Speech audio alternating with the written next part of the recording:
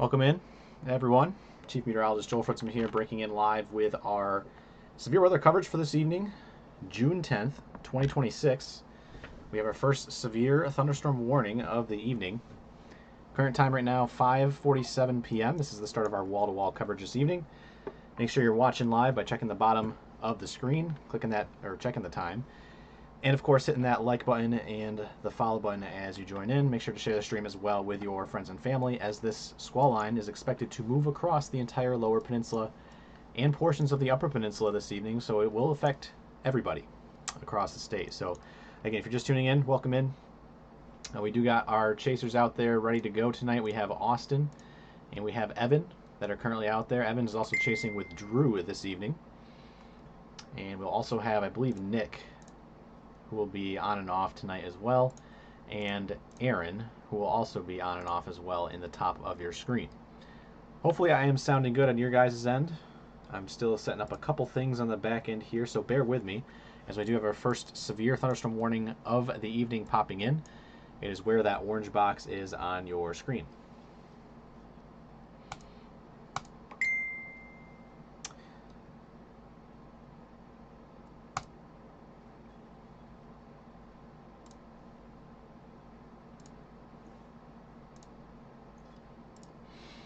Go ahead and read off the details now. This is Southwest Michigan, by the way, for those who are just tuning in. National Weather Service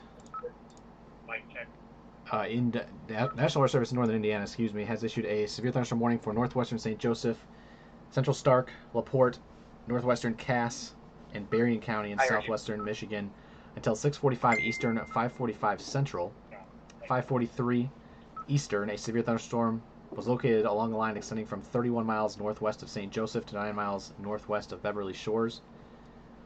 The movement on this, again, is aft to the east at 50 miles per hour. Hazards are going to be 60-mile-per-hour winds and nickel-sized hail with this line of storms. And as you can hear... Joel, I am here with you. Okay. As you can hear in the background, the chasers are out and communicating right now. Did we get the graphic up for that severe thunderstorm warning? I can get it. Okay. Appreciate it. Yep.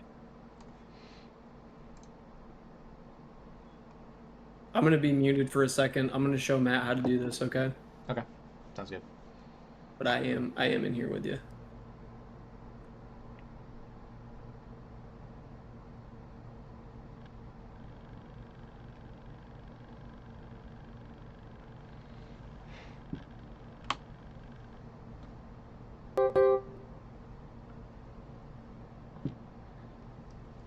Here comes the blanket severe thunderstorm warning as well, Chandler, for the entire West Michigan shoreline.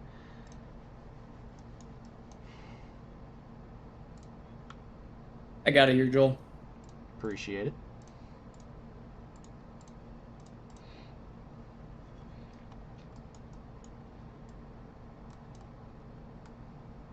So for those who are just tuning in, the synopsis for this evening is we do have this main squall line moving through starting now here at around 6 to 7 o'clock, and we'll be moving across the lower peninsula and portions of the upper peninsula between now and primarily 11 o'clock this evening, so it should take the next 5 hours to cross the state. We also have redevelopment possible behind this line overnight tonight. Again, this main line will likely take most of the fuel out of the atmosphere, but again, we'll still have a pretty decent environment set up between now and tomorrow night as well, even if this line of storms does move through and take out some of the instability that we have in the atmosphere. So, that is what we're looking at. We also have prefrontal cells that are popping up right now along the 96 and 69 corridors. Also a new special weather statement popping in for portions of Wayne and Monroe counties. This is for 50-mile-per-hour winds and pea-sized hail. As heading into the Gibraltar and Estral Beach region. If you're looking at the severe thunderstorm warnings popping in, there are no storms in the severe thunderstorm warnings at the current time, but these storms are heading that way, and they've issued these severe thunderstorm warnings ahead of time so you guys can take shelter, an hour before it arrives.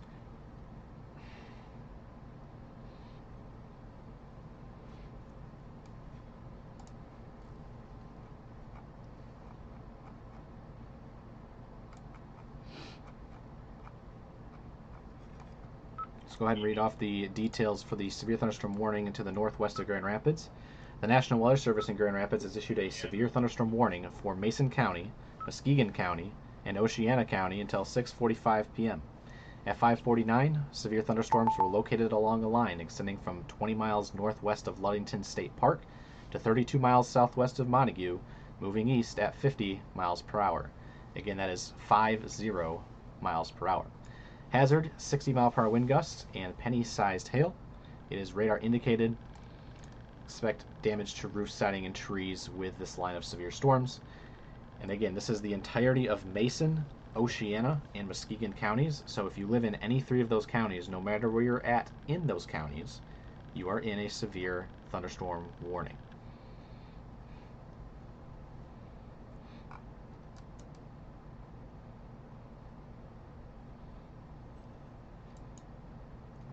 Go ahead and update my storm motion vector here. Movement is officially 260 degrees at 45 knots. And we'll also be utilizing the velocity radar a lot this evening, which is our wind radar for those who are unfamiliar with our weather lingo. And inside of this line, we're looking for these greens changing to those blues and dark blues across this entire line, extending from Chicago all the way up through Lake Michigan, all the way up to the north, heading up towards Manistee and Benzie at the current time. But right now, no severe storms at the current time in West Michigan by technicality. There are severe warnings in effect, but all of these storms are currently on Lake Michigan. We are also watching those prefrontal cells across the state at the current time. Ionia, Clinton County, there's a cell popping up on your line there near Carson City. That's actually extending into portions of Montcalm and Gratiot County. A couple cells popping up in Oakland and Macomb County.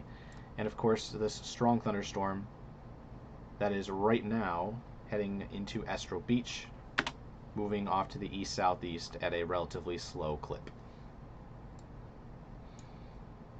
It's a very unstable atmosphere out there today. Current temperatures across the state in the mid to upper 80s, 88 in Grand Rapids, 88 in Marshall.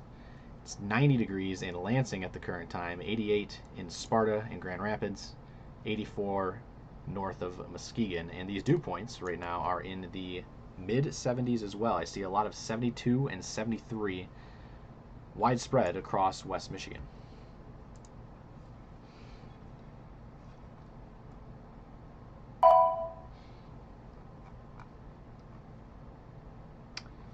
Special weather statement also coming in right now for southern Houghton County. We'll go ahead and quickly take a look up to the north. This line does extend all the way into the Upper Peninsula this evening, so we're going to have a busy time going from cell to cell. Again, we cover all 83 counties in the state of Michigan, so we're going to do our best to go back and forth. And if I take a look at our graphic behind the scenes for this new statement, I'll be able to see exactly where this is located.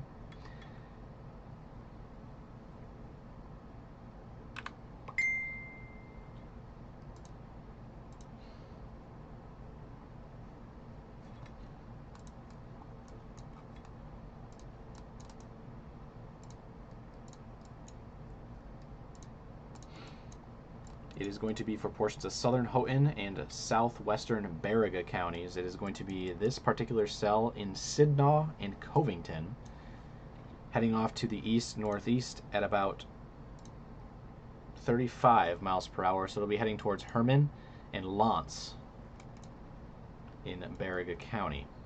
Winds on that 30 miles per hour and pea-sized hail is possible. There's also a tornado warning in Wisconsin right now. That action would be heading up more towards Iron Mountain and the Powers region of the southern Upper Peninsula. So right now, Dickinson, Menominee County in the Upper Peninsula, kind of in that gap. But there are rotating storms heading your way. It's, again, both peninsulas being affected by this squall line this evening, which is expected to move through the state between now and 11 p.m. And if you're on the east side of the state, you don't have much to worry about with the squall line at the current time. Your main concern right now will be to watch those pop-up cells out ahead of the squall line, because they can and will produce southerly gusty winds up to 60 miles per hour if they go severe, and or 1 to 1.5 inch diameter hail.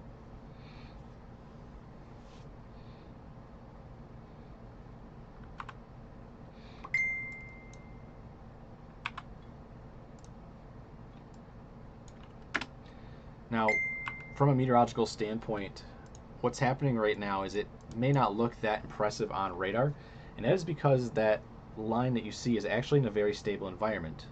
During the early season, Lake Michigan is still cold, and that cold air is acting as a stabilizer for the atmosphere. So a lot of these storms are not surface-based, they're elevated in nature, so higher up in the atmosphere, and it's causing these storms to not reach their full potential while they're on Lake Michigan. But right now, in West Michigan, our surface instability values are around 3,500 joules per kilogram. As a reference point, anything over 1,000 is sufficient enough for severe weather, especially now as we roll into the start of summer. And so that it would be 2.5 times greater than what we would need, actually 3.5 times greater than what we need for severe weather today. Again, that's general storm fuel. We also have supportive wind shear out there. Mid-level jet kind of screaming through the state around 40 to 50 knots. Tomorrow's will be a lot more impressive, but tonight's is efficient enough to produce 60 to 75 mile per hour winds. And we could have a couple instances of destructive winds of 80 miles per hour as the severe thunderstorm watch denotes. Speaking of the severe thunderstorm watch, this watch is in effect for a multitude of counties. Go ahead and turn those on right now and take a zoomed out view. So any of the pink counties you see on your screen, those are your severe thunderstorm watch boxes. So the pink counties, severe thunderstorm watch. The orange boxes are severe thunderstorm warnings. So remember the difference between a watch and a warning. Watch means conditions are favorable in the coming minutes to coming hours for the development of severe weather. It may not be happening yet, but you need to be on alert. You need to be watching out. Warning means, oh no, it's happening, or it's about to happen momentarily when the storm does arrive to you. The conditions have come together for severe weather in your neck of the woods. So right now we have severe thunderstorm warnings in effect for Mason, Oceana, and Muskegon County as the squall line pushes towards the lakeshore. We also have a severe thunderstorm warning for Berrien County and a fraction of Cass County in southwest Michigan. All of these are your general severe thunderstorm warnings, level 1, and that is for your 60 mile per hour winds and penny-sized hail. Also, the severe thunderstorm warning to the south in Berrien County is nickel-sized hail, so around 3/4 of an inch to 0.9 inches in diameter, which is about nickel size.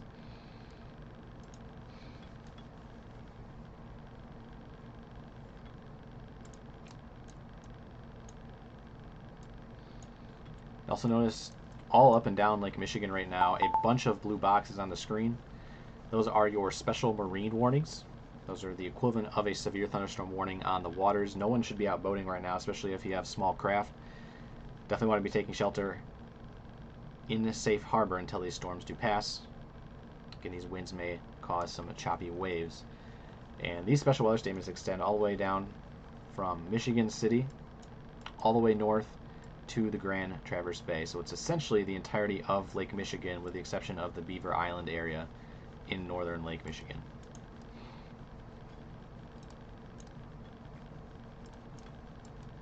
Joel, our balloon is still ascending. Sounds good. Do you want to go into detail about that, Ryan? Or Chandler? Sorry. Everybody gets one. Yeah. Yeah, so we launched a weather balloon this evening here from our headquarters, and the point is to see what the why. The point is to see what the atmosphere is doing, and when we launch a weather balloon, it gives us a real-time look at atmospheric conditions as we go further through the layers of the atmosphere, and it allows us to, kind of use those numbers to figure out, is it, conducive for this type of severe weather or a different type of severe weather, and gives us a nice in-depth look at what we can expect throughout the rest of the evening. And what's nice is the National Weather Service releases these weather balloons as well. However, they're limited to 2 a day. And so when we can launch kind of in between their launches, it helps out with their forecast, we give our information back to them. We have a multitude of severe thunderstorm warnings now coming in here at Chandler. First one that just popped in is going to be up to the north. The National Weather Service in Gaylord has issued a severe thunderstorm warning for Benzie County and Manistee County, the entirety of both counties, until 7:15 p.m. At 6 o'clock, severe thunderstorms are located offshore from 21 miles east of Algoma to 24 miles west of Manistee to 9 miles west of Ludington State Park, and movement is northeast at 40 miles per hour. The main hazard is 60 mile per hour wind gusts. And these thunderstorms will be into the Manistee, Onekama, Frankfort, Beulah areas between 6:20 p.m. and 6:40. We have Coatmish, Platte Township, and Lake Ann between 6:40 and 7 o'clock. There's also a lot of other cities I didn't list off here. But again, it sounds like it's going to be between 6:20 and 7 o'clock for arrival time in Benzie and Manistee counties. We also have a new severe thunderstorm warning coming in down here to the south. So now the entire Lake Michigan shoreline is severe thunderstorm warned. The National Weather Service in Grand Rapids has issued a severe thunderstorm warning for Van Buren County, Allegan County, and Ottawa County until 7 p.m. At 6:01, severe thunderstorms were also located offshore, 13 miles west of Roosevelt Park to 8 miles west of Lake Michigan Beach. Movement on these storms is 65 miles per hour. The hazard is 60 mile per hour wind gusts and penny-sized hail. If you are in anywhere in Ottawa County, Allegan County, or Van Buren County, this severe thunderstorm warning does include you between now and 7 p.m. So movement's starting to pick up a little bit. Again, that stable layer on Lake Michigan is kind of hindering its full potential right now, but once these line of storms moves onshore, it'll start to tap into that unused potential there that we've kind of seen bubble up all day. You guys have noticed, especially when you walk out the door from the AC into the heat, it hits you at full force, and that heat is going to translate into these storms tonight. So we got to be careful, got to be mindful of the gusty winds moving in, as that will be the main hazard with this line. At the current time, not seeing anything in terms of rotation along the line, but damaging winds are still dangerous nonetheless, and often straight line winds can produce a lot more tree damage than a tornado would.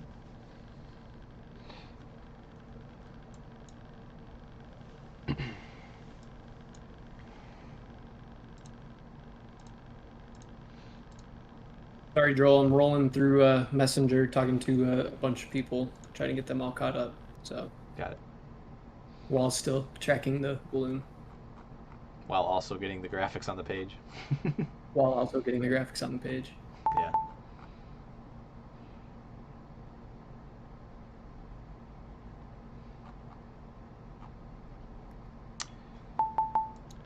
Friendly reminder, please try to limit your questions in Messenger. Again, we keep Messenger open for damage reports only. Again, if you guys are asking questions about the weather, specifically for your location, we're not going to be able to answer them. Again, it's kind of impossible with the staff we have on hand. So just pay attention to where you're at on radar and kind of go from there. At the current time, the only counties in a severe thunderstorm warning, I say only lightly because there's about 10 of them: Berrien, portions of Cass, Van Buren, Allegan, Ottawa, Muskegon, Oceana, Mason, Manistee, and Benzie counties. Again, all in effect between now and 7 to 7:15 p.m. So over the next hour to hour 15, these storms will be rolling through those counties I just mentioned. Up next, you can call it on deck here. We'll use baseball terms. On deck, Cass, Kalamazoo, Barry, Kent, Newaygo, Lake, Wexford, Traverse City, and Leelanau. That will be closer to the 8 o'clock time frame. And as a reminder, for those who don't follow us on social media, good idea to do so, because we do also put forecast graphics out. We do have a timing map out, so if you're curious about the timing for tonight, that is on our social media page. You can find it on our X account, Instagram account, or Facebook account. Highly recommend that you guys follow us on at least one of those social media platforms at MI Storm Chasers. And that will give you guys kind of a good idea of what to expect with this first squall line this evening as it moves across the state between now and 11 p.m.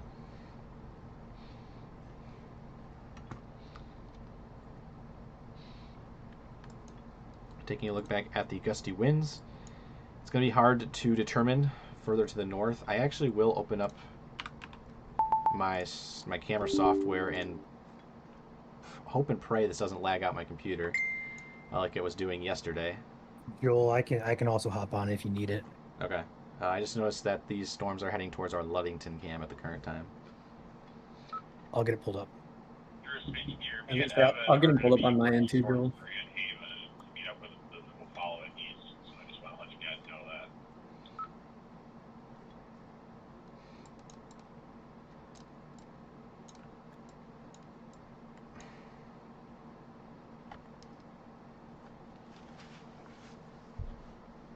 My microphone is pretty maxed. I can get it closer to my face. Check 1 2. Joel, take my video. You're gonna want to see this. This is a beautiful show of cloud moving into Ludington, courtesy of Ludington area JC's mini golf. What a beauty that is. Holy cow.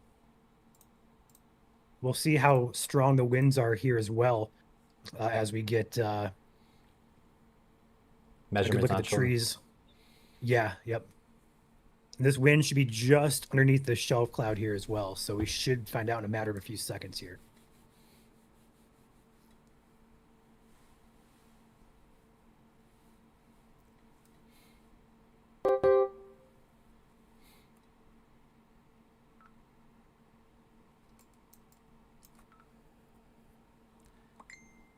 We have another severe thunderstorm warning coming in. They are issuing these severe thunderstorm warnings well in advance of this line of storms. So we'll go and zoom down to it real quickly and go over it. As you can see, there is no precipitation in any of these orange boxes yet across southwest Michigan, but they are warning well in advance for the gusty winds moving in, and rightfully so, as these storms increase in strength as they move onshore. Hey, Joel, just an FYI with those south cells. There is an outflow boundary. It's invisible on radar now. There's an outflow boundary about 10 miles out ahead of it that is quite gusty in nature. So you may see wind before you hit the line of rain. That makes sense. It's probably good to address that here going forward. The National Weather Service in northern Indiana has issued a severe thunderstorm warning. This includes portions of Cass and St. Joseph County in southwest Michigan until 6:45 p.m. Eastern. At 6:07, severe thunderstorms were located from Coloma to Buchanan to Westville, moving east at 60 miles per hour. And as the text does read here, 60-mile-per-hour wind gusts and wind gusts are occurring several miles ahead of this line of thunderstorms. It is radar indicated. So if you are in Berrien and Cass County right now, and you can still see the precipitation off to your west, guess what? Outflow boundary heading your way. It's actually out ahead of this line of precipitation. You need to be taking shelter now in an interior room away from walls where trees may fall in. Just keep that in mind. Actually, you can see the outflow boundary on radar pretty well now, at least closer to the Grand Haven, Holland, Muskegon area, just because it is closer to our radar site. That is that little blue line you see stretching out ahead of the precipitation band, specifically in this spot. If you go further north, it's a little bit more difficult to see, I guess, because again, it is far away from the radar, but that outflow boundary is rather shallow, and that is a sign that those gusty winds are mixing down to the surface and will likely be producing 60-mile-per-hour winds as they roll in to the Muskegon, Holland, South Haven, and St. Joseph area. You're also noticing on our velocity radar there is a lot of blue there, and that blue is signifying some 60-mile-per-hour gusts, perhaps higher. And we'll see as this line gets closer to the radar site where we're able to kind of see those that ground truth start to verify. If you guys missed it, there was 80 to 90 mile per hour winds on radar very close to the south side of Chicago with this line. They have since gone away and weakened a little bit. But again, the potential is there for some considerable to destructive severe winds this evening. Those are the exact words that are used in a situation like this. I'll take a look at the wind right now. The Ludington cam, courtesy of JC's Mini Golf. The trees are swaying just a little bit.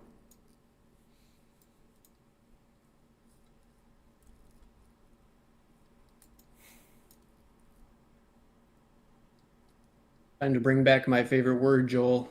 Fingerlings. Oh, fingerlings? Yeah, on the edge of the shelf cloud there. You can see it, left edge.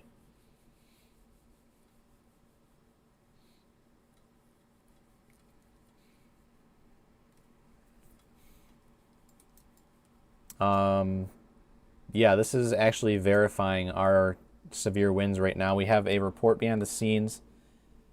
Ryan or Chandler, I didn't know if you want to post that real quick. Text post it.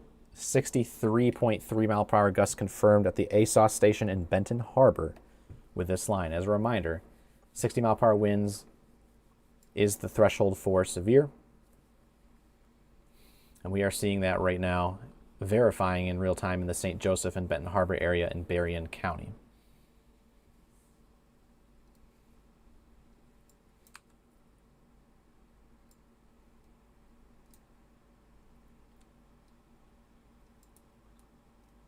Again, we have all of these counties to cover across the state. Right now, all of our severe warnings are in the lower peninsula. However, we would not be surprised if a couple do pop up in the upper peninsula, as the squall line actually extends from, we could see the entire radar, Missouri, through Lake Michigan, all the way up into the upper peninsula, and onto Lake Superior. I'm going to go ahead and turn off the MEDAR station since they're kind of cluttering the screen there. There we go. I did post that, Joel, for you. Appreciate it.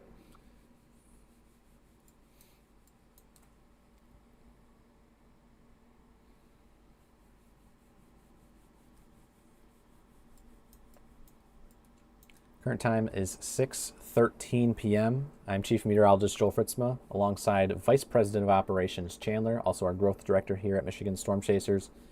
We're going to be live until these warnings are done this evening, and that may not be for another 4 to 5 hours. So strap in with us. We got you covered from beginning to end as this line of winds moves through the state.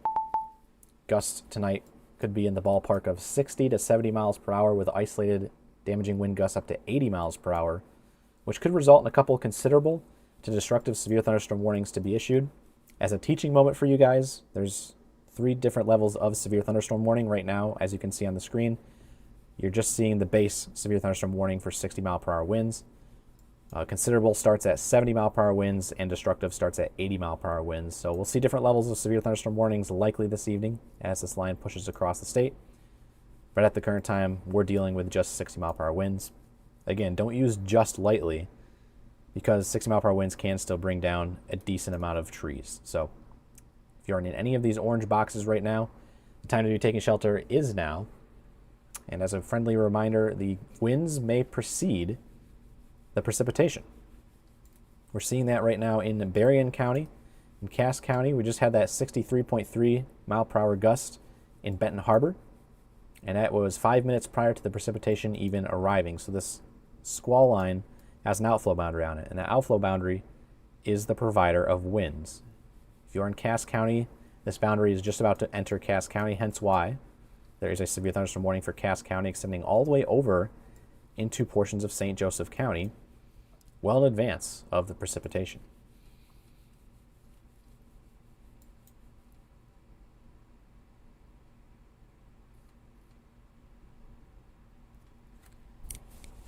Check 1, 2. The microphone on my end is completely fine. Chandler, feel free to test your mic as well, if you can. Test 1 2, test 1 2, test 1 2 3 4 5 6 7 8. Yeah, that's coming through pretty well on both of our ends.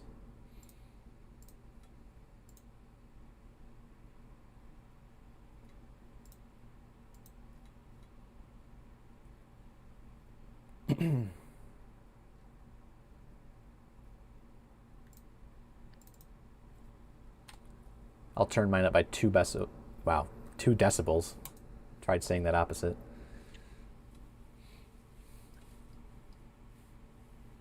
If I turn it up too high, you're going to start hearing background noises, like my computer humming.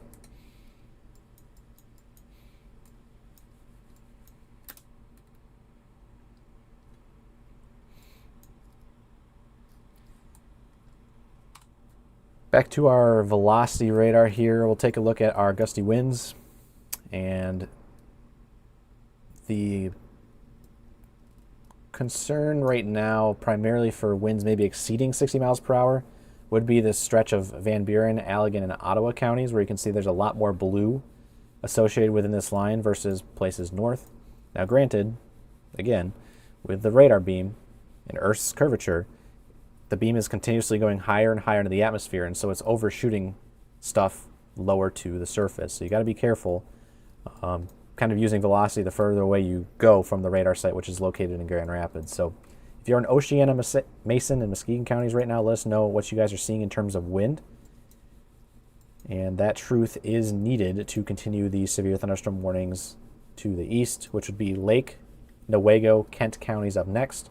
If you go further north, up here to Manistee and Benzie County, up next would be Leelanau, Grand Traverse County, and Wexford County.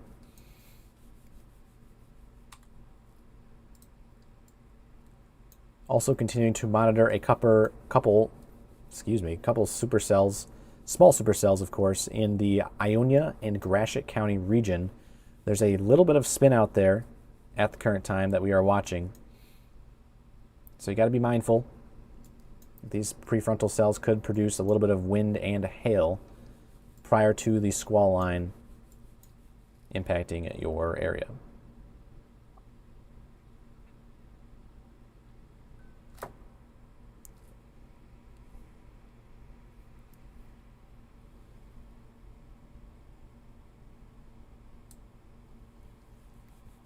You have multiple ways that you guys can send in damage reports tonight. I'll get it out of the way now before we kind of dive completely into where the gustiest of the winds are moving onshore, which is very, very soon.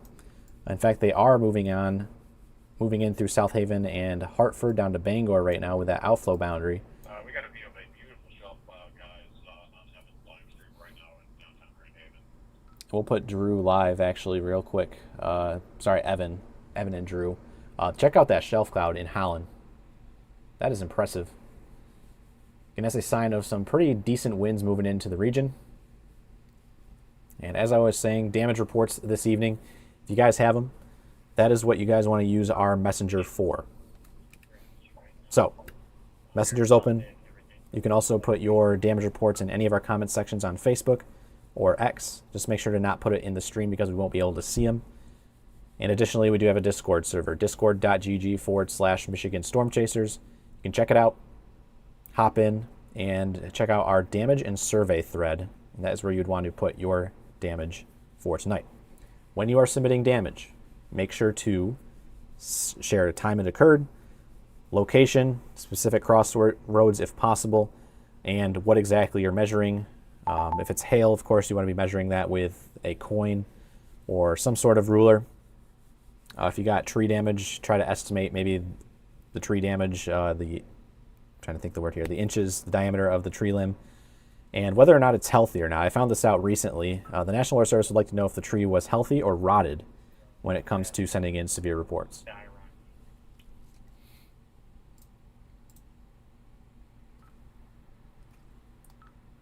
Nick, your camera is sideways. Make sure to turn on your forced landscape mode.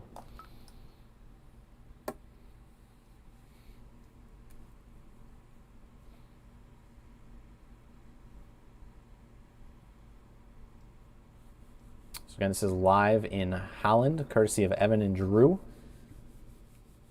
The shelf cloud does move in. Severe thunderstorm warning in effect. Winds of 60 miles per hour possible.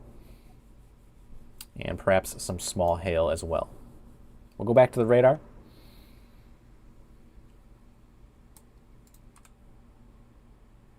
Take a zoomed out view. Every orange box you see on your screen is a severe thunderstorm warning. So if you are in one of these orange boxes, you need to be taking shelter now or very soon as the gusty winds head your way. Our Berrien center cam just got knocked offline. I'm not sure if that's because of a power outage, but if so, those winds are now entering Cass County very shortly, if not right now. So Dowagiac and Niles. That is a nice shelf cloud on Evan's stream. Absolutely. Wow.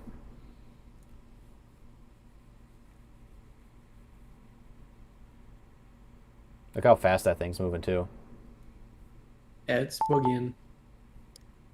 As a reminder, some of the motion on these storms is 60 to 65 miles per hour. So that's almost highway speeds that this line of storms is traveling across the state, which is why it's going to get across the state within the next 4 hours at the earliest here.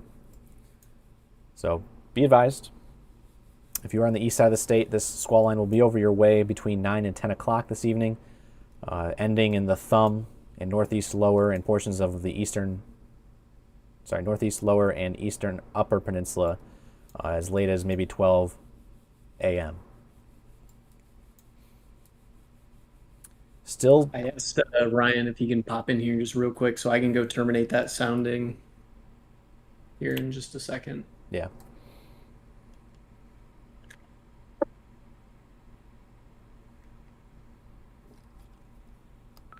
Nick, your camera is sideways yet again.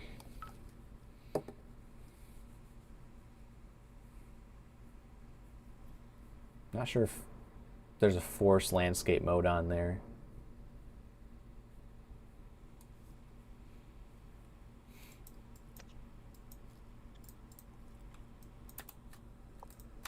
I'm going to go ahead and pause the loop.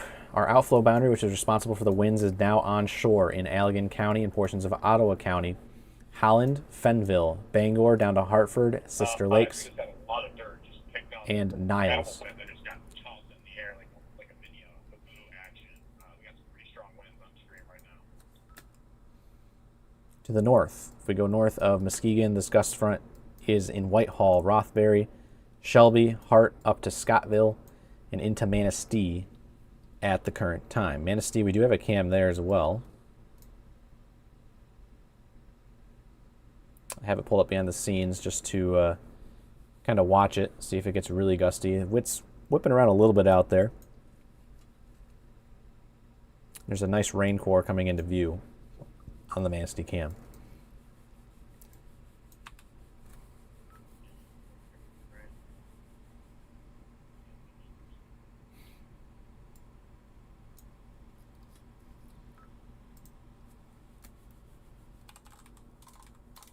I'll pull up the outage map behind the scenes as well, just to kind of have it ready on standby.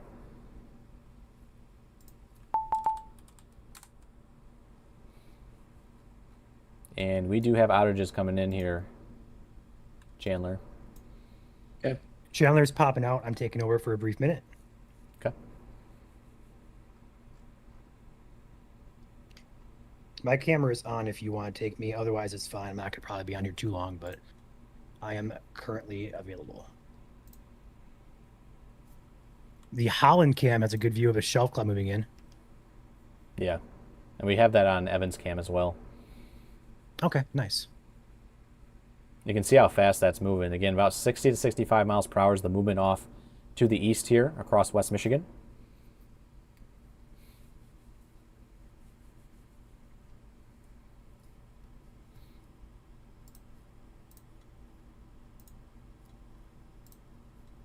All right, Ryan, I'll be back in just a second. Go for it.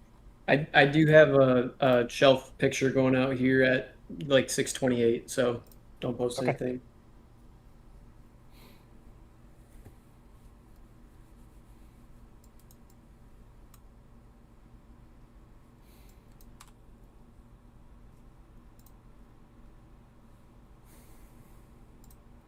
I have to bump up our storm motion vector because it is moving faster now.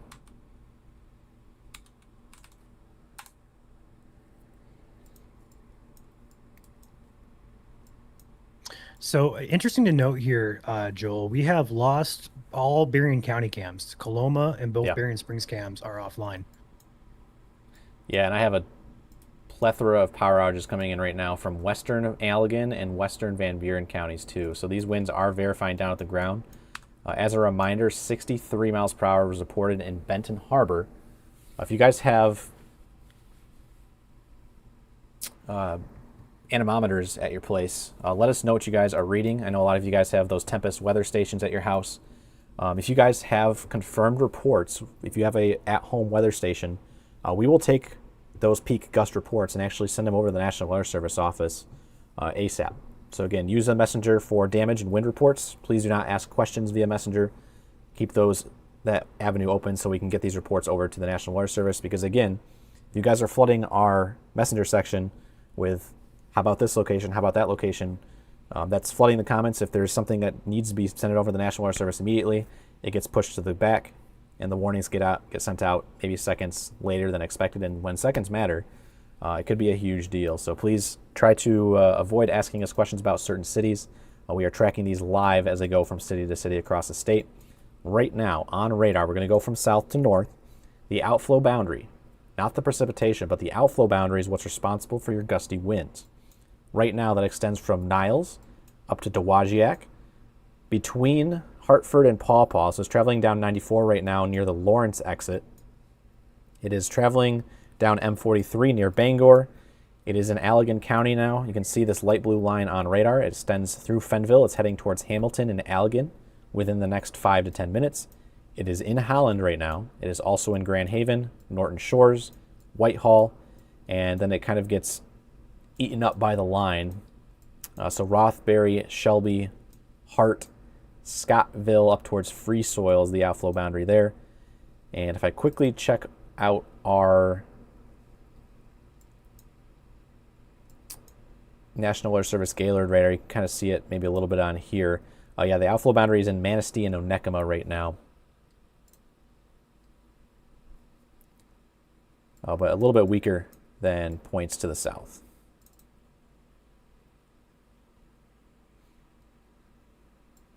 If anyone ever asks, is this live? The answer is, make sure to check the bottom right corner of the screen. That is your live time and date here in the state of Michigan. Current time, by the way, is 6:28 p.m. on June 10th. We've got severe thunderstorms rolling in through West Michigan and Northwest Michigan at the current time. I'm going to go ahead and check out the Upper Peninsula real quick because we do have a special weather statement continuing up there. This strong thunderstorm is primarily in Baraga County and is passing just to the south of Lance, is how it's pronounced, I believe. I also have a couple strong storms heading towards Iron Mountain and Powers, which is Dickinson and Menominee County. That was previously tornado warned, by the way, so we'll have to keep an eye on that as it heads towards the state line up there. So yes, as a reminder, we do cover all 83 counties. The counties that have severe thunderstorm warnings are always going to take priority. So keep that in mind as we go throughout the night tonight. East side of the state, Aaron you guys is are also chilling. live with us. While you get that pulled up, also want to take note, we have a couple more outages popping in on the consumer's outage map, all across Allegan and now into Kalamazoo County. So got some pretty nasty winds. And again, there is an outflow boundary that's hard to see on radar moving ahead of the rain. So that outflow boundary is packing a punch. The Benton Harbor gust to 63 was ahead of the rain. So you're going to see wind before you see any rain. I just wanted to point out some of the outages in Kalamazoo County are from earlier today, but that doesn't mean anything because there is still more outages heading towards Kalamazoo County. The outflow boundary is about 10 miles away now from Kalamazoo County, so pretty soon we'll start seeing those outages light up for sure in Kalamazoo County on top of the ones that are already existing. I just figured I'd point that out if you guys are looking at the consumer's map right now.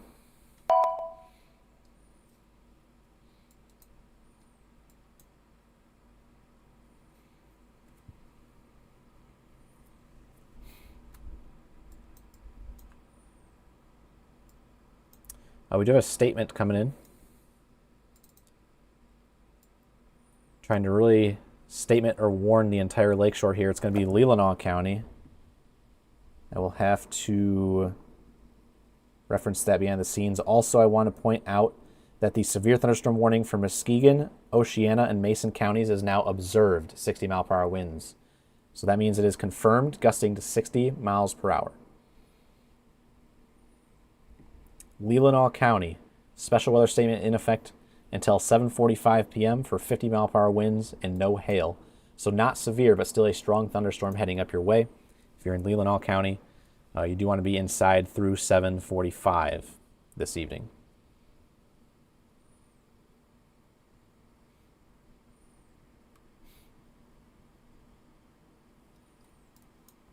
So severe thunderstorm warnings are in effect for Benzie, Manistee, Mason, Oceana, Muskegon, Ottawa, Allegan, Van Buren, Berrien, Cass, and a sliver of St. Joseph counties.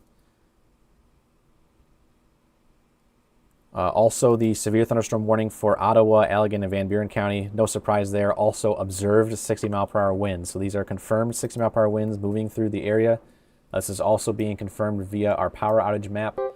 We have a multiple amounts of power outages coming in here across Allegan, Ottawa, and Muskegon County. And they are going to go ahead and issue a severe thunderstorm warning downstream for the winds.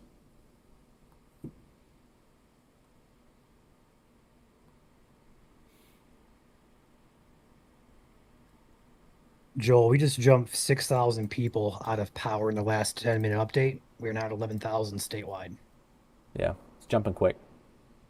Berrien County leads the way with 3,385 without power. And here's your new orange box popping in on the screen. So again, if you're just tuning in and you're wondering, I'm in a severe thunderstorm warning, there's no precipitation. That is for a reason. There is an outflow boundary that is about probably 5 to 10 minutes ahead of the precipitation right now. If you can see it on radar, it's this light blue line that kind of extends out ahead of the precipitation. And again, it's about 3 to 5 miles ahead of the precipitation. And so you may be just sitting there on your porch and all of a sudden it gets windy just out of the blue. That is your outflow boundary. And so the National Weather Service has issued now a new severe thunderstorm warning for all of Kent, all of Barrie, and all of Kalamazoo County in southwestern Michigan until 7:30 p.m. At 6:31, severe thunderstorms are located along a line extending from Lakewood Club to Fenville, moving east at 45 miles per hour. Tree damage has already been reported in Holland with these storms. 60-mile-per-hour winds and penny-sized hail are the main concern.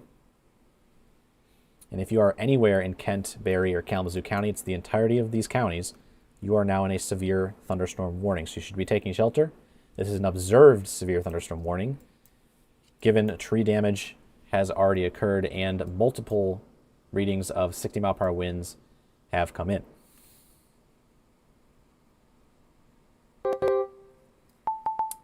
We go to the east side of the state. East side of the state's got a prefrontal popping in. If you are watching in Wayne County, the watch is a warning. Got details coming in right now. Wait for the orange box to pop up in on the screen, which is taking a hot second. They might do it for hail here. It's for both wind and hail, baseline. Got it.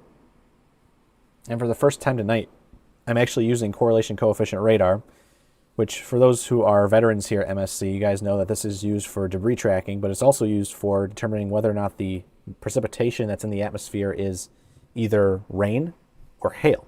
And if it's rain, it's going to show up as these purples and these reds. If it's hail, it's going to show up more as these yellows and greens. So there's a little bit of yellow and green mixing in with the reds in this cell that is now severe warned for Detroit. There's an MLB game going on in 5 minutes. I wonder what they'll decide to do, just like last night. And it is heading right for downtown Detroit. The current motion on that, off to the northeast at 35.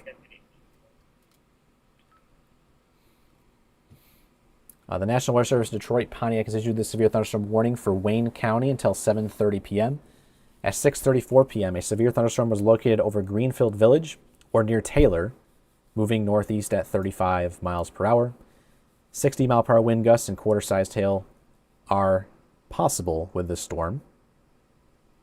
This line of severe thunderstorms will be near Livonia, downtown Detroit, and Dearborn in the next 5 to 10 minutes. Belle Isle, 6:50. Grosse Pointe, 6:55. Our Dearborn cam probably has a somewhat good view of it. It's just off to the left side of the screen. Also, special text in the severe thunderstorm warning. People attending Comerica Park for the Tigers game should be seeking safe shelter immediately. Again, this is heading for downtown Detroit within the next 10 minutes. I would imagine they would put that baseball game on delay as it's supposed to start here at 6:40, but we'll see. Last night they were playing that game with lightning striking 5 minutes from the stadium, so would not be surprised if they continue. Also, back up to the north, new severe thunderstorm warning coming in for central western.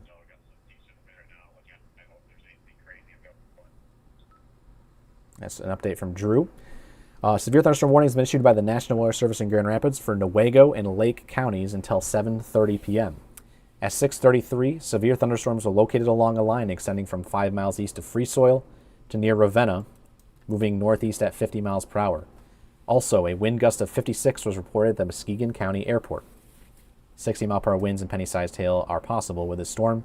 This is an observed threat where 60-mile-per-hour winds are ongoing with this line. So all of our severe thunderstorm warnings right now that you see in West Michigan have an observed tag on them because they have been observed.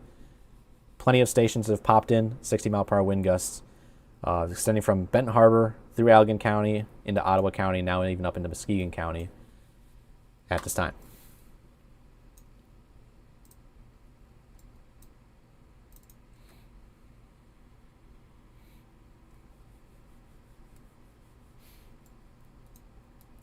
That is a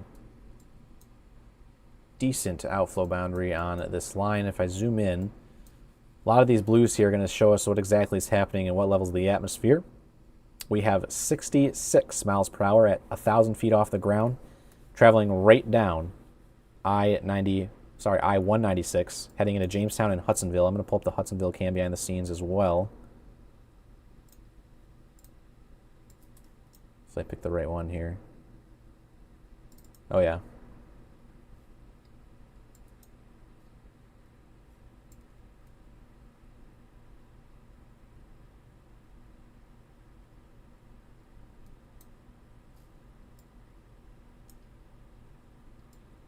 I'm getting our Hudsonville cam in here real quick.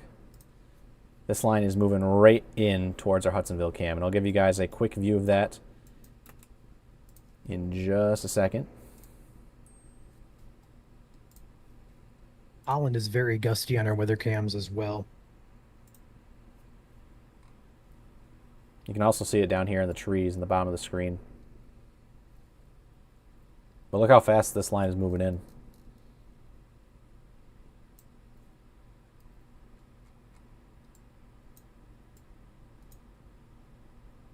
Oh, wow. Oh my. Yeah, we got confirmed probably 50 to 60 here at the camera in Hudsonville.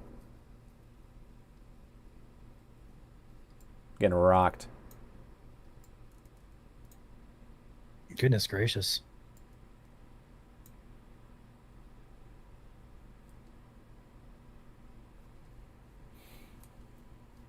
Wow. I also have the Auto Body Experts cam in Hudsonville too. It's not quite over this cam yet. Winds are intensifying, so we'll watch this cam too. Whale's Mouth is nice and pretty underneath that shelf cloud, but winds pack a punch.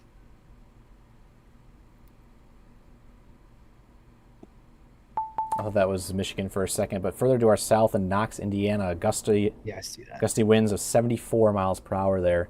Oh, there we go. Gustnado. Yep. Wow. Saw that in real time pop in on the stream here at Michigan Storm Chasers. That's crazy. Gustnados are not tornadoes, just for reference. They're usually harmless, but they can definitely toss some small branches and some leaves. But that's about it.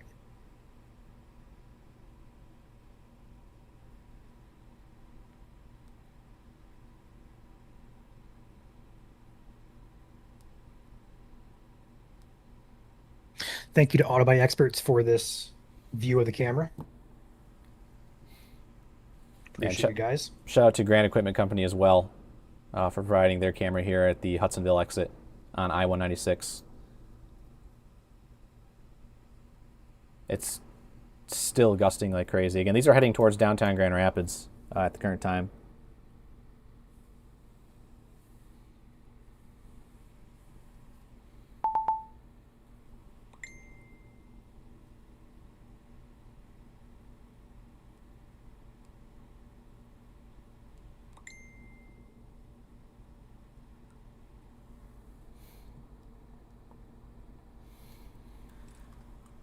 I'm going to go take back the radar here because we got to go up and down the stream, or up and down the line here. So the severe thunderstorm warning for Cass and St. Joseph has dropped below severe limits. We'll see if they re-up that here in just a second. But for the time being, Cass and St. Joseph, you guys are in the clear.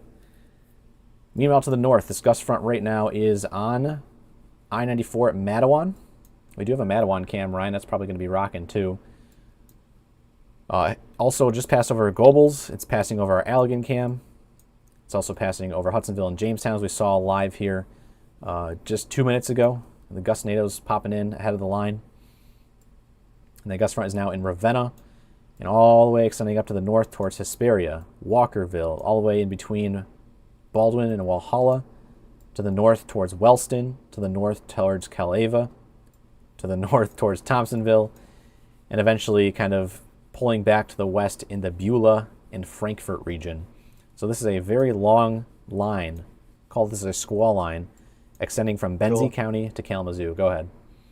Confirmed quarter-size hail in Dearborn. Roger that.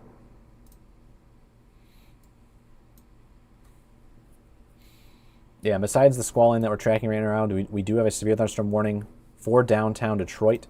We have 2 different cells in Romulus, Taylor, Melvindale, and Dearborn at the current time. 60-mile-per-hour wind gust, quarter-sized hail. The movement is off to the northeast at 35 miles per hour. This is impacting downtown Detroit within the next 5 minutes. The Tigers game is supposed to be starting right now, but I have a hard time believing that's going to happen. Plenty of lightning also occurring with this storm, so that's a definite safety concern for that.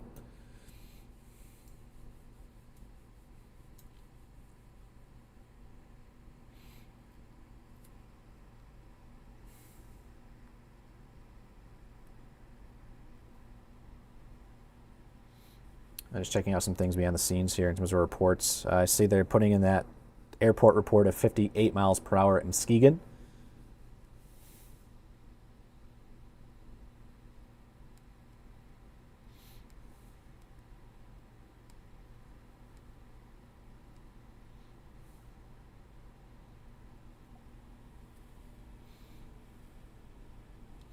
Allegan cam is now offline. We have several cams going offline from the wind here today. The West Side Garden Center also is offline. I'm going to try the Portage camera here to see if we have a view here in Kalamazoo proper. Nice shelf cloud incoming off the Portage cam. Oh yeah, there you go. Courtesy of Visiting Angels of Southwest Michigan. The new outage map, we have jumped to 16,000 people out of power. Primary hit in Allegan and Barron counties, also some in Kalamazoo, Van Buren, and Ottawa.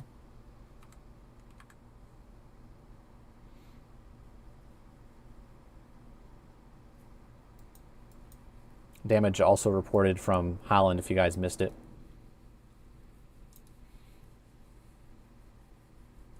We got reports coming in from Allegan County as well.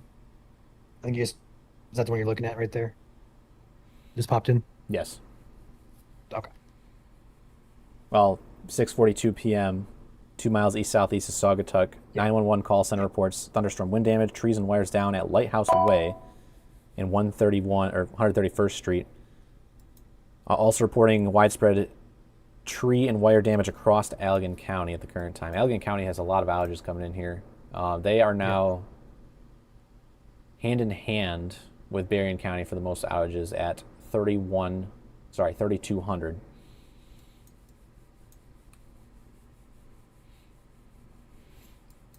If you're just joining us right now, we have severe thunderstorm warnings in effect. Mason, Oceana, and Muskegon actually were just dropped from their severe thunderstorm warning.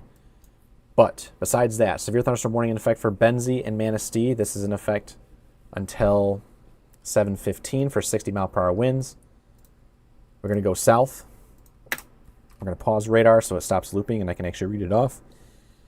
In effect until 7:30 for Lake and Newaygo counties.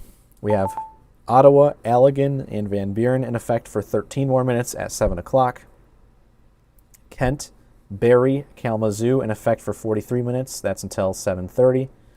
And Wayne County, an isolated thunderstorm has popped up and gone severe in Dearborn and Taylor. This is heading for downtown Detroit. If you are at Comerica Park or any outdoor activities in downtown Detroit, you should be taking shelter now. Confirmed 1-inch hail, according to Ryan, has been reported in Dearborn. Also, 60-mile-per-hour winds are possible with this thunderstorm. So we got, eyeballing it, 11 counties in a severe thunderstorm warning right now. And we'll likely see a couple more here soon. That prefrontal cell in Gratiot County continues to be strong, but has not signified a warning yet. There's a little bit of broad rotation associated with it too, Ryan. It's an upper-level meso. And so we'll have to see how these prefrontals interact with the squall line as it moves in later this evening.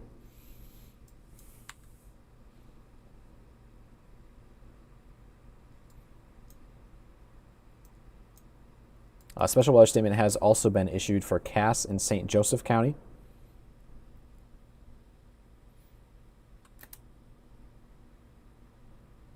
And this is in effect for 55-mile-per-hour winds, no hail.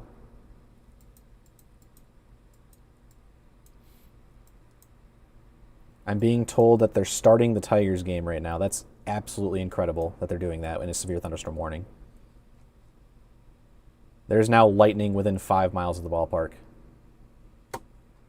Not the first time it's happened either. No, this is like the third time this year. Unbelievable.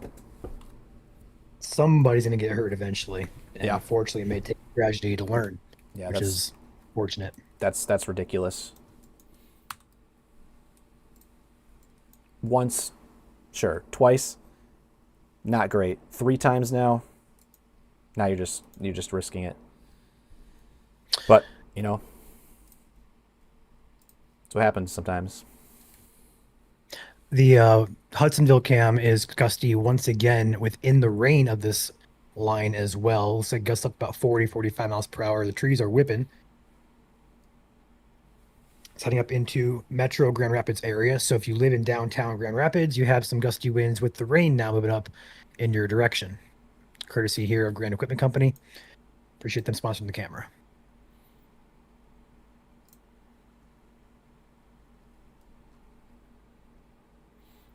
All these severe thunderstorm warnings still say observed on them, which makes sense. Storm relative velocity radars doesn't do a really good job with these straight line wind events, I'm coming to find out. I keep adjusting our storm motion vector and it's still not doing so hot. Gonna have to use base velocity here. It also doesn't help that we have range folded that's kind of all over Kent and Right in the Allegan way. County, yeah, in the way. Got a long cloud here north. That was 131. There's a couple pixels in here of 60 to 70 mile per hour that are gusting through Byron Center in Wyoming. Those winds, I would not be surprised if they are extended north into Newaygo and Lake County. Also, Manistee gusting to 43, correcting a previous report up there. We're going to go ahead and go up north real quick to this line of storms. And in fact, this line of storms does have kind of a little bit of extra oomph on it as it's heading into Thompsonville and Copemish right now. If you take a zoomed in look, we do have 60 to 67 mile per hour winds at 5,600 feet off the ground. Now granted, again, that's still pretty high up in the atmosphere. But the way things have gone so far this evening across West Michigan with multiple reports of confirmed 60 mile per hour winds, it's not going to take much for these winds to mix down to the surface no matter where you're at up and down this line.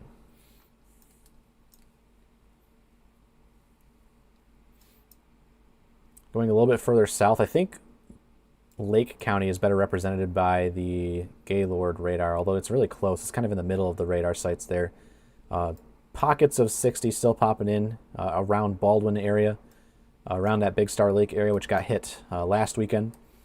A couple instances of gusty winds just the north of Hesperia right now. I'm reading 58 miles per hour there. Now we have to go down once again to the Grand Rapids radar to figure out our winds in the West Michigan region.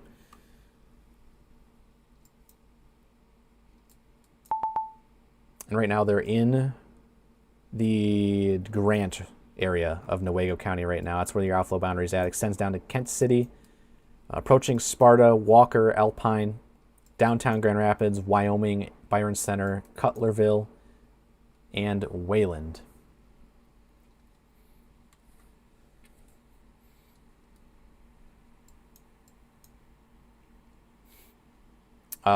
Just as a correction of terminology, the severe thunderstorm watch, not the warning, but the watch is in place until 11 p.m. The warnings are more specific to the ongoing storms, and those are varying by time right now, depending on where you're at in the state. So if you're in Kent, Berry, in Kalamazoo County, that's in effect until, for example, 7:30 p.m.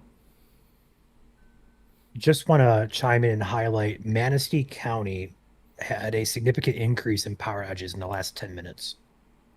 Is it northern? Specifically? Northern Manistee, yes, by Onekama. Yeah, Calava area. That's the place I was watching up here with that Yep. northern extension of the gusty winds over Thompsonville and Calava right now. Those do appear to be providing a couple power outages near and west of Calava. And so this entire stretch of Benzie and Manistee County, you guys are getting those gusty winds right now. If you are in Grand Traverse and Wexford County, you guys are on deck. I know we've been talking about baseball a lot tonight, so we're kind of using these baseball terms.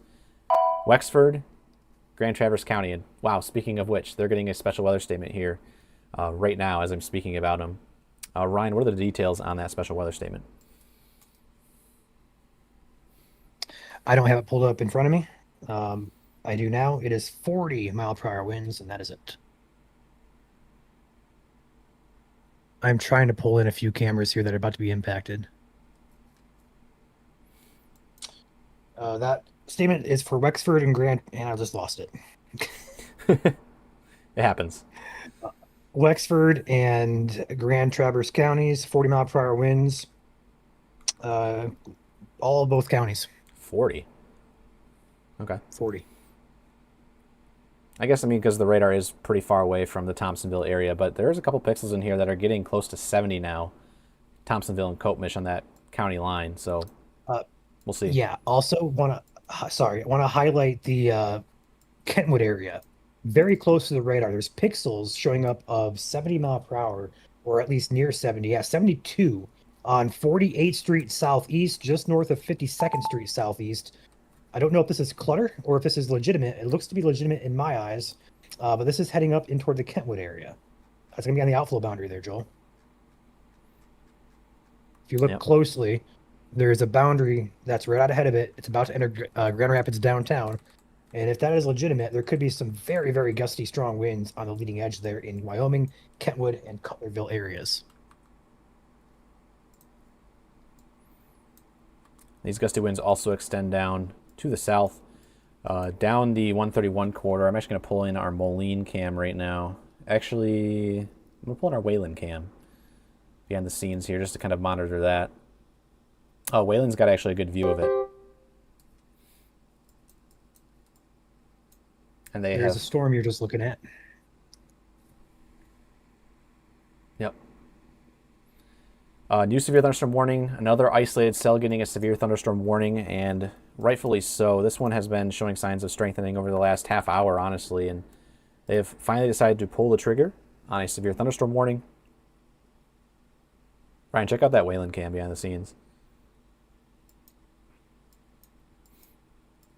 And while you do that, severe thunderstorm warning has been issued for central Gratiot County until 7:45 p.m. At 6:55, a severe thunderstorm was located in Ithaca, moving northeast at 35 miles per hour. Hazards are 60-mile-per-hour wind gusts and quarter-sized hail. It is radar indicated. Hail damage to vehicles is expected, and wind damage is also possible to roofs, siding, and trees. Locations in this severe thunderstorm warning include Alma, Ithaca, St. Louis, Breckenridge, Wheeler, North Star, Parrington, Pompeii, or Pompeii, Middleton, and the Gratiot Community Airport. I believe that's what it says. It cuts off at AI, and then it goes ... So I'm guessing that's the airport. Again, it's 1-inch hail and 60-mile-per-hour winds for this lone kind of small supercell, we'll call it, in Gratiot County, with a whale. I just combined wind and hail to make whale. Hail and wind risk. Sometimes, you combine words, you say them too fast. It happens. But that is for Gratiot County, and if that continues off to the northeast, that'd be heading towards Midland and Saginaw. So keep an eye on that. We're also going to zoom back into Wayne County, where a severe thunderstorm warning is ongoing. I've been told that they finally delayed the Tigers game. Severe thunderstorm warning does remain in effect until 7:30 p.m. for northern Wayne County. At 6:46, a severe thunderstorm was located near Dearborn, or downtown Detroit, moving northeast at 25 miles per hour. It is still in effect for 60-mile-per-hour winds and quarter-sized hail. That is entering downtown Detroit, Belle Isle, within the next 3 minutes. Also included in the severe thunderstorm warning is Inkster, Highland Park, Melvindale, Redford, Garden City, Riverview, the northeast side of Detroit, Wayne, the northwest side of Detroit, and Harper Woods. The special text obviously does read people attending Comerica Park should seek safe shelter immediately. And that cell is directly over downtown at the current time with plenty of lightning out there right now. So that is going to be tracking off towards the Grosse Pointe area, Grosse Pointe Park, Grosse Pointe Farms, Grosse Pointe Woods, and northeast track. We may see an extension of the severe thunderstorm warning for portions of southern Macomb County. Ooh, Wayland is really gusty. You got that live? Yeah, top left of your screen is the Wayland camera. The winds there are just cranking. It's kind of shaking the camera and also kind of lagging it just a bit. Top right is Cascade on the south side of Grand Rapids. That's about to be impacted as well. Bottom right is North Grand Rapids. Those are all courtesy of Scooter's Coffee. The Wayland cam, courtesy of Auto Body Experts. Bottom left is your Portage cam, courtesy of Visiting Angels of Southwest Michigan.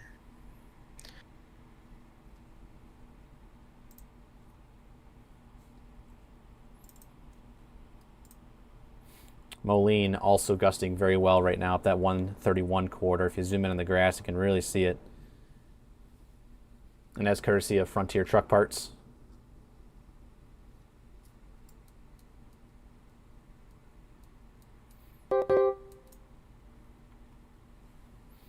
And we have a new severe thunderstorm warning popping in.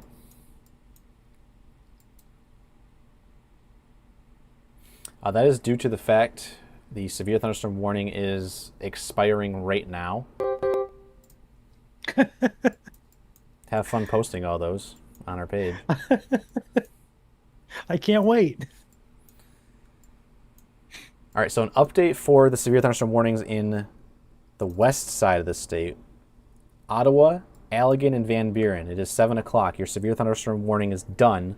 However, the storms were not quite out of Allegan County, so they've issued a severe thunderstorm warning until 7:30 p.m. for the far eastern sliver of Allegan County. 60-mile-per-hour wind gusts remain the main concern. Wayland, Otsego, Plainwell, Martin, Dorr, Moline, Green Lake, Bradley, and Shelbyville. You guys are in this new severe thunderstorm warning for Allegan County.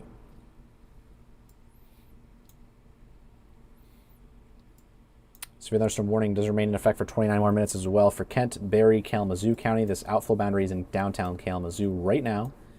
Plainwell, Martin, Wayland, you guys are being impacted. Downtown Grand Rapids, this is for you guys as well at the current time. Extending up to the north, the outflow boundary is kind of being re-ingested into the line in the White Cloud area up to Woodland Park, Baldwin, and Luther. And gusty winds do continue through and into Wexford and Grand Traverse counties. A couple more outages popping in up there, Ryan, near the Mesick area and Harrietta, which is going to be Wexford County. So would not be surprised if they replace that statement with a severe thunderstorm warning, just because that reading from the radar in Gaylord still continues to raise a little bit of an eyebrow here. There's a couple spots of 60 to 65 well up and down this line. No, I do not. What was that? Oh, that's Caitlin Who's joining Caitlin? us. Katie, mute.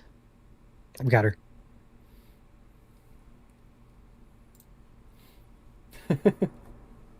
We got her.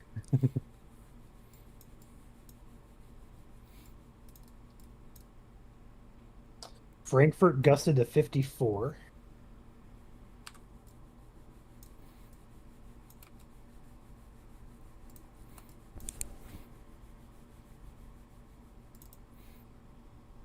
While you look for some reports here, I do have that new severe thunderstorm warning. Power is out at our location right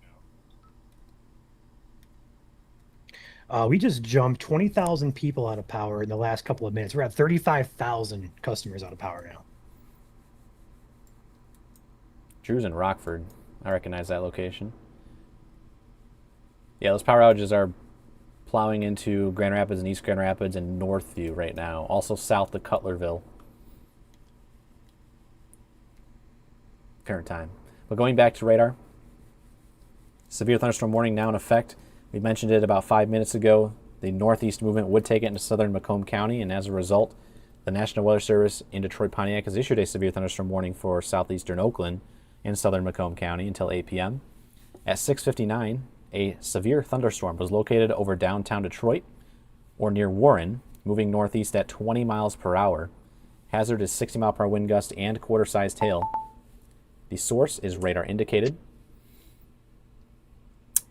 Impact here is going to be hail damage to vehicles, wind damage to roof, siding, and trees.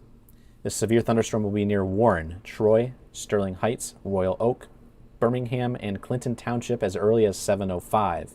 St. Clair Shores around 7:10, and Mount Clemens as early as 7:20. Other locations impacted by this new severe thunderstorm warning include Madison Heights, Roseville, Clawson, Berkeley, Oak Park, Hazel Park, Fraser, East Point, Pleasant Ridge, and Centerline. For your protection, move to an interior room on the lowest floor of a building. Ryan, did you mention that 1.25-inch hail report? No, I did not, I don't believe. I just got a confirmed hail report from Dearborn Heights. Multiple reports of hail between 1.25 inches. If you guys have hail reports from Wayne County, we do appreciate those. Again, we'll also send those over to the National Weather Service in Detroit. You can send them to our messenger or our Discord server. Go ahead, Ryan. I did forward something to them. It was quarter size in diameter, but it was slightly larger, so they may have just went ahead and did half-dollar size with that report But there. yeah, So me back up for now here.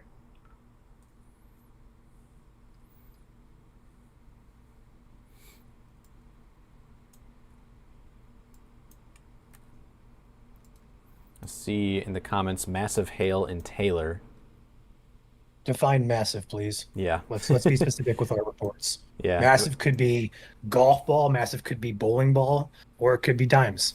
So define massive.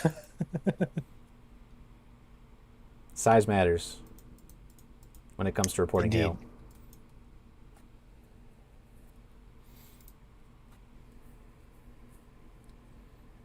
Have we had any considerable or destructive yet?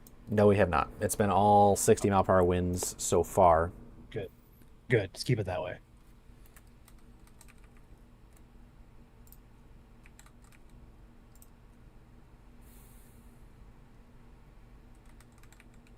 Watching a tiny little pixel here of 60 in the Middleville area. It looks like an isolated pocket of wind that is downbursting right now. Also plenty of lightning with that Allegan cell. May also be trying to produce some hail heading up towards Middleville, just past through Wayland. That it would be tracking towards Cherry Valley Road and Adams Road, about 1.5 miles south of Middleville at the current time. We also have a plethora of cells popping up ahead of the outflow boundary. We'll have to watch this outflow boundary very, very closely and how it interacts with these lead cells because, again, funky things can happen when you've seen this multiple times before. Even with the little amounts of spin we do have out there, again, it doesn't take much with the forcing we have to perhaps, spin up a couple brief tornadoes this evening. Again, in the severe thunderstorm watch, or sorry, the mesoscale discussion earlier, they did mention tornadoes under EF1 strength, so I would not be surprised if we did see some rotation within the line. Thankfully, at the current time, not really seeing that, but still, it's gusty out there. 60 mile per hour winds are occurring. Those will still bring down just as many trees as a tornado would, so you do want to be taking shelter on the interior room of your house, away from any walls where trees could fall through, or maybe glass could shatter. So if you're in any of these orange boxes right now, please take shelter. Go ahead. Check out the wind coming out of the radar in Grand Rapids. Yeah, I was noticing that. And they're trying to interact with the cells in the Forest Hills and Lowell area.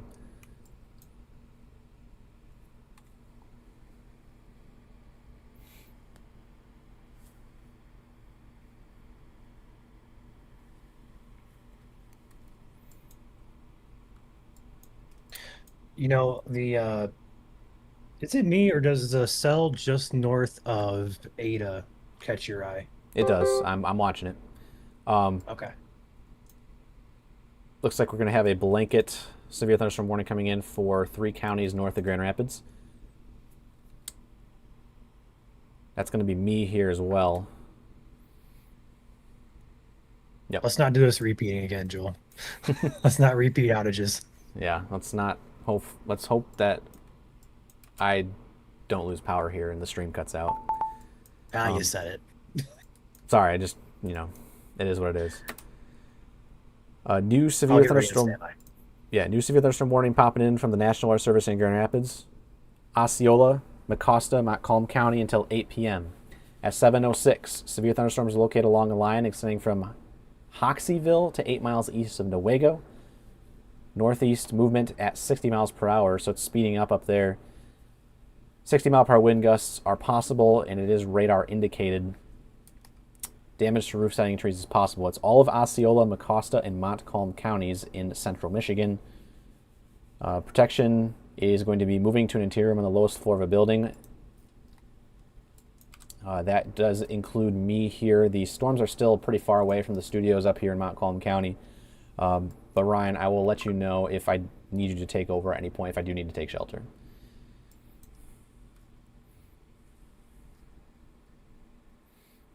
Joel, I am still back here too. Just FYI. Appreciate it. Gusty winds right now in the Grand Rapids area are passing through Rockford, through Cedar Springs, through Forest Hills. There's a bunch of different areas to watch out there. Middleville, down towards Hastings, and all the way south through Richland and Galesburg, where the severe thunderstorm warnings extend all the way down through Kalamazoo County, all the way south to Vicksburg. I'm sure our West Leroy cam might have a good shot of that very soon. Probably a decent shelf cloud rolling in with that.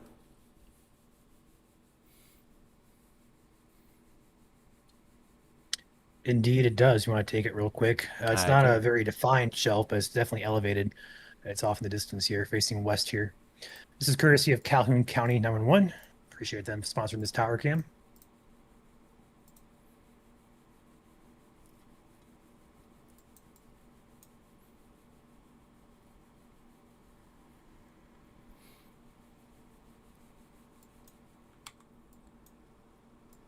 We're going to go back up north and work from north to south real quick on a radar update for this entire line. If you're watching from the Upper Peninsula, good news right now, nothing severe for the Upper Peninsula.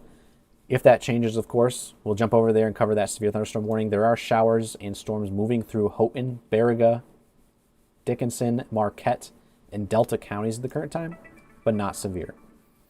And there is the warning. I don't know if you guys heard the chime in the background. That's my emergency app popping in for my severe thunderstorm warning. Another way to receive warning when you're out and about is obviously to download those weather alerting apps, and that just popped in on my phone. But working north-south, not to lose focus of our current thing here, those winds, strong to severe nature, are about 2 miles away from Traverse City, Greelickville, and Sutton's Bay, which is Leelanau and Grand Traverse County. We do have Buckley and Mesick being impacted right now, about 5 minutes away from Kingsley, about 10 or so minutes away from Manton and Cadillac, impacting Boone right now. Winds of perhaps 50 miles per hour. I would not be surprised if we get an extension of a severe thunderstorm warning soon. But again, we'll have to see what the National Weather Service and Gaylord decides to do as these winds get closer and it gets closer to the surface. The winds at the surface will be closer to see on radar, so we'll keep an eye on that. Winds right now also in Luther and Baldwin, extending down through White Cloud, kind of bending back towards White Cloud, and then bending forward towards Howard City, Sand Lake, Cedar Springs, Rockford, and bowing out with a couple cells, heading towards Greenville, Belding, and Lowell. We'll switch back to our Grand Rapids radar as this is a lot closer.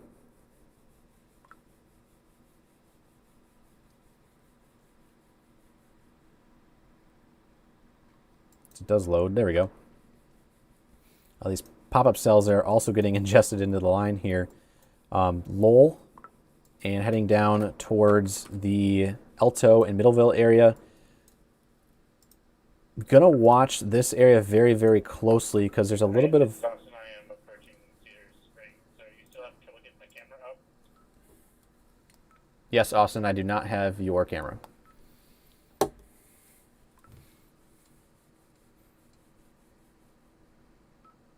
my video is up in mine, so I'll refresh it.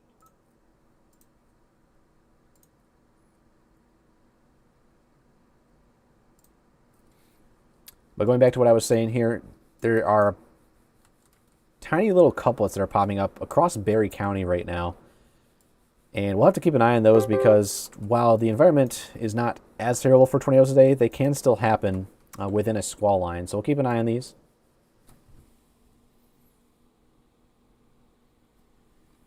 And we do have new severe thunderstorm warnings popping in right now. So again, we're looking at velocity radar right now. The reds and greens coming close together. Those would be where, if at all, there would be rotation. So we'll keep an eye on that. Those little indices kind of extend all the way down through central Berry County, along and east of the M43 corridor, down through Augusta, down through Galesburg, and now heading towards Climax in eastern Kalamazoo County. And here comes the new severe thunderstorm warning popping in 2 seconds. 1 second. 0 seconds. There we go. There's our orange box. The National Weather Service in Grand Rapids has issued this severe thunderstorm warning for Calhoun, Ionia, and Eaton County until 8:15 p.m. At 7:11, severe thunderstorms are located along a line extending from Howard City to 7 miles southeast of Climax, moving east at 55 miles per hour. Special text says these storms have been leading to tens of thousands of power outages across West Michigan, along with observed wind gusts of 50 to 60 miles per hour. Hazard, of course, 60-mile-per-hour winds. This is all of Ionia, all of Eaton, and all of Calhoun County. You should be taking shelter in the lowest floor of the building. Basement or storm shelter obviously preferred. Otherwise, lowest floor interior room. If you needed to jump into a bathtub, make sure to do so if you don't have anywhere else to go. And, of course, protect your head if possible. That is the main thing to protect when you are taking shelter. Joel, I have returned. Okay. I will put you back on the screen here. Matt and I were outside watching the storm. Got a couple 40s. Gotcha. We are currently tracking obviously the squall line right now. We have multiple severe thunderstorm warnings in effect. I'm actually going to go ahead and cover the lead cells before I go back to the squall line, just because they are still ongoing. If you're in Wayne County, these severe thunderstorms are primarily in Dearborn, downtown Detroit, Hamtramck, Grosse Pointe Park, and East Point. These are continuing off to the northeast about 25 miles per hour for 1-inch hail and 60-mile-per-hour winds. If you guys have hail or damaging wind reports to send in to us, make sure to do so via messenger with time and a location, and if needed, a measurement. Again, if you guys are sending in hail reports, make sure to do so with a coin or a tennis ball, not a tennis ball, but any sort of sports ball in your hand. Anything that is good for measurement for hail. That goes for the cell up here to the northeast of Grand Rapids and rural south central Michigan. We have 2 cells that are popping up in the Ithaca, or have popped up, and they're moving through Ithaca and Elma. Remains in effect till 7:45 for central Gratiot County for 60-mile-per-hour winds and quarter-sized hail. This is heading off towards Breckenridge and Merrill. There's a little bit of broad rotation in the upper levels of the storm just because this is an elevated mesocyclone, and we'll have to keep an eye out for perhaps maybe that tightening up in the minutes to come. But thankfully, right now, there is no concerns for tornadoes at the current time. Still, you do want to be taking shelter. 60-mile-per-hour winds are nothing to scoff at as they roll across western and central Michigan.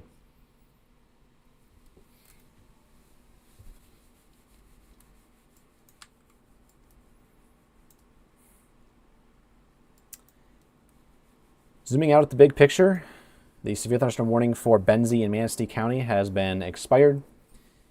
If you are to the west of these orange severe thunderstorm warning boxes you see on your screen, so Mason, Oceana, Muskegon, Ottawa, Western Allegan, Van Buren, Berrien, and Cass, you are now in the clear for this squall line.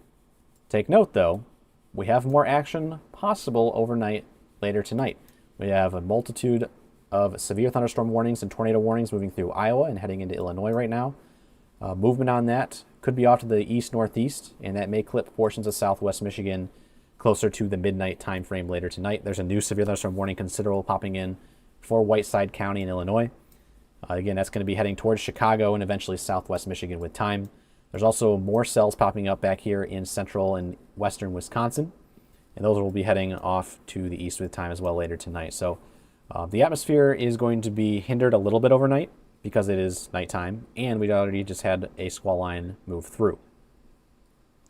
So keep that in mind, back of your head. If you're in West Michigan, you're in the clear for now if you're west of primarily 131. But if you're in a severe thunderstorm warning, you should still be taking shelter until the boxes expire. Speaking of expiring alerts, Allegan County, you guys are now fully in the clear.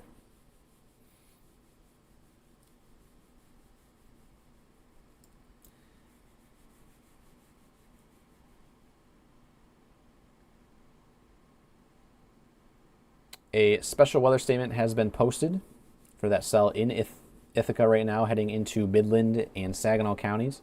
The special weather statement is set to expire at 7:45. They're going a statement instead of severe for 50-mile-per-hour winds and 0.5-inch diameter hail.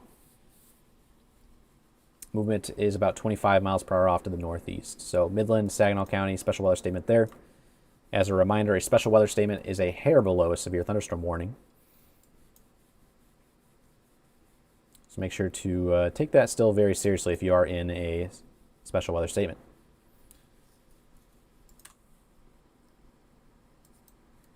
Latest update, there is now 62,000 customers without power in Michigan. Wow. Wow.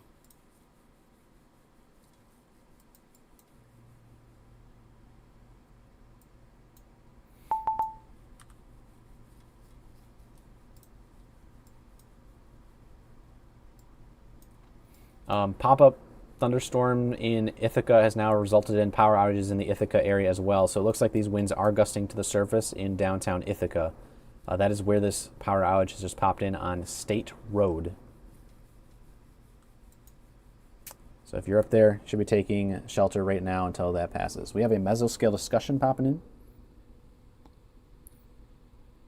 It appears the Storm Prediction Center in Norman says damaging winds are expected to persist throughout the evening. A downstream watch may be needed. So right now that severe thunderstorm watch that's in effect is primarily for West Michigan. Now with time, they'll likely extend the severe thunderstorm watch for Eastern Michigan. And as a reminder, severe thunderstorm watch means conditions are favorable in the coming hours for severe weather to occur. Obviously, we've already had pop-up cells result in severe thunderstorm warnings. But for the squall line, widespread severe is ongoing, and we'll likely need a severe thunderstorm watch to kind of alert everyone.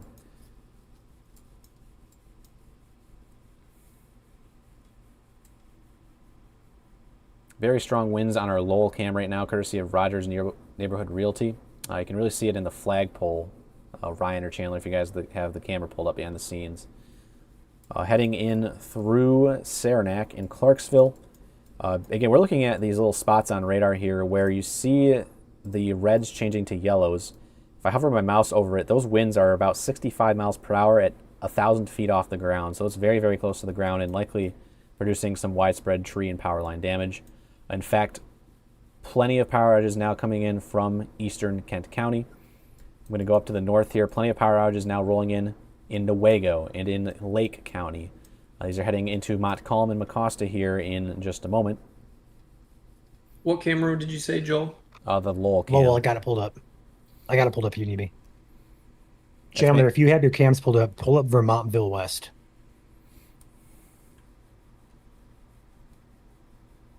I got it pulled in, Joel, if you want it. Yeah, I've got it pulled in too. Although I don't know which one you're going to get for me.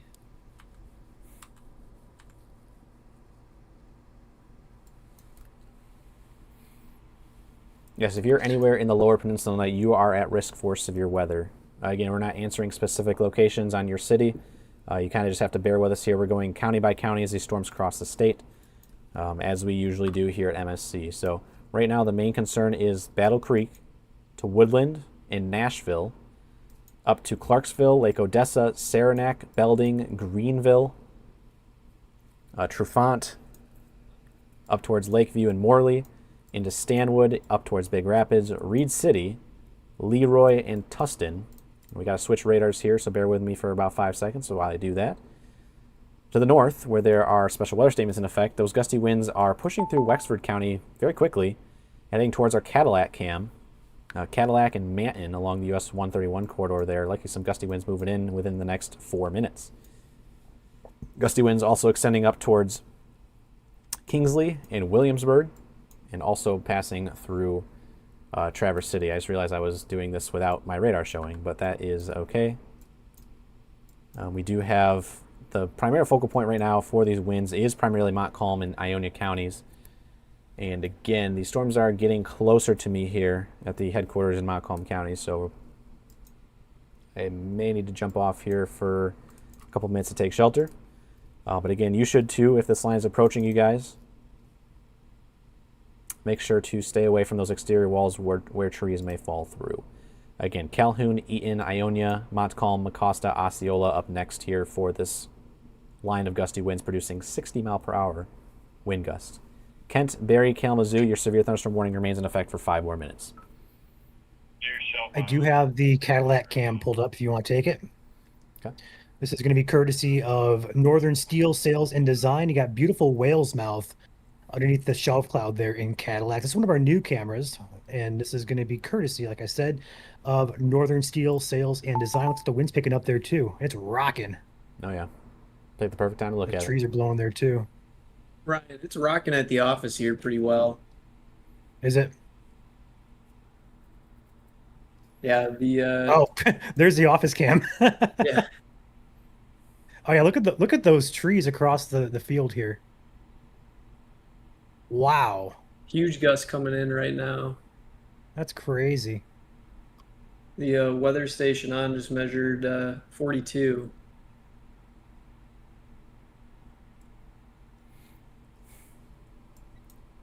Our canopy's still there. Oh boy.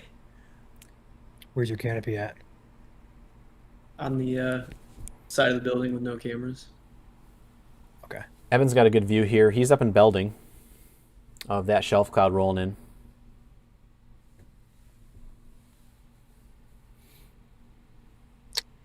That is a great view.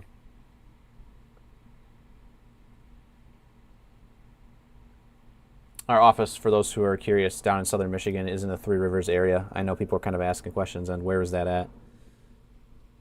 So yeah, if you're in the Three Rivers area, gusty winds moving through there. Also Centerville, Sturgis at the current time, as Chandler was alluding to, winds of 45 occurring.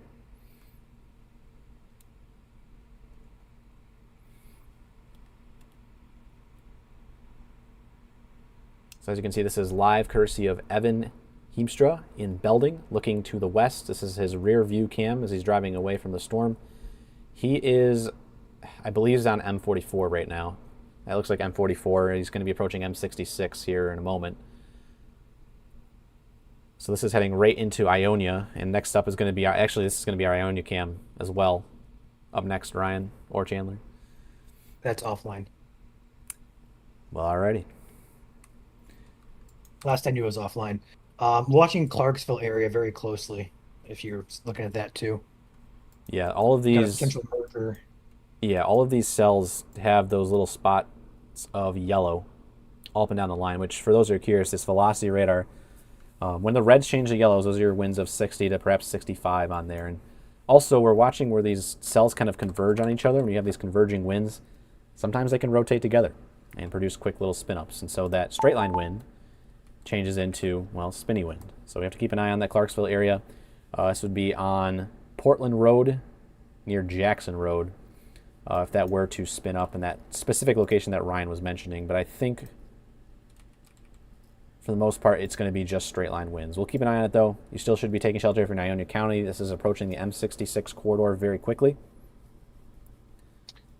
Also, want to mention that these winds from Greenville, especially down toward Belding into Saranac and Clarksville, likely topping 60, 65 miles per hour. The radar here indicates upwards of 70 mile per hour in some spots all along that line. So perhaps we might see a considerable warning incoming for Ionia, or downstream perhaps as well for Ithaca or St. John's regions.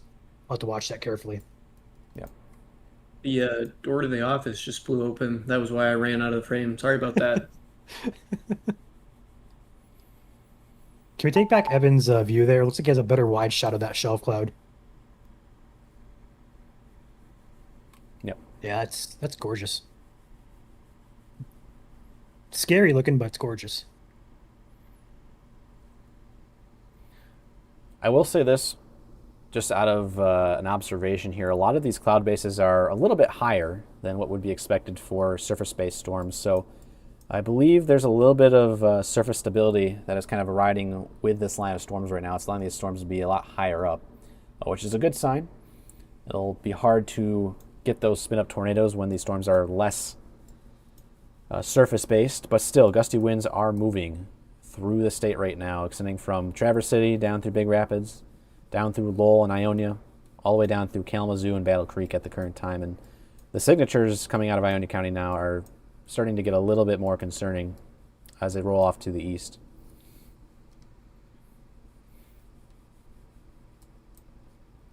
Chandler, do you have the cameras open still? Yeah, I do. Which one would you like pulled up, Brian? Just check to see if Ionia's online. Ionia? Ionia, yep. Ionia is not, that I see. Okay. That's what I thought. I just don't have it. I have the new cameras open right now, so. No, and I don't have the our A brand of cameras open either. So I do have that one. I'm on it, so. for whatever reason on my computer, it just can't. It's fine. I got it.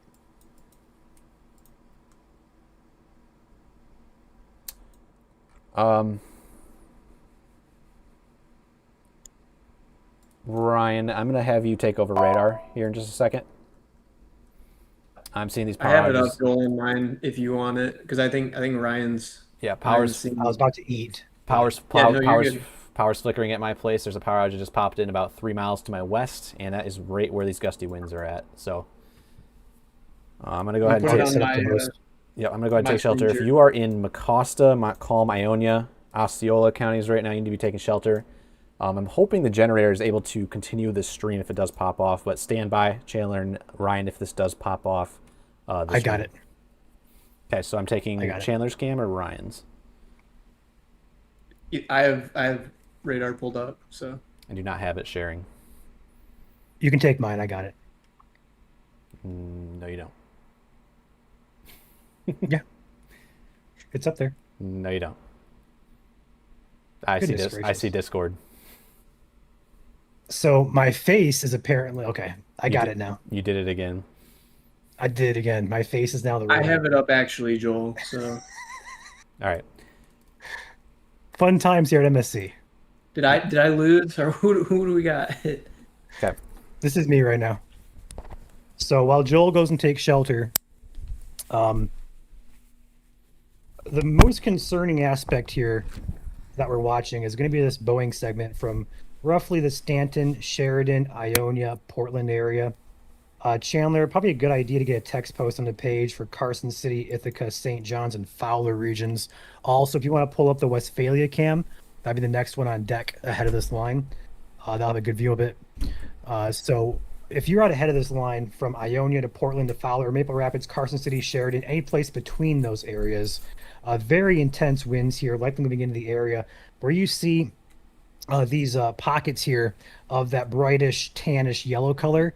That is winds exceeding 60 miles per hour via the radar signature, and in some cases 70 miles per hour. Here by Ionia, a couple pixels here of 75 miles per hour heading into Ionia here. Down here, closer to 96 near Portland on David Highway and Jordan Lake Road, we're seeing as high as 75 mile per hour pixels here with this particular line. So treat this very seriously.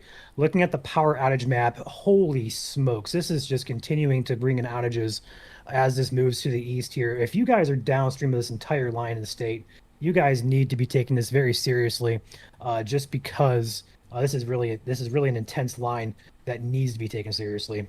Let me know when you have Westphalia up, Chandler, if you could please. Yep. Give me 2 seconds here. The power outage map has gone down. It's lovely.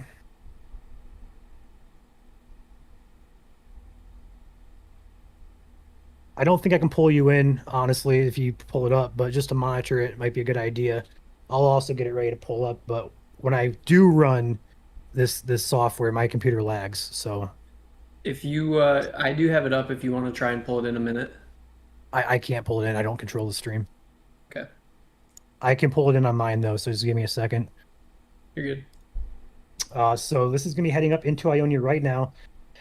M66, Carson City, Fowler, down toward Grand Ledge, down here toward Charlotte. Charlotte being another good camera to pull in, Chandler to monitor that one as well. Watching. This is going to be moving in the Charlotte area, all the way down toward Battle Creek. Marshall on deck here. Albion Cam be going to pull in too. Coldwater on deck here as well. There's no warning here for Branch County. The warnings start here at Calhoun, Eaton, up here to Ionia County and northward. The line may not look intense further south here, but the outflow boundary here out ahead from Sunfield down here toward Calamo, Bellevue, down into Marshall region, that outflow boundary is cranking winds, and there are several thousands and thousands of outages coming in across this storm here. So it may not look like much here on radar, but it is packing an absolute punch. So I-69 corridor up into Lansing, from Lansing to Marshall, needs to be on alert, taking your precautions, make sure you're inside, away from windows as this line moves through. Places, towns, Eaton Rapids, you're on deck. Charlotte, you're on deck. Marshall, Lansing proper, Grand Ledge, Chester, Mulligan, Sunfield, Calamo, Portland, Westphalia, Puamo, Lyons, Ionia, Hubbardston, Palo, Carson City, Crystal, Stanton, Edmore, and Lakeview areas. You guys need to be in your shelters right now. This is intense straight line winds moving through roughly the general region of Ionia County, but does extend north toward Stanton and south toward Marshall. So take this seriously. These pixels still above 70 miles per hour here in Ionia. I'm a little bit shocked we're not seeing a considerable upgrade here. They may think it. I can't take Drew. I don't control the stream. But I'm a little bit surprised there's not a considerable warning on this. They may think these winds could be slightly off the ground a little bit, and if that's the case, we could be seeing more like 50 to 60 mile per hour winds. But still, there is confirmed damage, there is confirmed power outages, and there is significant signatures on radar here that confirm that this wind is likely very intense here. So please take this seriously out ahead of this. Again, from Stanton to Carson City on to Fowler and Portland areas, this is heading your way, and it looks very intense on radar. The good news that I'm seeing here is I don't see too many instances of rotation right now with this line. It's a possibility we could get some rotation at some points, but right now this primarily looks like a straight line wind risk with this line. Again, Ionia County about to be impacted. Ionia proper, should I say, about to be impacted by this line here. In fact, right now over Ionia, pixels of 65 miles per hour. Down here on David Highway and Kelsey Highway, pixels close to 80 miles per hour showing up. And I don't have my advanced software to tell me if this is elevated or not elevated, but if the radar beam here is close to the ground or not. But I do want to imagine that the radar is very close over in Grand Rapids. We're not too far away from it. So this is likely very close to real data that is mixing down to the ground here. So at very least 60 to 65 mile per hour winds occurring here, but I would not be shocked to see a few instances close to 70 miles per hour as well. Anything you want to add in, Chandler? We just had a new severe thunderstorm warning for Branch and St. Joseph counties for 60 mile an hour radar indicated winds, 3/4 inch radar indicated hail, moving east northeast at 46 miles an hour, including Union City, Ottawa, Colon, Girard, Leonidas, Mendon, Sherwood, Wasepi, Hodunk, and Fairfax. All right. Thank you, Chandler, for that. There is a little bit of elevated velocity there between Mendon and Colon. Let's keep an eye on that very carefully. But right now, I can't take him. Unfortunately, I can't take him. Nothing we can do about it. So we'll watch that. We're also going to watch a few cells out here in Saginaw, Midland Bay City area. Evan and Drew, I believe, are chasing together. They're going to be in the top center of your screen for the camera feed there. I can't take them full, but they are on the screen here. So if you guys want to watch that, keep an eye on that screen up there, top center. Back down here to radar. Let's go north a little bit further. We have warnings all the way up to Cadillac. Let's go ahead and take the Gaylord radar here. We have warnings from Cadillac, Manton, down toward Highland, Everett, Barryton, and Mecosta.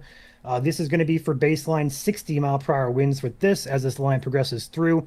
There are outages being reported a little bit more sporadic further north up by the Big Rapids area. Not too many coming in, which is good news. I think the main meat and potatoes, so to speak, of this system of the day here is going to be from this Boeing segment in Ionia area, north to south to Charlotte, up to Howard City. That general region is where we're being hardest impacted right now. Winds are about to move into Lyons, Puamo, and Hubbardston area. I do have the Westphalia camera up and pulled in, monitoring that. When storms get close to it, I will also pull that in. I also have the St. John's cam. We have a new camera in St. John's. We can look at that as well. So we have a couple cameras upcoming. We're going to look at, do we have the Crystal Lake camera, Chandler? That'd be either being impacted now or being close to being impacted. Crystal Lake. Let me look here. We do have it. View's okay. You can see the shelf cloud on it. But I see it. I see it. We're going to pull that in right now. We're going to switch my feeds here. This should work. So just bear with me for a second. I'm going to stop the feed.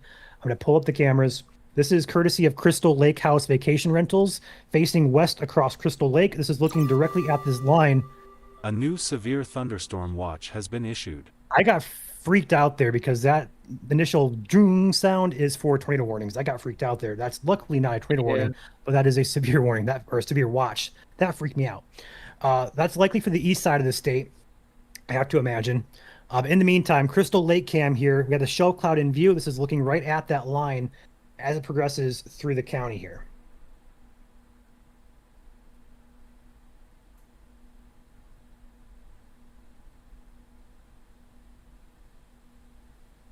Yes, Joel is currently sheltering right now, so I can't really control the screen and all the chasers and stuff, but I can control my radar and the cameras, so we can pull those in too. So, new warning coming in for Clinton, Gratiot, Ingham, Isabella, and Jackson. A gigantic warning. They're going to go baseline on this, 60-mile-per-hour winds and penny-sized hail. You'll see that pop in here on my, I guess my radar is not being live, but it'll pop in here shortly. We'll go over that in just a second. Luckily, you guys have a few minutes to prepare, so it's not an immediate concern. But we'll cover that here in just a brief minute. In fact, we'll do it now because this storm is getting closer to the camera, and I do want to watch that camera as it gets closer. So we'll go ahead and cover the new warning now. All the way up to Mount Pleasant, Alma, St. John's, Lansing, and Jackson areas. 60-mile-per-hour winds observed is going to be your warning here. Again, this is going to be the entirety of Jackson, Ingham, I think it was Gratiot, Clinton, Isabella. I'm blanking on this one. I got them all. That's going to be in effect for another hour and 4 minutes, so it expires at 8:45 p.m. Eastern Time. Zooming out, taking a look at the line. This is your radar. It may not look like much, but it's packing a punch. There are currently over 80,000 people, customers, in the state of Michigan without power from this line. It may not look like much to you, but it is packing a punch. Please take it seriously. Back up here to this Boeing segment, heading up toward our Crystal Lake cam. We're going to switch the camera back on your screen, and we're going to watch this roll in together. This could be quite intense. We'll have to watch it carefully and report as we see it. So once again, I want to thank you to Crystal Lake House Vacation Rentals for this. And I shared it to my camera, my face again. So my face is now the camera. Why do I do that? Why do I do that? There we go. That should be sharing now. There we go. I still don't see any rotation on radar, which is good news, but the pocket of intense damaging wind continues. I'm getting pixels over 80 miles per hour now between Ionia and Puamo Hubbardston area. I'm still a little bit shocked there's no considerable warning on this line. Just a little bit shocked. Outages continue to roll in all across Ionia and Sheridan areas. I'm hoping the stream stays up. I know Joel's hosting. He's in this area. I think he's probably out of the worst of it, or in the worst of it right now. So we'll see. If the stream does go down, there may be a brief lag, but I will jump back on if my hosting abilities. So if this happens to restart or freeze, just refresh our page. We'll be back on here momentarily. If it does happen, obviously.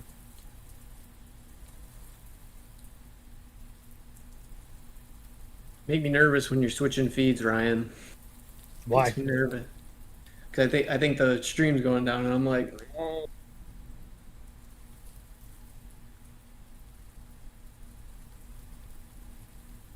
Like that?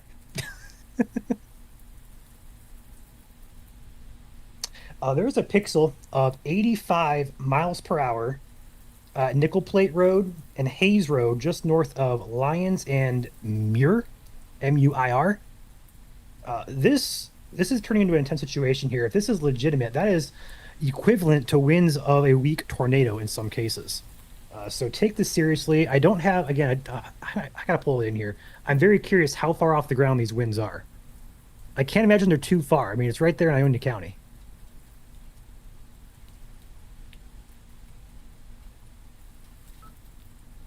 We've been having multiple tree branches being blown off trees that were. Yeah, we're only about 1,000, 2,000 feet off the surface here, so we are actually very close to the ground with this wind here. So I don't know. I'm kind of curious why they're not going considerable on this. I guess I don't know their discretion on that. They have to have their reasons, but this is interesting for sure. This entire pocket. We'll switch the camera here back to radar once again. The entire pocket you see that's in the tannish yellow color is winds over 60 miles per hour. And then if you zoom in here, a brownish orange color, there's 83 miles per hour, 85 here, 81. Like there's a pocket in here of likely some intense winds. Again, there's going to be following Hayes Road and Nickel Plate Road, heading up toward Hogan, Charles Road, Hubbardston, and Hubbardston Road. So this is heading up into Fowler, Maple Rapids. Westphalia should be out ahead of this as well. Westphalia cam should be actually getting really close. In fact, the Crystal Lake cam also getting close here too. We'll go ahead and switch this over to Westphalia. We're going to do a 4-panel actually on this. We're going to do Westphalia. Let's see. I guess 2-panel, that'll do. That'll do. All right, cool. There we go.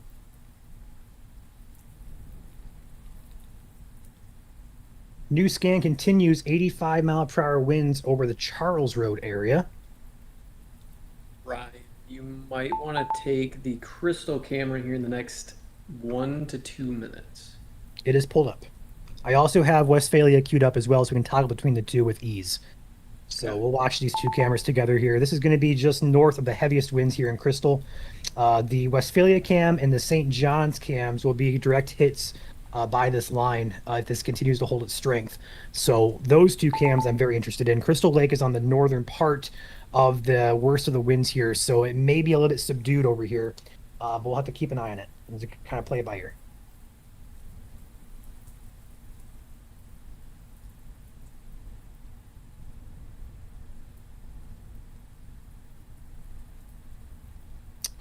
Zooming out here, taking a peek at the overall spectrum of things. If you're behind the line, you're in the clear. So Kalamazoo is in the clear. Wayland, Grand Rapids, up to Fremont, Muskegon, Ludington areas. You guys are just getting some light rain now. There is potential for a secondary squall line later tonight, so don't let your guard down. But with this line, the severe threat is over if you've already passed you. Ryan, we're about to hit 70 mile per hour winds here in Carson. It'll just south of downtown. Just be ready to pull for life. So, Drew, if you can hear him in the background, he is top center with Evan, and they are about to be impacted by likely some very strong winds as well.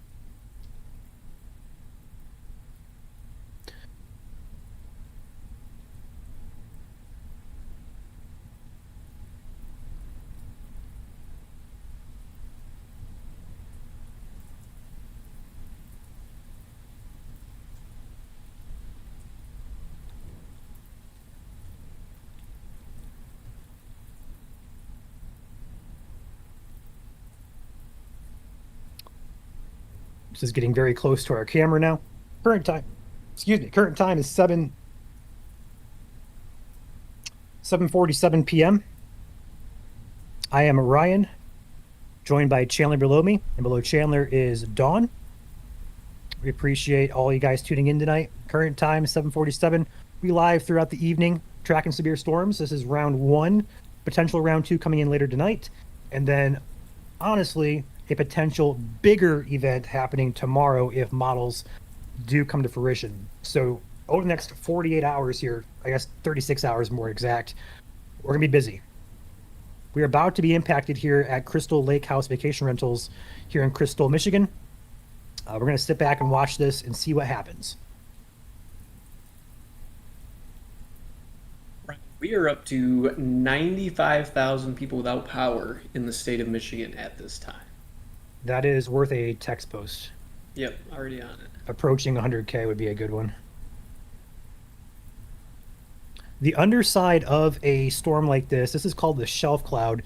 There could be some motion up in there that kind of looks like rotation, but rest assured it is not. It is likely just turning of winds and likely outflow winds that make it look turbulent in nature. This is likely going to be very gusty. I don't know if it's going to be severe or not. On the north edge of this line, it's slightly weaker than what's being happening right now further south in Ionia County, but we're going to find out together just how strong these winds are. Now, if these winds are intense, I have to imagine that further south they're even more intense. So I'm very curious to see what's happening here.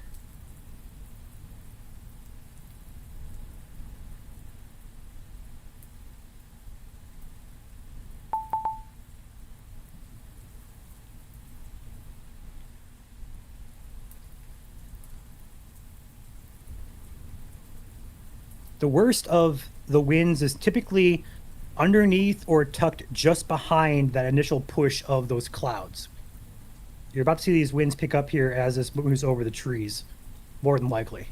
You can actually see, look across the lake there in the distance. You can see the rain and likely the wind coming in here.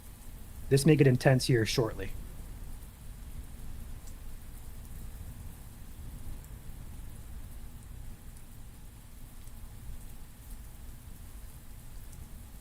Yeah, look at this coming in the lake. Look at the water spray in the lake there, Chandler. Wow. This may hit pretty hard. Here comes the wind. It's about to get nasty. This is not good. This does not look good.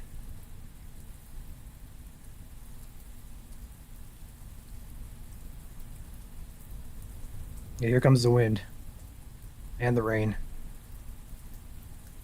Looking like some 30s, 40s maybe. Yeah, I'd say probably 30 to 40 right now. I think the worst is going to be tucked in just underneath this, a little bit further in. I do too.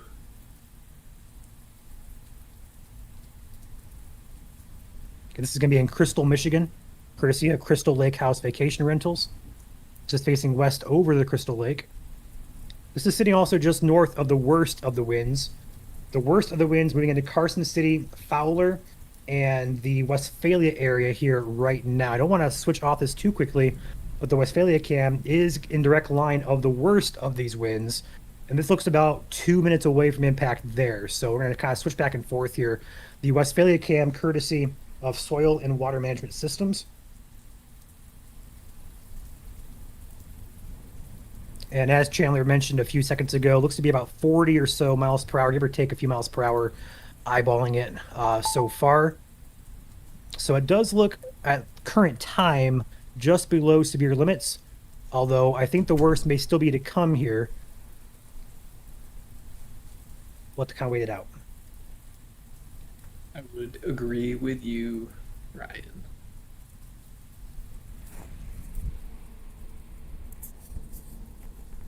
The worst here at the office came a little bit after the wind picked up. About 4 minutes after the wind picked up is when we really started to get it here. Gotcha. I don't want to spend too much longer watching cameras. I want to get back to radar here as well, but I do want to see what Westphalia is going to do as well. And also keep an eye on Crystal. If you want to pull up the Crystal cam, Chandler, to keep an eye if it intensifies further. Yeah, I'm watching both of them on my end right now. Okay, cool. I'm going to pull in Westphalia to keep an eye on that because I think that's going to be the most intense of the two. You let me know if I want to take it back. Let's just holler at me. I will take back the radar here. I see Joel's back behind the scenes as well. But we're tracking this pocket of intense straight line winds heading into Carson City, Maple Rapids, Fowler, and Westphalia areas very soon. So Chandler or Joel, if you want to take back over, it's all you. I don't know if you've been following along, but there's some estimated winds here, upwards of 70, perhaps 80 mile per hour pixels between 1 and 2,000 feet off the ground. We don't know if that's mixing down, but this is a very potent bow echo here moving in towards St. John's. Yeah, when I saw that come through here, it looked like it was more in the ballpark of 60. I think most of it is elevated, but it is still around severe limits at the current time.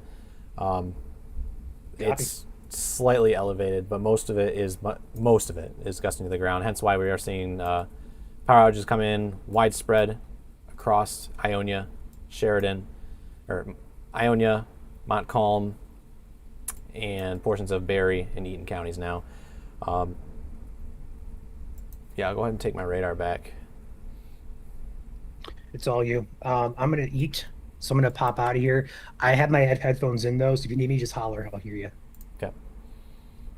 Chandler, you're back on. Looking at the areas around the state right now, severe thunderstorm warnings have been canceled from Macomb and Wayne for a little bit. They are only in effect right now for the squall line. So Isabella, Gratiot, Clinton, Ingham, and Jackson County, you guys are up next or occurring right now. Currently under the gun for these winds is Osceola, Mecosta, Montcalm, Ionia, Eaton, and Calhoun counties. Those counties are all in effect for the next 6 to 21 minutes. Isabella, Gratiot, Clinton, Ingham, and Jackson are going to all be in effect for the next 51 minutes, expiring at 8:45. Also, if we go up to the north real quickly, if you are up in the Kalkaska region, special weather statements in effect for gusty winds upwards of 50 miles per hour. Central Missaukee, Central Kalkaska County, outflow boundary extends up towards Bel Air, Charlevoix, and about 5 to 10 miles to the west of Petoskey at the current time. They've also issued a special weather statement for Emmett, Charlevoix, and Sheboygan for 40 mile per hour winds. The main concern, though, right now is primarily the apex of this bow, which is traveling in towards Mount Pleasant and Elma. Again, I can confirm here, being in Montcalm County, we did experience some winds of at least 60 miles per hour.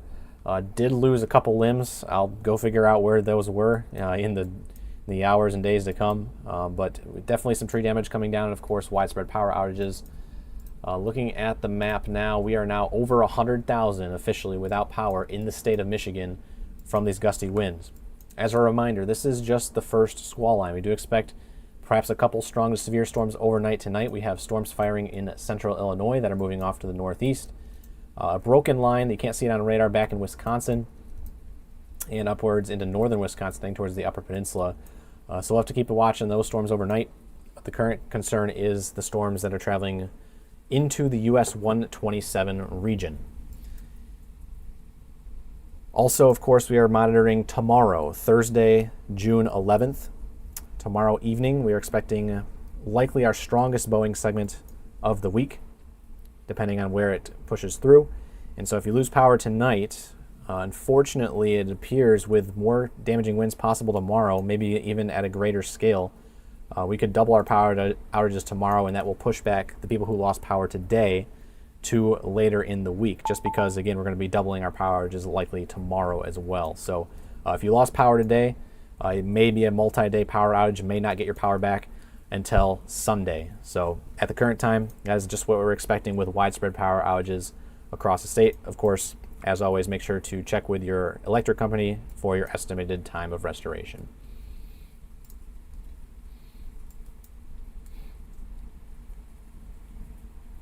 If you are in the Lansing area, it is approaching you guys within the next 7 minutes.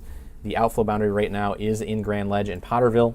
Precipitation picking up as well in these areas, all the way down south to the Eaton Rapids region. Severe thunderstorm warning in effect, stretching all the way down into Calhoun. Jackson and Ingham counties, you guys don't have precipitation yet, but it is on your way.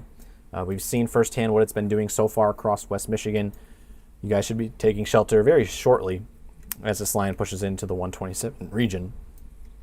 To the north of Lansing, we go up to Westphalia.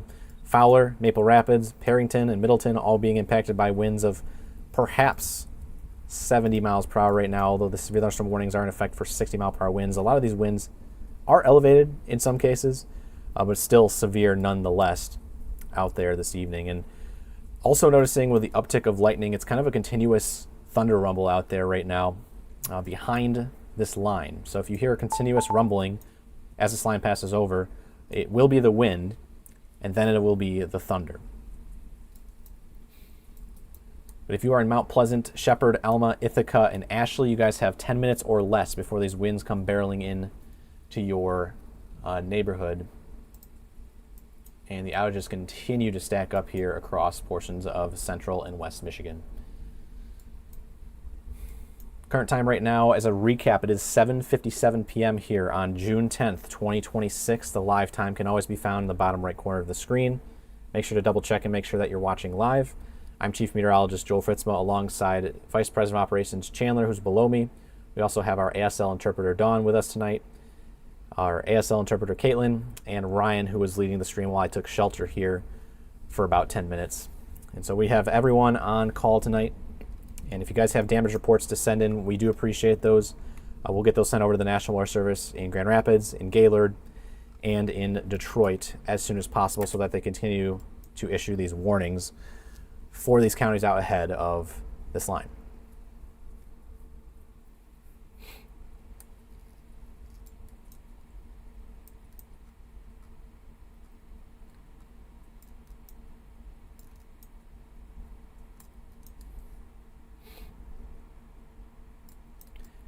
Yeah, if you are near any areas, any wooded areas with a lot of trees, highly recommend to not be in that location.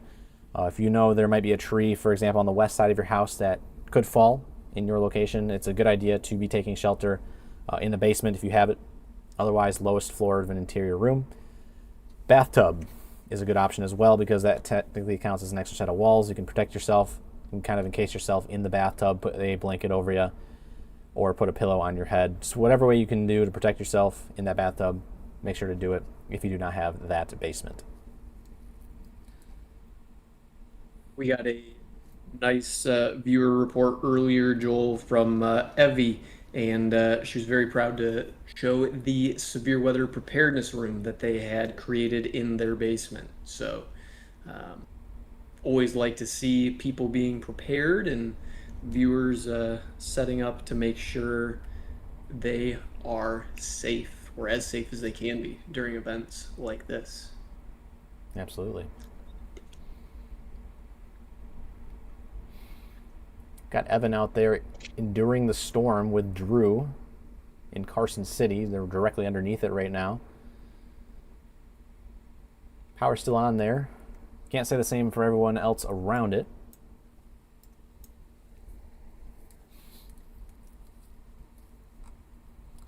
As Montcalm County alone, which is where Carson City is at, has now 3,000 power outages. Top county without power right now is going to be Kent County with 16,000, followed by Berry County with 13,000, and Allegan County and Calhoun County right behind them at 8,700. Radar update, taking a look at the winds once again. Still looking for little indices up and down this line, but for the most part, this is going to be a damaging wind risk. The potential for tornadoes is very, very low today. Of course, not zero, but again, it does. We do need to watch this line a little closely just in case, but still, wind is wind, whether it's spinning or going in a straight motion. It will still bring down trees and power lines. So if you are in DeWitt, St. John's, Alma, Ithaca, Pompeii, Ashley, Elsie, Ovid, down into downtown Lansing, you guys have within probably 5 minutes for most of those cities, otherwise within 15 minutes before these winds are on your doorstep. Maple Rapids, the heaviest of the winds is over you right now. Also a barrage of lightning here in the vicinity of Lowell Road at Maple Rapids Road. Pushing up to the north here on radar. Again, we were talking about the winds indicating upwards of 80 miles per hour on radar here. However, it is 3,400 feet off the ground, so most of this isn't quite mixing to the ground, and we're thankful of that. Still, 60 mile per hour winds are likely occurring here at Stafford Road, near Warner Road, heading up now into Tyler Road at Pingree Road. And so Elwell and Alma are going to be impacted by these gusty winds, likely power outages impacting your vicinity very soon. Again, these are just severe thunderstorm warnings, but you still want to be taking them seriously as they are causing a lot of power outages out here this evening. These power outages are now approaching the 127 corridor very, very quickly. The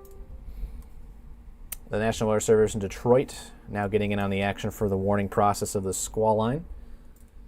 New warning popping in the bottom of the screen. You'll see that orange box pop in very shortly.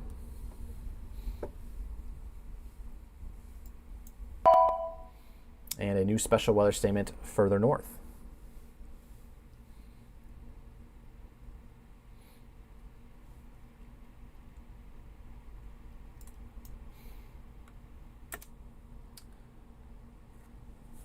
If you know anybody in Mount Pleasant, Midland, Saginaw, Bay City, Lansing, Flint, Jackson, Ann Arbor, and Detroit, a lot of those major cities are going to be up next here for these gusty winds, whether within the next 5 minutes or the next 1 to 2 hours.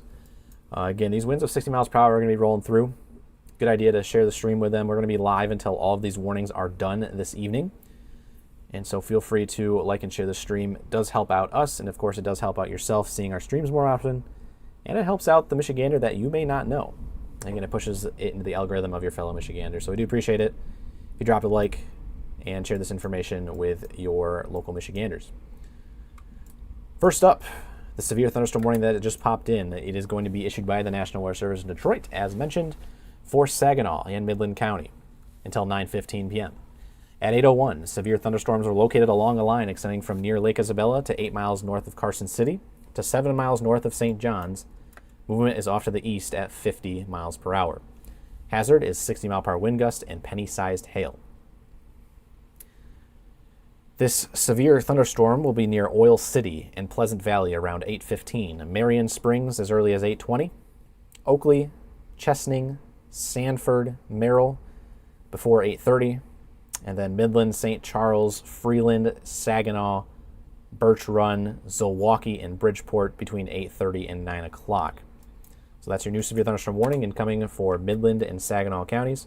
It's not for the existing cell that's in Saginaw right now. It's for the gusty winds that are off to your west. So if you're getting precipitation in Midland County or Saginaw County right now, and it's downpouring very, very much, that's not the main concern. It's the stuff that is back off to your west over Alma, Ithaca, and St. Louis at the current time.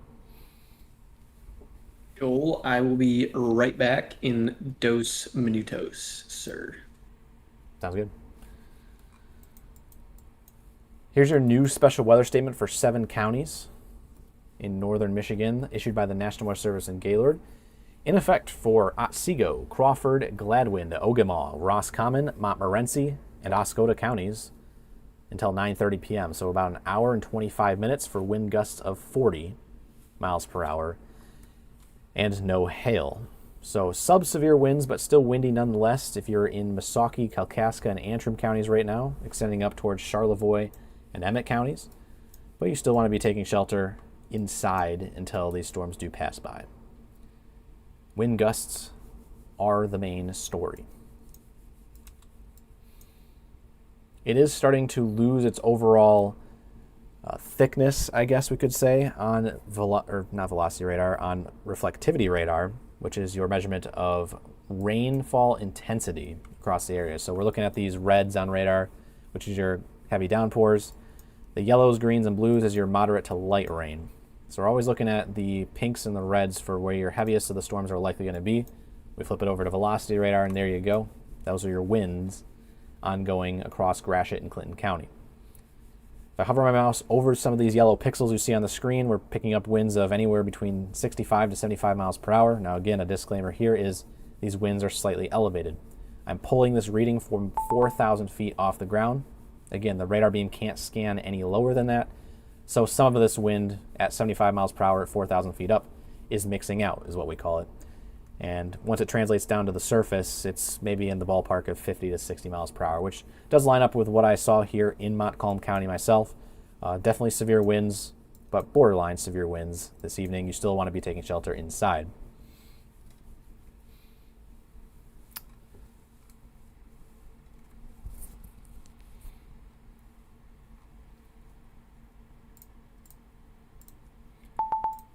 We still have Evan with us and Austin with us this evening. but they have been engulfed by the line, and they are now kind of on the back side of it as this line pushes off to the east. Motion, by the way, again, is about 50 miles per hour. So they're moving rather quickly.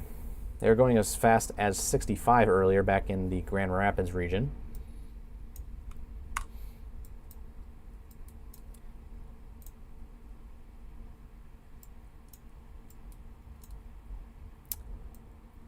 I'm looking up and down this line for anything that may look suspicious here. At the current time, it's just a mess of wind is what we'll call it, of 60 miles per hour. If you're down in Coldwater and Kinderhook along the I-69 corridor, you're getting some showers and thunderstorms right now. There's no statement in effect. So these are more of the garden variety type of thunderstorms. So nothing to worry about there in Branch County, heading towards Hillsdale County. The severe winds really start to pick up as you get into Calhoun County, Eaton, and Clinton. Ionia County, you're still in a severe thunderstorm warning. However, the gustiest of the winds are now off to your east. So Ionia County, you guys are going to be in the clear in just a second. Also, Montcalm, Mecosta, Osceola, you guys have been dropped from the severe thunderstorm warning as well. Anywhere on your screen where you see these orange boxes, those are the polygons that determine whether or not you're in a severe thunderstorm warning. It's not the siren sounding outside. It's not the alerts on your phone even. It's actually these orange boxes that tell you whether or not you're in a warning. Because sometimes these warnings, obviously today it's not a good example, but sometimes these warnings are partial counties. So they can include, for example, right now, just as an example, of course, Ionia County. You're in a severe thunderstorm warning for about 2/3 of the county. But if you're over here in Saranac and Clarksville, for example, you're in Ionia County, but not in the warning. So you may be getting alerts on your phone. However, you're not in the warning because the polygon determines whether or not you are. So a little bit of a teaching moment. It's often why sometimes you could also be, next to a tornado warning, for example, and you don't get any alerts on your phone because that red tornado warning polygon isn't written over your house. So while it may be a mile down the road from you, you're technically not in that tornado warning, so you won't get any alerts on your phone. So if you ever thought, oh, my city did a really bad job at warning it, well, sometimes your city technically wasn't in that tornado warning box or the severe thunderstorm warning box. So we try to inform you guys of how weather works sometimes here at MSC, and so hopefully you can take this knowledge going from the stream tonight and pass it along to your fellow Michiganders that sometimes there's a lot of technicalities that are involved in the world of weather. So just using it as an example, there are no tornado warnings right now. It is just severe thunderstorm warnings. If there was a tornado warning, you would see a red box on the screen. Kind of looks like this over there in Princeton, Illinois. And again, that's the stuff we have to watch later this evening, moving in closer to the midnight time frame. Although it's starting to pick up pace. Could be earlier for southwest Michigan, so Berrien, Van Buren, Cass counties. But right now, that is not a concern for us here in Michigan. Right now, we're watching the squall line. It's the official terminology for it. Isabella, Gratiot, Clinton, Ingham, and Jackson counties being impacted right now or up next. If you're in Ingham and Jackson, it's more of an up next thing.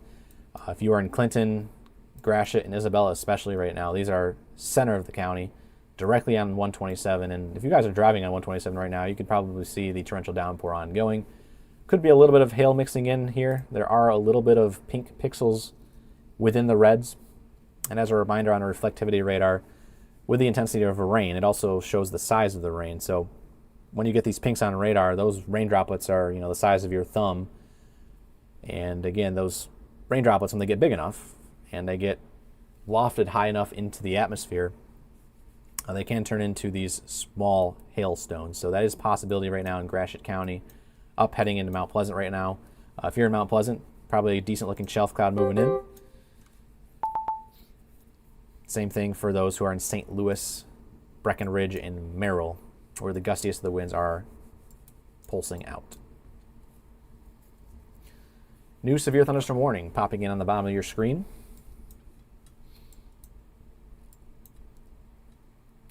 We have details coming in just a second. Once that orange box pops in, it's going to be for extreme southern Michigan. Power is out at my location east of Polk. Not sure who that was.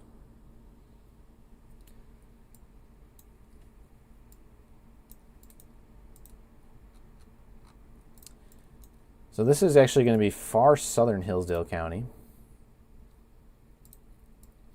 We'll take the northern Indiana radar real quick to go over this severe thunderstorm warning that just popped in. It is for this lone cell in the Hamilton, Indiana region. The National Weather Service in northern Indiana has issued a severe thunderstorm warning for south central Hillsdale County in southeastern Michigan, as well as portions of Steuben County in Indiana and Williams County in Ohio until 8:45 p.m. At 8:11, a severe thunderstorm was located over Hamilton, Indiana, or near Angola, Indiana. Movement is off to the northeast at 45. The quick text here says 60-mile-per-hour wind gusts and penny-sized hail are possible, and this orange box clips portions of southern Hillsdale County for this specific area south of Camden and Frontier. It's a little cell popping in that may briefly impact Hillsdale County. We head over to the National Weather Service in Detroit, where they're now issuing a new severe thunderstorm warning just to the east of Lansing. This severe thunderstorm warning is now in effect for all of Shiawassee County until 9:15 p.m.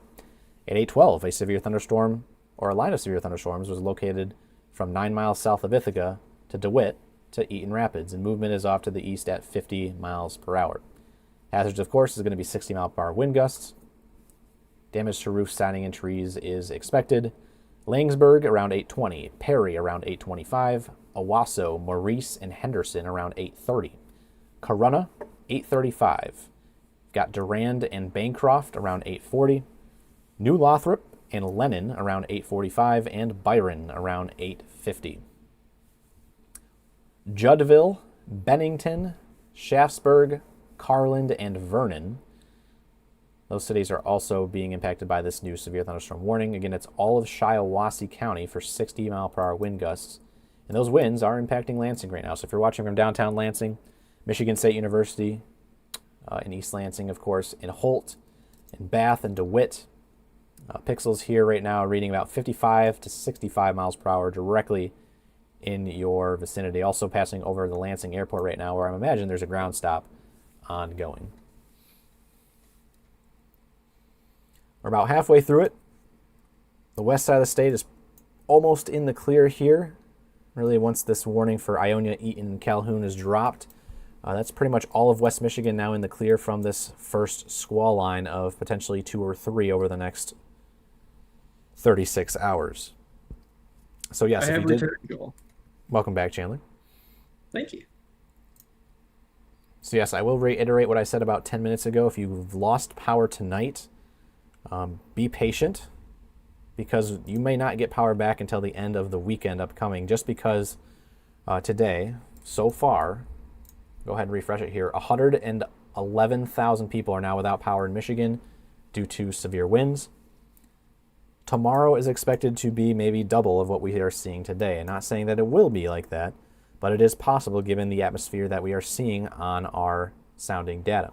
So, with that being said, again, if there's widespread power outages again tomorrow, perhaps doubling or tripling the amount, adding on to the power outages we already have out there tonight, we could see upwards of maybe 500,000 people without power when it's all said and done on Thursday night. So, again, it's something to keep in mind. Be patient while they are restoring your power over the next several days.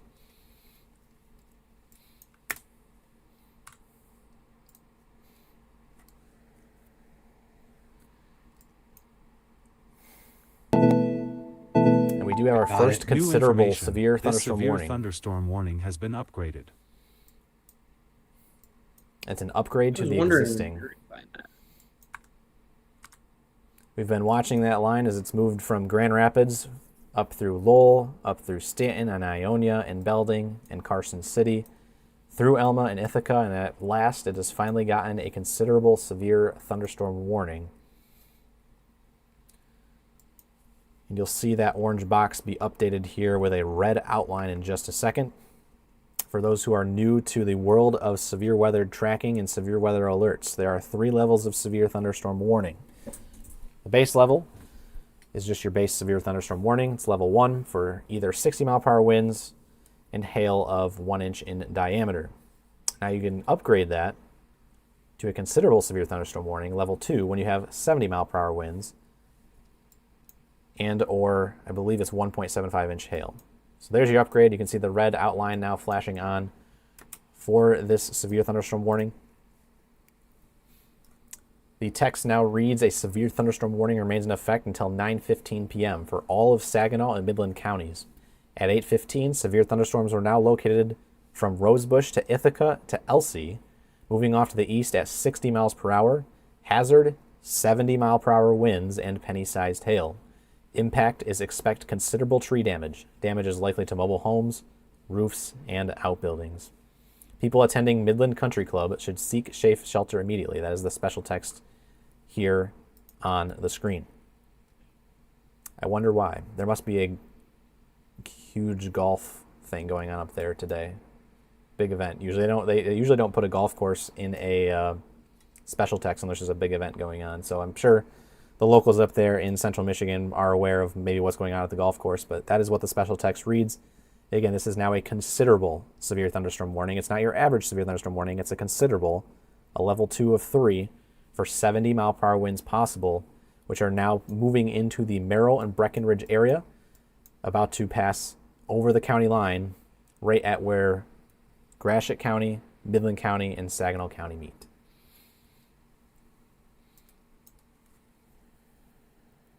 That's what I figured. Yeah, the LPGA is in town. That's about the right time of the year. So yes, if you're at the Midland Country Club, seek safe shelter immediately, as well as anyone in Midland or Saginaw County, as this line of gusty winds does move in with 70 mile per hour winds possible. As a reminder, to the north, we have Montmorency, Otsego, Crawford, Oscoda, Roscommon, Ogemaw, and Gladwin counties in a special weather statement for 40 mile per hour winds. Same thing going on up here in Emmett, Sheboygan, and Charlevoix counties, 40 mile per hour winds. Movement up here is going to be off to the east at about 40 to 45 miles per hour. So 40 mile per hour winds and a movement of about 40 miles per hour if you're north of Gladwin this evening. But you jump the county line into Midland County and suddenly you're in a severe thunderstorm warning considerable for 70 mile per hour winds. So you do want to be taking this seriously if you're traveling US 10 from Coleman down to Midland and Bay City, or I-75 through the Saginaw area. Also, some other major roadways in the area is going to be M46 and M20. If you're in St. Charles and Chesaning in this severe thunderstorm warning, you have probably about 10 minutes until it reaches that M52 corridor. Down to the south, we got Overton and Elsie being impacted by the 60 mile per hour winds at the current time. Heaviest of the winds are going to be just to the south of Elsie and Ovid according to radar, where you can see the greens changing over to these light blues. So Bath and Langsburg likely getting hit harder than your counterparts to the north. And these winds moving east-northeast would be impacting Owasso, Corunna, and Perry within the next 5 I minutes. got a large tree on top of a car and wires here at Lansing. That was Clayton.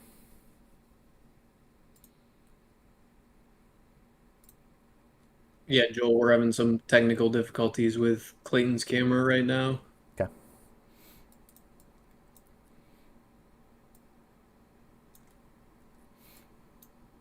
Very soon, we're going to have an app coming out that our chasers, but also you guys as viewers, can report weather to us and send pictures and videos in real time to us. So we're looking forward to that. That'll help bridge the gap of your guys' comments, reports, and also real-time data. So we're looking forward to releasing our app soon. This month, actually, on both Android and Apple devices.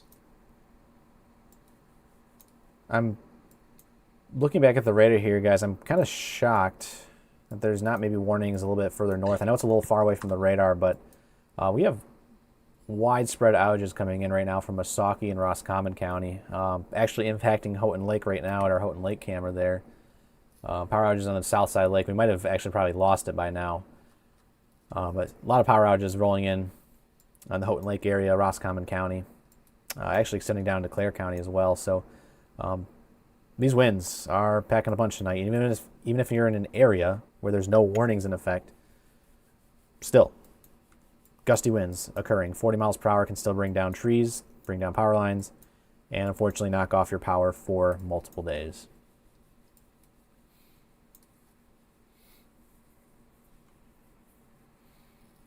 People are reporting now power outages in the Breckenridge area. That does make sense. I'm seeing a lot of power outages coming in from Mount Pleasant and Breckenridge, yep, and North Star down to Ashley and Elsie. We are at 115,000 people out of power. Customer. I say people. The term is customers because some of these households could have more people involved. So the actual people is probably a lot higher than 115,000. Ton of outages coming in north of Lansing right now. If you're in Shiawassee County, I definitely want to be taking that seriously. I'm seeing numerous outages in DeWitt, Bath, East DeWitt, and starting up in Langsburg as it's now crossing the county line. Joel, do you mind taking my screen shortly? I want to talk about something real quick. Right now? Yeah, go ahead. So for those of you tuning in, this is round 1. Round 2 may be coming in later on tonight, and we're tracking it right now across Illinois. This is moving up to the northeast, right back into South and Central Michigan. So if this holds together, it may bring us round 2 of severe weather later on this evening. So don't let your guard down. Just because this first line passes you, there is still potentially more to come. So in the time being, if this line passes you, short term, you're okay. Next few hours, watch the radar to your west. That's all. Okay. Also have Joel confirmed power outage report in Grayling. So even though I don't believe we have we don't have a severe thunderstorm warning up there, but the winds are strong enough to knock out the power in Grayling. Yeah. Yeah, huge outages popped up there on the south side of Grayling, closer to the Beaver Creek area. So that does make sense. While you guys were speaking, we did get a new severe thunderstorm warning in. I was trying to also adjust the storm motion vector on the velocity scale, but we do have a new severe thunderstorm warning issued by the National Weather Service in Detroit until 9:15 p.m. for all of Bay County. At 8:21, severe thunderstorms were located along a line extending from Rosebush to Pleasant Valley to Marion Springs, moving northeast at 60 miles per hour. So for those who are asking about the motion, some of these storms are moving very quickly at 60 miles per hour. And we're likely going to see the faster storms be where we see these considerable severe thunderstorm warnings, especially here across Midland and Saginaw counties. So again, 60-mile-per-hour wind gusts are possible for Bay County. It's all of Bay County, so no matter where you're watching from in Bay County, you're now in the severe thunderstorm warning.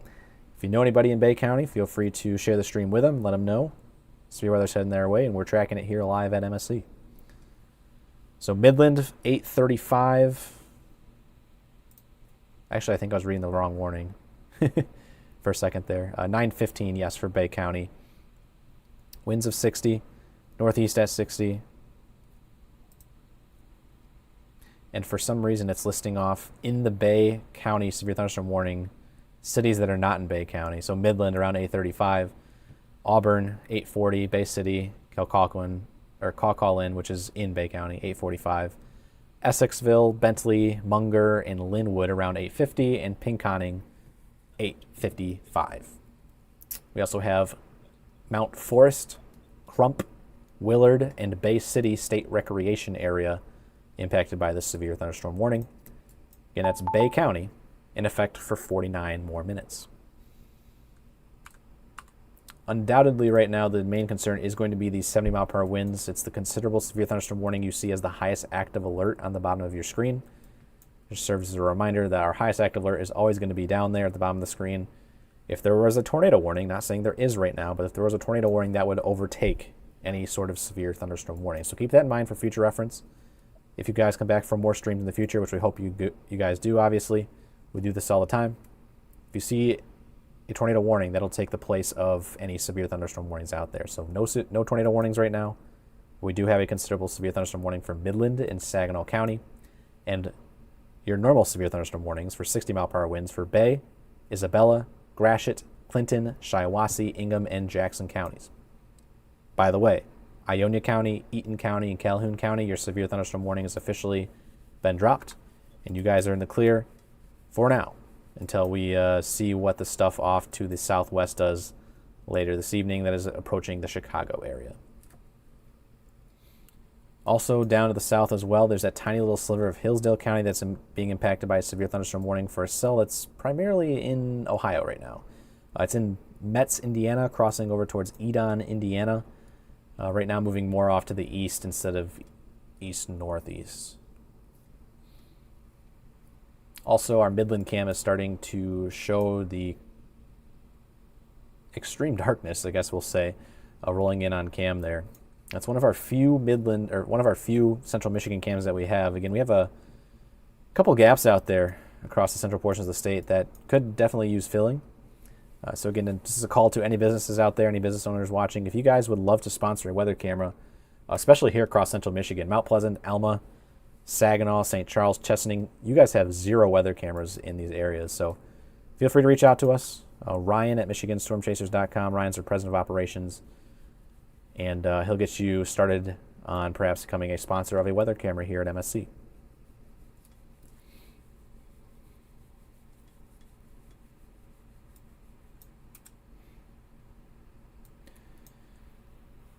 Round 2 is going to be probably closer to the 11 o'clock time frame, especially for Southwest Michigan. Otherwise, it'll be after midnight.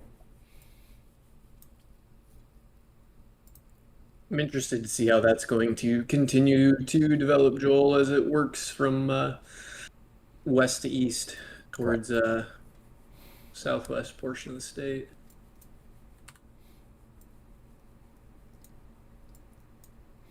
Remember, if you guys do have reports to send in for damage, make sure to send them in to us to our messenger. Again, reserve messenger for damage reports. Don't ask us questions. Again, we're tracking these storms live. It's just clutter in our inbox that we kind of have to skip over to get to the damage reports that we're looking for, so we can send them over to the National Weather Service office. Also, Michigan Weather Reports, I believe, is our name of our community page. I always forget it. I feel like it's something else, but correct me if I'm wrong, Chandler. I think it's Michigan Weather Reports on Facebook is our reports page you guys can submit in. And as always, we do have a Discord server, discord.gg/Michigan Storm Chasers is the link for that. Also, if you guys deal with any weather... Right. What was that, Chandler? As far as I know, I believe you're right on the names. Sounds good. I also make this disclaimer. I know we have a lot of Michiganders who do deal with weather anxiety here in chat. That Discord server, we do have a designated room for those who deal with weather anxiety, so feel free to check that out.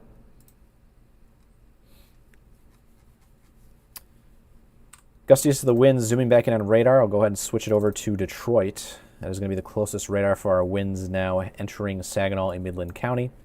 Lots of lightning out there, as you see on the center of your screen.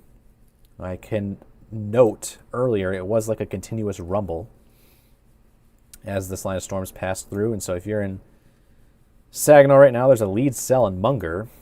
Otherwise, Breckenridge and Merrill is dealing with the most amount of lightning, heading for St. Charles. The good news is this is starting to look a lot more raggedy than it did about 30 to 45 minutes ago when it was on the west side of 127. And I do recall mentioning that in one of our posts this afternoon. I don't remember which one it was, but there was a chance, I did note this, that once it gets past 127, there would be a significant downtrend in the damaging winds. And so while we do have a considerable severe thunderstorm warning right now for Midland and Saginaw, the overall appearance of this line of storms continues to look meager at best.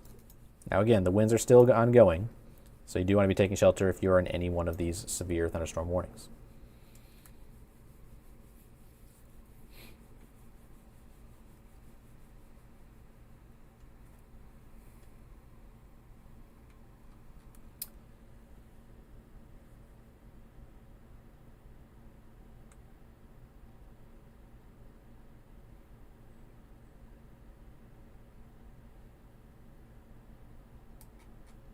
Yes, Michigan Weather Reports is the name of the group. Has been confirmed.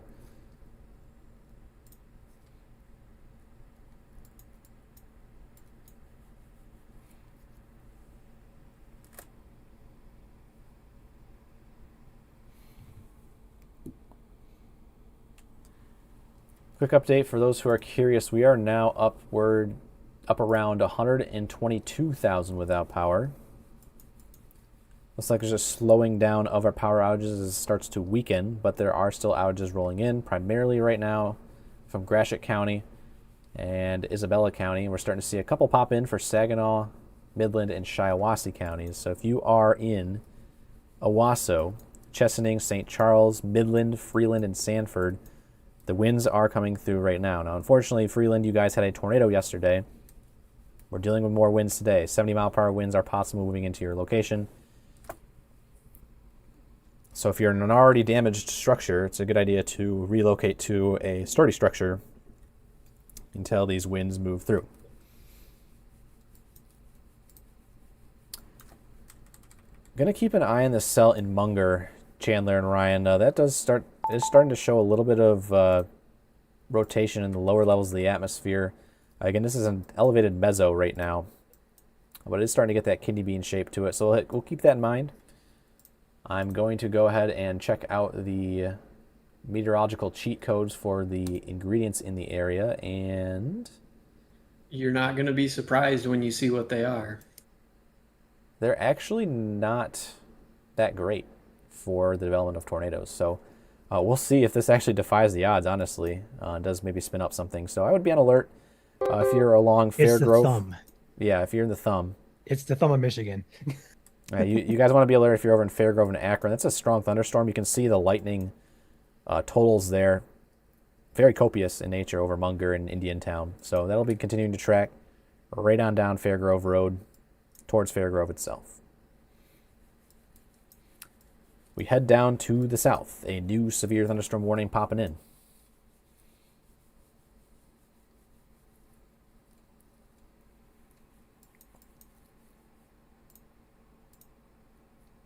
There we go. Joel, Yes, what's up? we may have a wall cloud on the Seawing cam. Is your camera live? It will be shortly. While It you is do now th- live. Okay. I will go ahead and read off the details Long for ways these. away, Ryan. What? I'm going to go ahead and read It's off a the long ways away. I'm going to go ahead and read off the From the details camera. for the severe thunderstorm warning. It's in effect until 9:30 p.m. for all of Livingston County.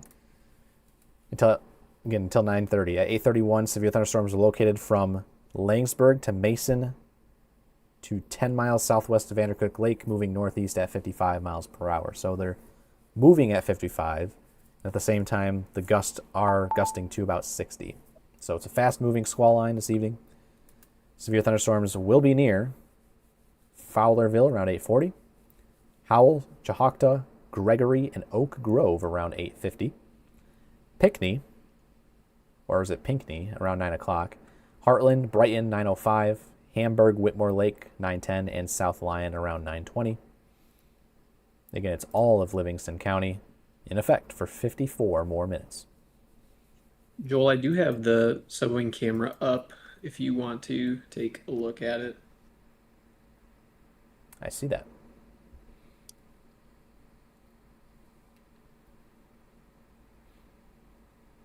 You guys have the exact same cam. I was going to say, be able to zoom in on that, Ryan? That's healthy. I can't tell, but it looks healthy. Yeah. Chandler, if you want to keep that up, I'm going to pull up Bayport at that point. Yeah, Joel, if you want to cut this, I'm gonna actually switch my screen so I can use this other monitor a minute, and then I'll put it on my other one. Sounds good. So that cell that we were just referencing on the live camera there in Seba Wing, courtesy of Hey, Joel. Countryside, I believe it is. Countryside Transportation Services. Yes. That's Check cell out the cam now I have. This is the Frankenmuth cam, courtesy of Jan's Professional Dry Cleaners. This is looking at that cell Wow. from the south. You can see the left edge of that updraft So, there. Oh, yeah, boy. very interesting. Clear to find the left edge. A lot of lightning with it too. And so on velocity radar, we're looking at those reds and greens close together.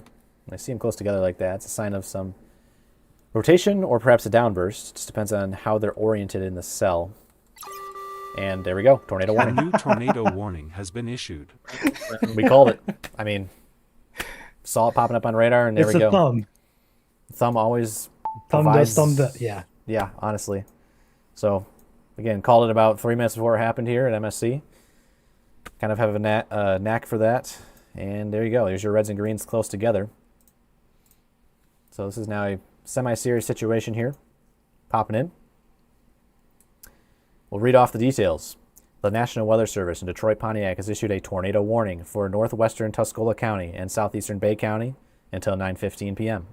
At 8:36 p.m., a severe thunderstorm capable of producing a tornado was located over Munger, or near Reese, moving east at 35 miles per hour. Additionally, on top of the fact that the hazard is a tornado, half dollar-sized hail may be possible with this storm. Source, radar indicated rotation. Impact, flying debris will be dangerous to those caught without shelter. Mobile homes will be damaged or destroyed. Damage to roofs, windows, and vehicles will occur. Tree damage is likely. This dangerous thunderstorm will be near Reese, Fairgrove, and Quinnicossee around 8:40 p.m., Akron around 8:45 p.m., Cairo and Unionville around 8:55 p.m. Other locations impacted by this tornadic thunderstorm include Wisner, Guilford, Colling, and Colwood. For your protection, move to an interior room on the lowest floor of a building, or move to a basement or a storm shelter, and avoid windows. Sturdy shelter is key here, everybody. Again, mobile home, not likely going to cut it if there's a tornado on the ground. So if you're able to relocate, please do so before it arrives. Otherwise, of course, jump into your bathtub and protect yourself, protect your head, cover yourself with pillows, blankets, or other large things that can protect you from falling debris.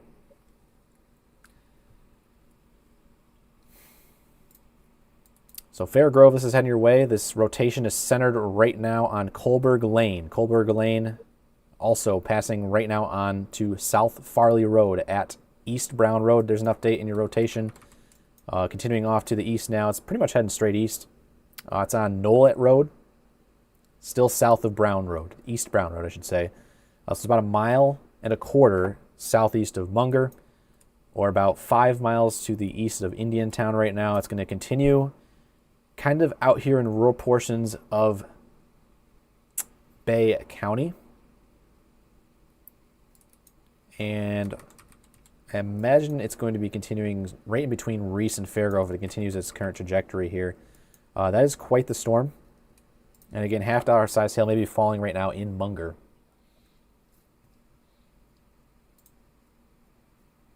The Midland cam right now, guys, has the wind and the rain.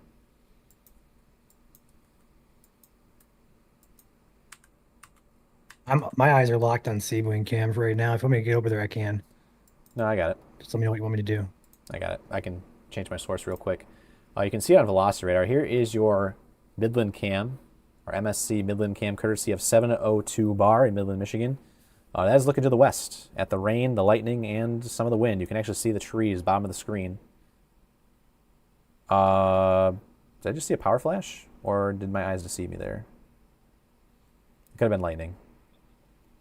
I don't know. I saw a flash. I just don't remember what it was. There's a lot of lightning on these cameras. It kind of throws it off, so yeah. Yeah, some of the lights are starting to come on too. But that would be looking in the vicinity of the ballpark there in Midland. It would be right behind that center telephone pole on the screen. That's where the ballpark's located. So if you guys know where the 702 Bar is in Midland, that is where this weather camera's at. In fact, there is more wind. You can see the sign rocking down there and the trees in the background. It may not look intense from here, but when you're down there at the ground, you can really hear it roaring. So if you're in Midland, you do want to be taking shelter in an interior room. Make sure none of your trees come crashing in through your walls. And the velocity is actually the strongest right over Midland right now, so not be surprised if those are gusting to 60 miles per hour easily. And as a reminder, considerable severe thunderstorm warning remains in effect here for Midland and Saginaw counties for 33 more minutes, so it'll expire about 9:15. Shiawassee County, you're in the thick of it right now. The showers don't look too impressive on radar, but the wind still does. Severe thunderstorm warning remains in effect for 33 more minutes here. Passing through Perry, Owasso, Corunna right now, Durand, and Byron within the next 3 to 6 minutes. Heading a little bit further south down the line. Stronger winds to the south of Weberville right now. And also in Dansville. Heading towards Fowlerville and kind of traveling right along 96 as it heads eventually towards Howell. I'm sure Howell's probably got a good view on that storm as well. I'm going to pull it in behind the scenes just to take a look at it. I know you guys are looking at that Seabewing cam. So I'll go ahead and pull in the Howell behind the scenes. That's a good structure there. I got Howell pulled up. It's pretty decent. Seabewing camera up, Joel, too, on mine for you. Sounds good.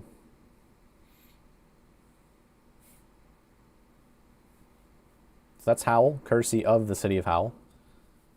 We're sponsoring that weather camera there. Appreciate them very much. And there is our countryside transportation camera in Seabewing. And out in the distance is your tornado-warned storm at the current time. That is now the highest active alert in the state of Michigan. We were telling you guys about 20 minutes ago, highest active alert, tornado warnings always take priority. And we do have that right now. Back down to the south, we got a new severe thunderstorm warning popping in. And it's already actually on the screen. Is that for me? Almost. Yeah, it's for me. Must be. My radio's going off. We got severe thunderstorm warning in effect now by the National Weather Service in Detroit for all of Lenawee and all of Washtenaw County until 10 p.m. At 8:42, severe thunderstorms were located from Leslie to Fayette, moving east at 45 miles per hour. Hazards are 60 mile per hour wind gusts. It is radar indicated. And the storms will be near Morenci, Onstead, Addison, Cement City, and Clayton around 8:50. Adrian as early as 9. And then Chelsea, Manchester, Tecumseh, Dexter, Blissfield, Ann Arbor, Saline, Deerfield, Britain, and Whitmore Lake between that 9 o'clock and 9:20 p.m. time frame. So you still got a ways if you're downstream in Ann Arbor. But that is what we're looking at right now for severe winds in the south side of the state. There's also still that severe thunderstorm warning for a fraction of Hillsdale County. That storm has now actually left the warning box. It is primarily near Pioneer and Elverton, Ohio. Also near West Unity. So that warning will be canceled for Hillsdale County very shortly. We have a ton of tree damage coming in behind the scenes from our chasers. I see Drew is submitting in a lot of tree damage right now in Ionia County. That is where we saw that Boeing segment really peak. In West Michigan at least, and now it's peaked across Midland and Saginaw County, where there are still outages coming in. In fact, a lot of them. Midland, Freeland, Saginaw, Orr, Merrill, Clausdale, Chesaning, all the way down to Henderson and Owasso. Widespread outages still pouring in here as of 8:45 p.m. Also, if you're to the north, Ogemaw, we have the Buttman area north of Gladwin. There's a decent cell here heading into West Branch. Has a good downburst signature there. So if you're into West Branch, I-75 corridor near M30, watch out there for some gusty winds. Power outages also rolling in the north side of Gladwin County, south side of Roscommon County. The good news is further north than that, if you're St. Helen and points north, right now they're just some gusty showers, likely winds at 40 miles per hour or less. Not seeing a whole lot of power outages coming in right now. North of 75 there from St. Helen north.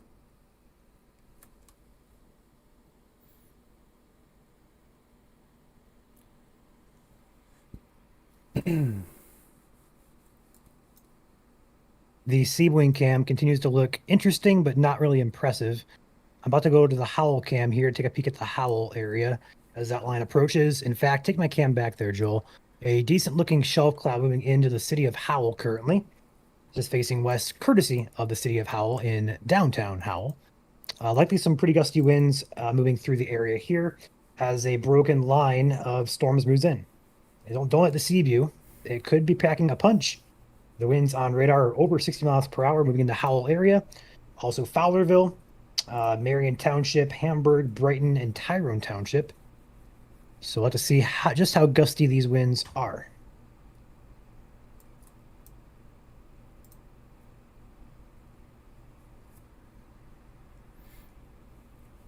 To the north, a little update. Also, I want to. Go ahead. If you take the DTW radar, I don't know if you want to do it or not.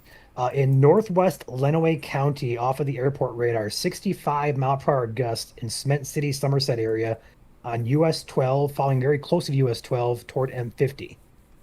So it's pretty gusty winds down in Lenawee, northwest Lenawee County, showing up on radar as well. If you want to queue up your radar, I'll let you show that off here in just a second. I'm going over northern Michigan just a quick sec. If you're up here in Emmett, in Sheboygan, gusts of 40 still possible right now from Mackinac City down to Levering and Indian River and Wolverine. There is also a little area of interest about 4 miles to the northeast of Vanderbilt. Very subtle, but it's kind of where the line notches in on itself along the outflow boundary. So we'll keep an eye on that. There may be some slightly higher gusts passing near and north of Canada Creek Ranch. Again, gusts of 40 possible. Also, we're seeing a little bit of notching going on, which is usually a sign of some stronger winds in this line. If I hover my mouse over these pixels here, about 4 miles to the northwest of Lewiston, 55 mile per hour winds possible at 750 feet off the ground. So some of that may not be mixing all the way to the ground, but still some gusty winds nevertheless. As that line approaches the M32 corridor, and that's literally the cell I'm talking about, is getting a severe thunderstorm warning. This keeps happening, guys. It's literally that cell I was just talking about. So Lewiston and Atlanta is going to get a severe thunderstorm warning here for that exact pocket. For Dagan and Fairgrieve Road, that's where exactly this pocket of 55 mile per hour winds is at, may be spiking to 60. And as a precaution, the National Weather Service has issued a severe thunderstorm warning for southeastern Otsego and all of Montmorency County except for the northwest corner and the southeast corner until 9:30 p.m. At 8:48, a severe thunderstorm was located near Heatherton or Lewiston, moving northeast at 40 miles per hour. Hazard here is going to be 60 mile per hour wind gusts. Radar indicated this storm will be near Lewiston, Atlanta, Heatherton, Briley Township around 8:55 p.m. Loud Township, 9 o'clock, Canada Creek Ranch, 9:05, Hillman, 9:15, Fletcher Pond around 9:20. So we'll go back down south. The tornado warning is still in effect here in the Bunger area. Going back to the rotation that is ongoing, it is actually weakened just a tear. And it is now on Fairgrove Road. And if there was a location where it's on the ground, it would be probably very close to Fairgrove itself. Go ahead, Ryan. Take my camera. We have a ragged wall cloud on the back edge of this. Wall clouds are rain-free bases that slant toward the rain. It looks like one from this angle. So if there's going to be a tornado, it's going to be underneath this rain-free base that looks kind of scuddy here.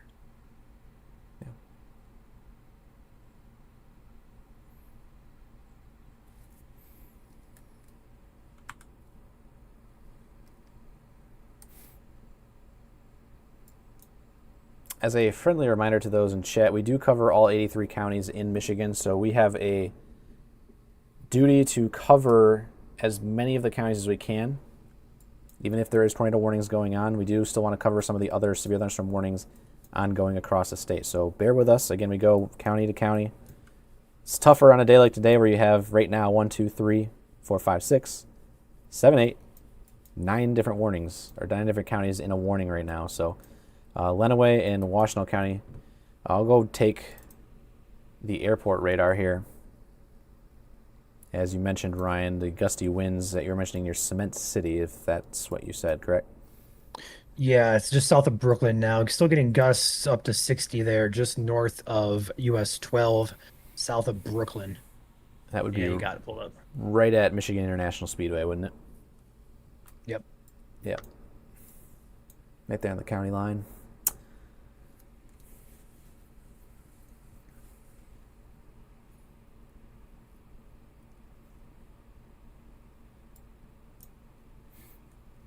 So there's multiple pockets of gusty winds. There's also a pocket of gusty winds near our Hudson camera, right on Rollin Highway.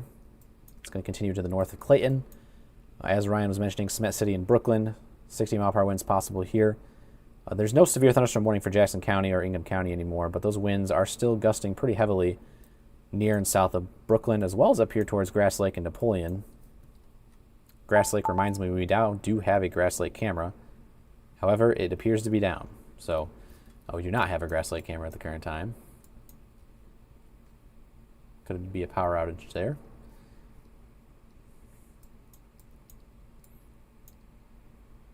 And gusty winds also continuing in through Howell, which we do have the Howell cam. The winds are just starting to approach downtown, but I think they're still just outside. Yep, if you want to pull it up, I have it. Yeah, give me a sec. I'm trying to see exactly where the gustiest of the winds are. They're about 1.5 miles away from the camera right now. Burkhart Road, near I-96, and Millet Road. Also to the north, we have Emmons Road and Warner Road. It's pretty much entering downtown Howell at the current time. There is your turbulence underneath that cloud deck. And there's your wind starting to increase at the exact same time.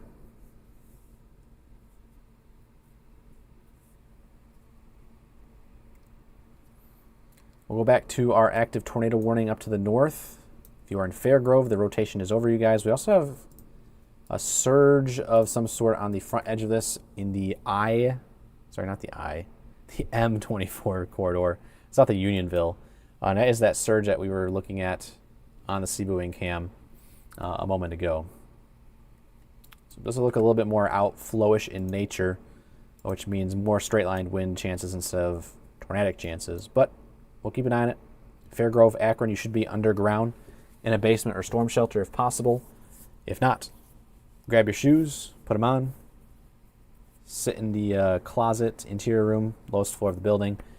Otherwise, a bathtub is your backup option. Cover yourself with pillows and blankets. The red box does denote where the tornado warning is in effect. So if you're joining us right now and you got a tornado warning in Bay County, the good news is Bay County no longer has the tornado warning in effect. It still does include portions of Tuscola County for another 20 minutes. It's not all of Tuscola County. So if you're down here in Vassar and Millington and Mayville and Kingston, you guys are in Tuscola County. But that red box does not include you guys, so you're not in that tornado warning. Gagetown, Cass City, same story over there. However, you do need to be more on alert because the storm motion would pull this cell your direction with time. So within the next half hour, it would be heading your way. We'll see, though, if it makes it there before the squall line catches it. Also up to the north, we have gusty winds now crossing through West Branch. We still have power outages rolling in up here. Near Secord Lake now. And further down south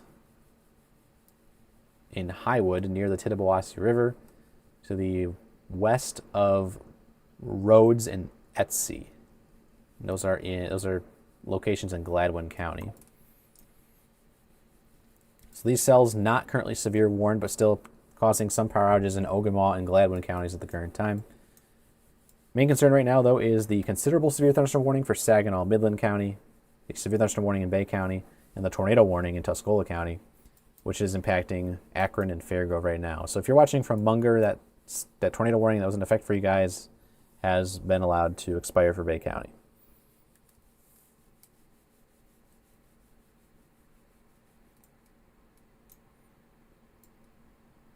If you have any tornado damage or any sort of damage from the winds this evening, again, feel free to send them our way. We'll pass those over to the National Weather Service as deemed fit. Make sure to add a time and a location the damage occurred if you can. And that way it would help reporting this to the National Weather Service office. Joel, my eyes are glued to the left side of the subwing camera right now. Yeah, see that? I do have it up, sharing too.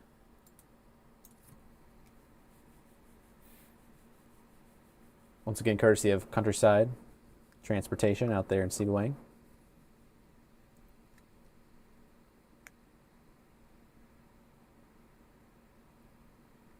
Yes, the tornado warning is no longer in effect for Bay County. It's only in effect for northwestern Tuscola County. So if you're in Fairgrove, Akron, Cairo, and Unionville, that tornado warning encompasses you guys right now. It's about a mile south of Bach. The warning polygon is almost you guys, but not quite. Gagetown, Cass City, you're about 5 to 10 miles away from that tornado warning.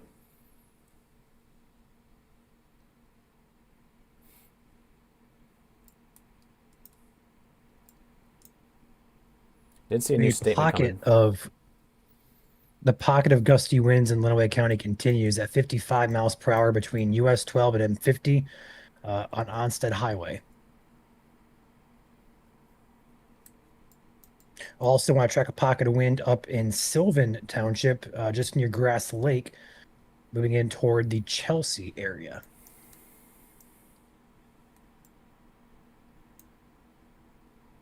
Looking at the DTW radar. I figured. It's a little bit better. Got the Howl Cam pulled up as well. It's starting to get really gusty there. The rain's about to hit. There you go.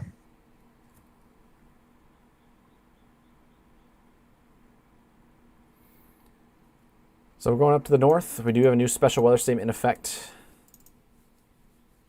Not a severe warning, but a special weather statement. It's starting to weaken with time.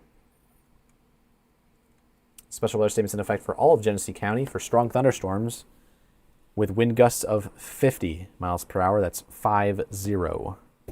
Moving off to the east at about 50 miles per hour.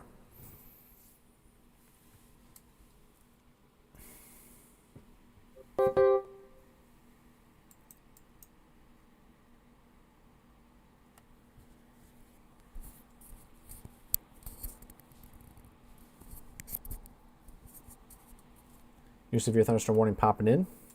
There it is. The National Weather Service in Detroit has issued a severe thunderstorm warning for all of Tuscola County until 10 p.m. At 8:57, severe thunderstorms are located from Call-In to Bridgeport to Montrose, moving east at 60 miles per hour. Hazards here are going to be 60 mile per hour wind gusts. So moving at 60 and gusting to 60. Best way to remember it. Severe thunderstorms for Tuscola County, besides the ongoing tornado warning, include Reese and Quanticassi around 9:05, Vassar, Millington, Akron, Fairgrove 9:10, Cairo, Unionville 9:15, Mayville 9:20, Gagetown 9:25, and Cass City and Kingston around 9:30.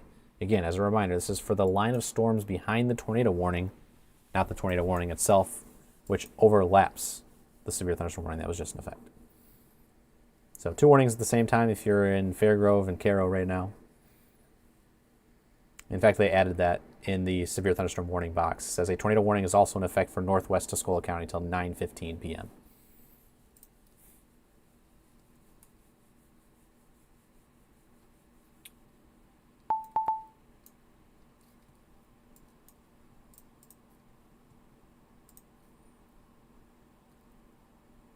Update on the outages, we're at 138,500 now in the state of Michigan. A lot of these outages starting to pop in the Tri-Cities region, so we're starting to see a spike because of a larger population area being impacted by these gusty winds. Zooming back into our tornado warning. Guys, this is looking pretty disorganized in my opinion. A lot of the reds and greens, there's a lot of reds and greens ongoing there, don't get me wrong, but there's not one defined location. It's just kind of all throughout the cell. So it's a little disorganized. Still, you do want to be taking it seriously. They actually just updated the tornado warning. A new tornado warning. And they are actually issuing a tornado warning up to the north. So while that tornado warning decreases in strength, a new tornado warning up into northern Michigan. Curious to see where they put this. It's at Alcona and Oscoda. I believe it's going to be this little bit of rotation. Just west of Atlanta, Joel, I believe it's going to be. Yeah, I've got it up, Joel, if you want to see it. West of Atlanta. I believe so. I thought it said Oscoda, Alcona County. Yeah, you're right. It's further south. It's going to be just north of Rose City, south of Mayo. Yeah, it's in between Rose City and Mayo. My bad. It's going to be, I think it's Mayo. Yeah. Mayo, yeah, it's right. Sorry, I was following Ryan's lead. He led me astray. What you're zoomed in on is what the tornado warning is. Yeah, that's that little pocket right there. Out of an abundance of caution, yeah, there you go. It shows up better on your base velocity. That tiny little couplet, those little reds and greens spinning close together. In fact, there's another little couplet just to the south. So one about 3 miles north of Rose City and one about 6 miles to 8 miles north of Rose City. They're issuing the tornado warning for the one about 8 miles north of Rose City. And this is what the details read. The National Weather Service in Gaylord has issued a tornado warning for southwestern Alcona County and southeastern Oscoda County, northern Michigan, until 9:30 p.m. At 9 p.m., severe thunderstorm capable of producing a tornado was located over Mack Lake, or 8 miles southeast of Mayo. Movement on this one is going to be off to the northeast at 45 miles per hour. Hazard, tornado.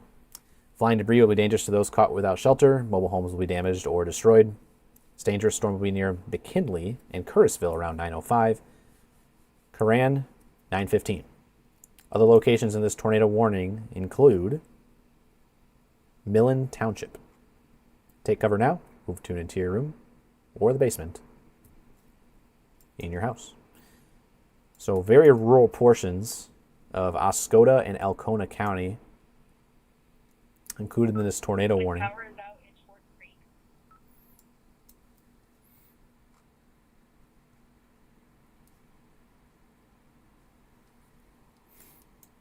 Again, if you guys are just tuning in, it's this red and green we see on radar coming very close together here at Brainerd Springs Road, I believe is how it's pronounced, at Eggleston Road. Next scan will probably put it up somewhere in the vicinity of Coal Grove and County Highway 604 and Coal Grove at Keeley. That's going to be the next scan here, I would imagine, very, very shortly. We're also watching some rotation down here on Deckerville Road. That's Deckerville near an unnamed road. Some of these roads are back country roads, and so that's just the reality we have. We don't have road names here, so very rural portions of Oscoda and Alcona counties. Not often, actually. We do see many tornado warnings in this side of the state in northeast Michigan, but every once in a while, when the ingredients are right like this, we do get tornado warnings in northeast lower Michigan. So if you're in southeastern Oscoda and western Alcona County, that red box there is your new tornado warning. We also have a severe thunderstorm warning still to the north for downtown Atlanta. It's already impacting Lewiston at the current time. It was for this area here, about 5 miles north of Lovells, that was showing these little reds changing to yellows. Has since tried to gust out and become a little bit weaker, but it's still packing quite the punch as it rolls into Atlanta here in the next 2 minutes. Joel, we're starting to see the camera shake quite a bit, and Subwing, the trees are moving quite a bit there as this kind of lone cell out in front that is currently tornado warned starts to impact that area. Yeah.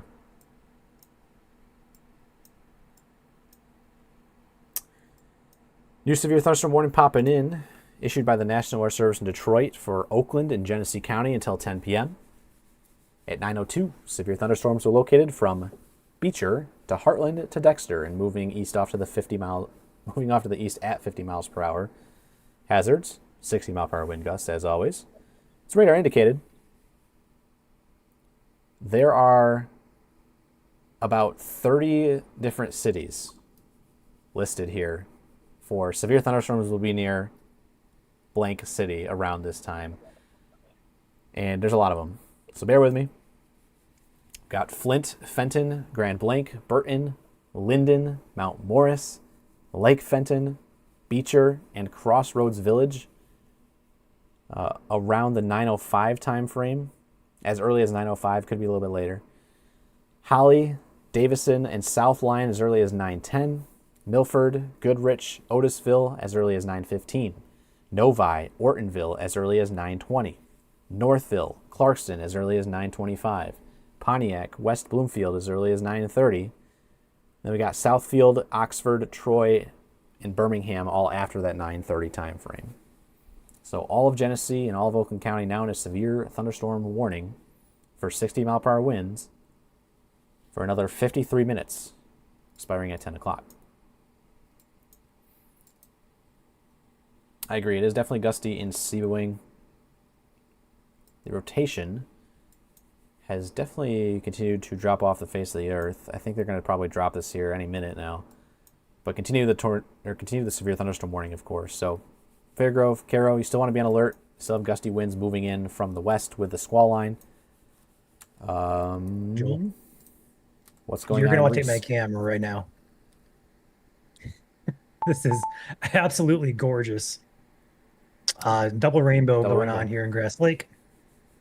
Beautiful sunset going on. Sorry, just wanted to bring that up. Courtesy of Great Lakes Generators there you go. in Grass Lake. One of our newest cameras here. This is facing east out of Grass Lake for reference. Watching Reese, guys, kind of similar to what we saw up in the Oscoda County region. There's a tiny little couplet on the front edge of this storm. It's kind of hooking out, and it's gone. Still want to keep an eye on it. It can re-intensify, but it looks primarily gusty at the current time. We'll go back up north. Priority number 1 here, tornado warning in effect. And the rotation, there's the update. Debris tracker shows not a whole lot going on. I'm curious to see if there was something previously here. There may have been. It does line up. There's some very subtle changing of color here on the vicinity of Mac Lake Trail and County Highway 604 on the debris tracker, which is the right side of the screen, where those purples change over to the oranges and yellows. Very, very subtle. Something to keep in mind. If you're in Mac Lake Trail region, let us know what you guys are seeing out there in terms of damage when it's safe to do so. But right now, you should be taking shelter if you're in that red tornado warning box. Glenny, you guys aren't technically in this tornado warning, but if you're hearing sirens, I would not be surprised. That tornado warning box is about 3/4 of a mile to the north of Glenny. And also, if you're traveling M65, south of the junction with M72, and north of where M65 curves around to the north, south of Glenny, you need to be on alert for potential spin-up tornadoes in this vicinity. Also, anywhere up and down this line in northeast lower Michigan, gusts of 40 to 60 miles per hour are obviously ongoing. So again, heading eventually towards Alpena and Harrisville, some of the major cities on the east coast there, which borders Lake Huron. Tornado warning, as we kind of hinted at here, being dropped now for Tuscola County. Severe thunderstorm warning does continue. Also, considerable severe thunderstorm warning does continue for Midland and Saginaw counties. That will likely be dropped here very, very soon, as this severe thunderstorm is now in Frankenmuth and Reese. So this line is primarily along and now east of I-75, north of Flint.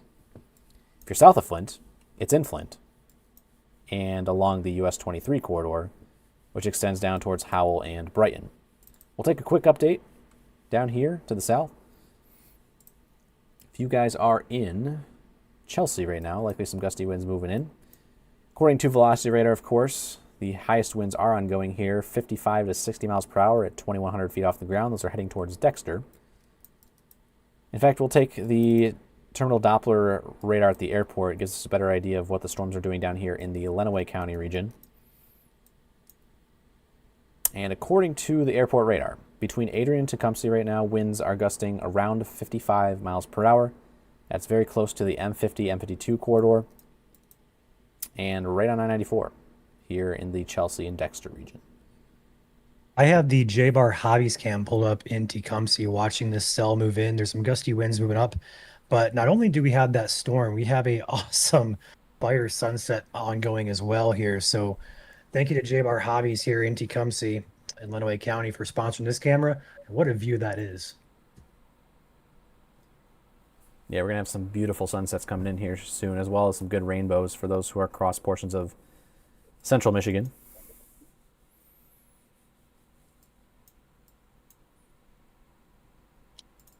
It's also popping up on the Howell cam, Ryan, and the Midland cam. Yep. Yeah, a lot of these cameras have the glow. Hey, check this one out. This is wow. a good one. Oh, wow. This is the Tony Serra Highland Nissan cam. You have like a leading edge, I think that's an outflow signature there, and behind it's like just a red glow. That is insanity. Very picturesque there. So sunset alert in the east part of the state. That's insane. Yeah.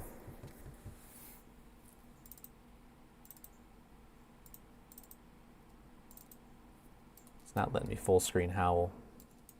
Oh, now it's duplicating Howl. Howl's taking over my computer, Ryan. I tried double clicking it to full screen and now it's just pasting Howl everywhere. I don't know what's happening. It's glitching out.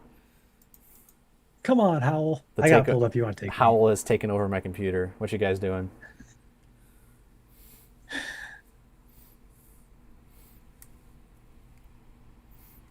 So there is the sun beaming through the backside of that storm there in Howl. Going back to radar, of course, the most important thing here in the stream. For some reason, there's a 1-inch hail marker in Lake Fenton. Again, let us know if you guys are seeing hail in Lake Fenton. I don't think that's true. It's generated by our GR2 software, which is our radar that we're using. That's more of just a downpour with some gusty winds right now as these are rolling in through Grand Blanc. And in fact, there's a couple pixels here of 60 miles per hour rolling in through Fenton, Halley, and Grand Blanc at the current time. This is Genesee and northwestern Oakland County. To the north, Flint, Mount Morris, up towards Millington. I know there's a decent amount of power outage actually still coming in, despite the fact this does not look that impressive on radar. So again, radar can be deceiving at times, and sometimes the wind actually precedes the rain, as we saw earlier today with the outflow boundary in West Michigan, and that's happening again here on the east side of the state, as it is now traveling towards M15 in Otisville. Caro, hopefully you guys are hanging out in that severe thunderstorm warning. That rotating storm is still to your north, not tornadic in nature anymore, but we still are going to keep monitoring it, especially as it gets ingested into the line. Some funky things can happen when these storms get ingested. And downstream, if you're in Huron County, the National Weather Service Detroit has issued a severe thunderstorm warning for Huron County until 10:15 p.m. At 9:11, severe thunderstorm was located near Gagetown, or 8 miles southeast of Sebewing, WING, moving northeast at 55 miles per hour. Hazards here going to be 60 mile per hour winds and nickel-sized hail, which is 0.88 inches in diameter. This severe thunderstorm will be near Elkton and Owendale around 9:15. Pigeon as early as 9:20. Bad Axe as early as 9:25. Kindy, 9:30. Not sure how to pronounce that one. We got Port Austin and Port Hope around or after the 9:40 time frame. So that's Huron County now in a severe thunderstorm warning. It's all of Huron County. So no matter what, be prepared, be ready to take shelter when those gusts do ramp up. Marine gust at Killarney Beach, 39 miles per hour. Also, damage coming in. Large tree reported down in Freeland, along with wind reports, power outage reports in Freeland. Again, Freeland been hit back-to-back days here. They had an EF1 tornado yesterday in downtown Freeland. For those who actually missed our stream yesterday, we were tracking those tornado-warned storms live across the state. And Freeland did get an EF1 yesterday, 90 miles per hour. Also, several large trees down in Midland. So this area of the state hit on back-to-back days. And an area that is usually quiet in terms of severe weather. Midland and Freeland have been hit on back-to-back days. So that's what's going on in central Michigan right now. We'll go back up north to our ongoing tornado warning. And that center of rotation is now crossing into Alcona County. Very rural portions of Alcona County. There's very few roads out in this area. But we do have the Aspen Alley and All Sable Road region. There's also a lake here about 3 or 4 miles to the west of Glen Nee. And the roads here are not named. So if you live out here in the vicinity of All Sable Road, that rotation right now is centered on All Sable River Road, the intersection of All Sable River and Brody. It'll continue into very rural regions of western Alcona County, eventually approaching the M65 corridor.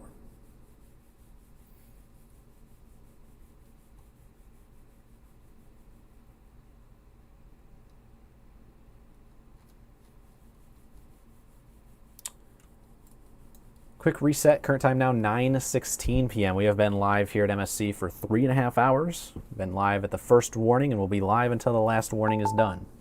That is our policy here at MSC. Anytime a warning goes live, we will be live tracking it from beginning to end. And we have not missed a single warning in the state of Michigan since 2023. Yes, you did hear that correctly. We've covered the last 900 or so severe warnings and tornado warnings in the state live from beginning to end, dating back 3 whole years. So again, we're very committed to what we do here at Michigan Storm Chasers. We care about you very, very much. So if you're new here today, feel free to drop a follow on our page. Appreciate you guys very much, and we want to see you back here getting the severe weather coverage you guys rightfully deserve here across the state of Michigan for all 83 counties. A trim of the severe thunderstorm warning recently for Montmorency County. Otsego County, you guys are now in the clear from that severe thunderstorm warning. Just rain ongoing back towards Gaylord and Otsego Lake, which is the I-75 region, down towards Frederick and Grayling. Picking up the pieces, of course, from the wind damage and the power outages, but the threat is now over if you are west of I-75 here in northern Michigan. We can actually almost clear, and in fact, I'll say this right now, we could pretty much clear I-75. If you're north of Flint and west of I-75, you guys are now in the clear. The US 23 corridor from Flint south and west of US 23 is going to be the all clear line for the squall line to the south. So still, you got Lenawee and Washtenaw and portions of Livingston County that are being affected. That's the US 23 corridor. But if you're back in Jackson, if you're back in Hillsdale and Ingham counties, you guys are in the clear back there. So we're starting to get to the all clear. And soon enough, this line of storms will be out of the state. Go ahead, Ryan. The line is approaching the Burton area. I had the Burton cam up. Is pretty gusty. It was gustier a little bit ago. It's died down just a bit, but definitely gusty out ahead. I don't see it on radar, but it definitely is windy. This is going to be courtesy of Guardian Technologies in Burton. Also our Skycam sponsor across the state. Fun to install all of them. That is Guardian. I see a couple of you guys in chat here trying to send in reports from the Mac River area or Mac Lake area in Oscoda and Alcona counties, and you're asking how to do that. Send those into our messenger right now if you guys have things that are concerning this tornado warning especially, or any damage reports. Again, we are on Messenger, Michigan Storm Chasers. We're on Facebook. Tag us with a time and a location that the damage occurred, of course. Be specific as possible, because that does help out the National Weather Service when they do send in and verify these reports later on. So feel free to send them in, Messenger. Also, we do have Discord. I'll keep mentioning it. Discord.gg/Michigan Storm Chasers is the link to our page. And so you can submit those damage reports in our server. The channel on our server is called Damage and Survey. And so again, same rules apply there. Make sure to submit your damage reports to us on Messenger or Discord with a time and a location.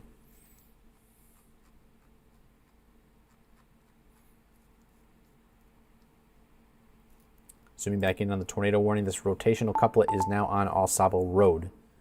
It's All Sable at North Skeel Road. Getting uncomfortably close to Glenny, but still to the north of Glenny.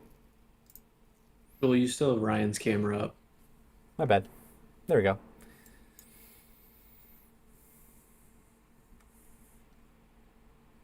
Sometimes I forget. Right there with you. There's a lot going on, especially on a day like today where it's a entire peninsula-wide event. And we do get these all the time here in Michigan. And we're still watching more storms later on tonight. So stick with us. Don't go anywhere. We'll have updates on our page for overnight storms tonight. And, of course, tomorrow, which could be the biggest day of them all here across the state of Michigan with an all-hazards late-night risk. Kind of around the same time frame, actually, tomorrow night. So 24 hours from now, we'll be back here live covering widespread severe weather across the state of Michigan. If, of course, it does come to fruition. Hey, Joel, check out Graham Link. It looks like we have a gusty downburst pocket of wind there. Looking like it's going to be crossing Baldwin Road up toward McCandlish Road, Holly Road area. A very good signature there for a downburst that's going to start occurring very shortly, or is already occurring there. And likely why you're seeing some gusty winds along that leading edge. I'm guessing on Storm Relative it looks better. It shows up better on Storm Relative.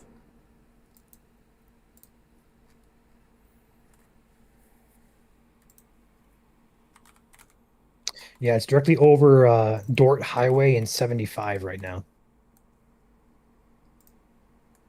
Unfortunately, our Grand Blanc cams are down right now, so we can't pull those up. But it's gonna be in the area of Grand Blanc.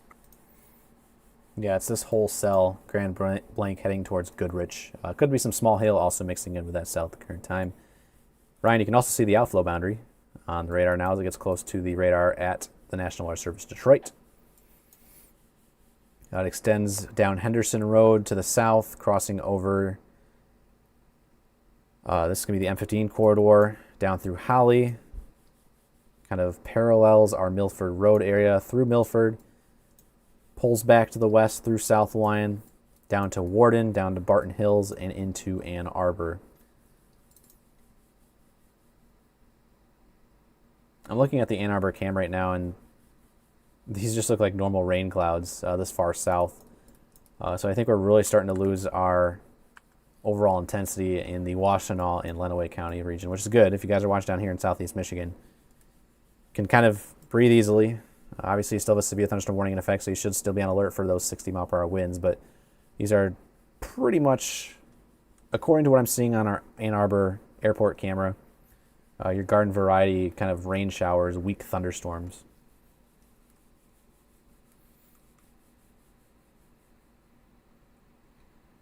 Yes, we have a lot of new faces in here tonight, so welcome to you guys here that have found our channel for the first time today. Appreciate you guys. And of course, we have some new faces of our own down there in the bottom right side of the screen. We have recently added ASL interpreting, and that right now on the bottom of the screen is Dawn. And we also have Caitlin, and you've noticed that they've been switching out every 15 or so minutes. So they'll be with us for most of the streams going forward. Obviously, availability is sometimes limited, but as many streams as we can, they'll be here for, especially during our severe weather events.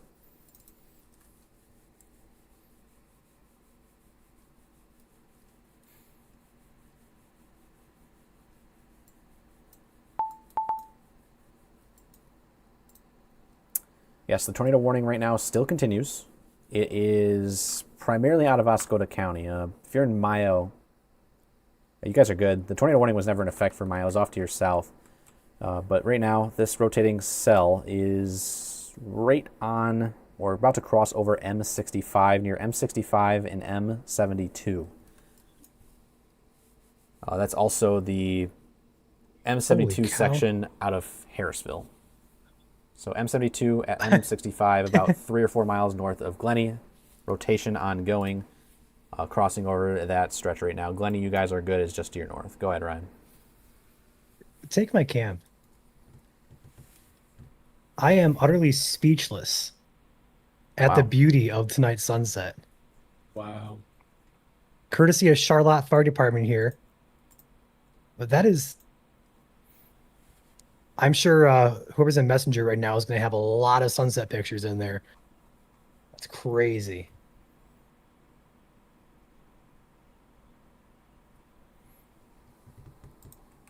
I have a behind-the-scenes report from one of our sources who has a weather station in Jackson County. 62 measured earlier on that particular station. Which station was it? It's a personal weather station with somebody I talked to behind the scenes. 62 on that in Jackson County. Jackson, gotcha. Okay. Joel, if you take the Deerfield camera, otherwise I can throw it up here on my screen real quick. There's a nice continuation of the shelf cloud moving across the state here. Oh, wow. I like the striation going across it. I'm a big striation fan. That's little courtesy, scuddy fingerlings underneath. That's courtesy of Tim Reinhart and the Deerfield Township Fire and EMS, I believe, in Lapeer County. What county, Ryan, is that? Is it Lapeer County?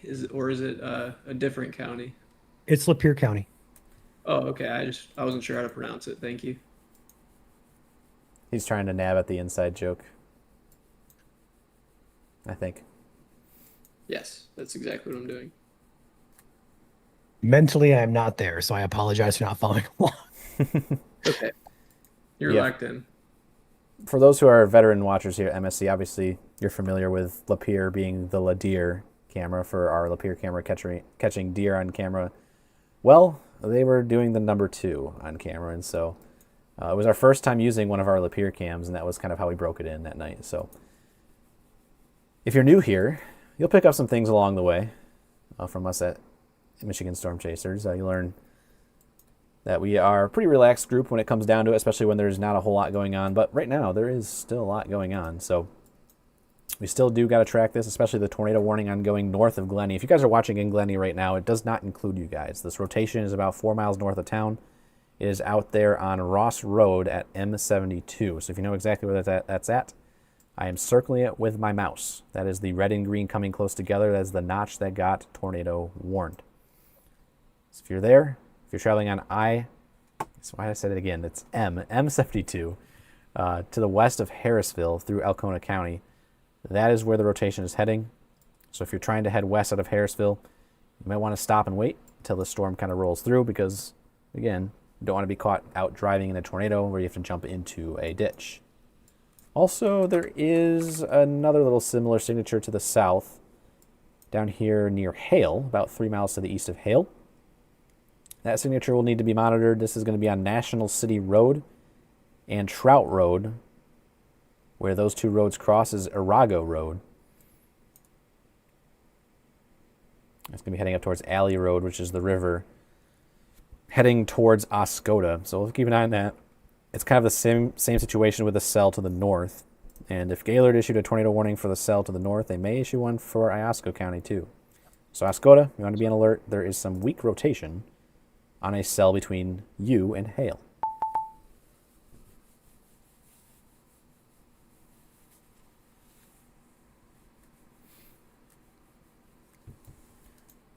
Severe thunderstorm warning continues up here for 1 more minute for Montmorency County. Also, if you're in Presque Isle, Alpena, Alcona, Iosco, and eastern Aranac County, a special weather statement has been issued for 50 mile per hour wind gusts. Not quite severe, but still strong. Speaking of special weather statements, we have a new one coming in down to the south. And it is Lapeer County. I don't know, Joel, if you want to go over this on the Lapeer County camera. I still have it up, but there is some turning of the actual clouds itself over here in the right-hand corner of it. So this isn't necessarily right tornadic rotation or anything like that, but because the atmosphere is fluid and the storms are continuously moving and other forces are pushing them, you know, you see these clouds move a little bit. It doesn't always mean that it's tornadic rotation. You can see kind of that pattern going in to out here, like the pattern of the mouse. It's just from the general movement of the storms forward and the forces that are underneath it and over top of it coming and pushing it as it goes across the state.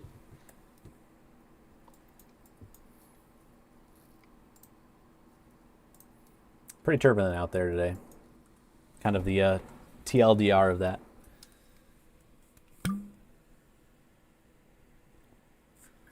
Quick update on the power outages. As this line continues to weaken, by the way, our power outages are starting to dwindle. We are now up to 140,000. That's up 2,000 more since I last updated, which was about 20 minutes ago. So they're still kind of creeping in, but we are slowing down. Let's hope they continue to slow down because, again, we got to be prepared for either later tonight or, of course, tomorrow night, as we do expect another squall line to pass through the state, perhaps stronger than what we saw this evening.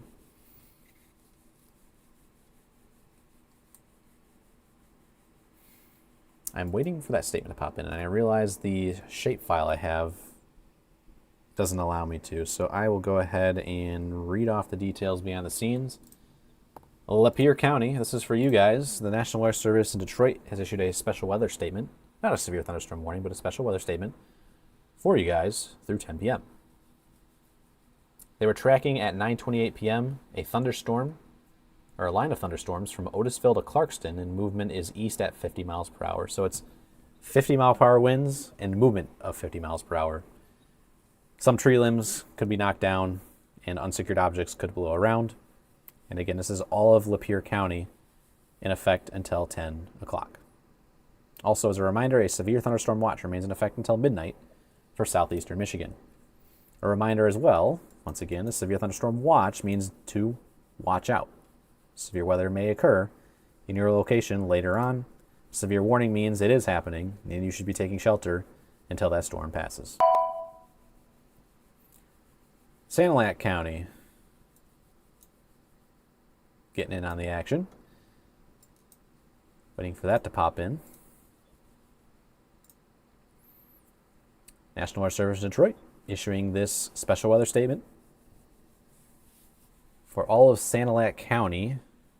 At 9:31, Doppler radar was tracking strong thunderstorms from Owendale to Cass City to Otter Lake, moving east at 60 miles per hour, and wind gusts here are going to be up to 50 miles per hour.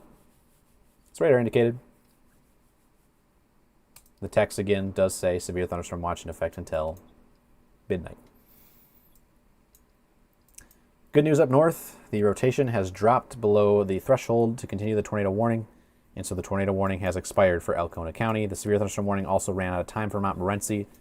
So if you are north of the Saginaw Bay, this line of storms is still producing perhaps upwards of 50-mile-per-hour winds, but nothing severe at the current time. So prepare yourself if you're in Tawas City, Mikado, Harrisville, Lost Lake Woods, Osneek, Alpena, and Presque Isle up towards Hawks and Rogers City for these 50-mile-per-hour gusts. If you're to the west of any of those counties I just mentioned, that would be Sheboygan, Montmorency, Oscoda, Ogemaw, and western Aranet County. You guys are in the clear. And of course, extending outward even further to the west, it would be any of these counties across northwest lower. Severe thunderstorm warning also has been canceled for Washtenaw and Lenawee County. Livingston County also been trimmed. Most of Genesee County also been trimmed. I would imagine Oakland County is going to be canceled here very soon. We're getting down to the point now where there's basically no shower action ongoing here in northwest Metro Detroit.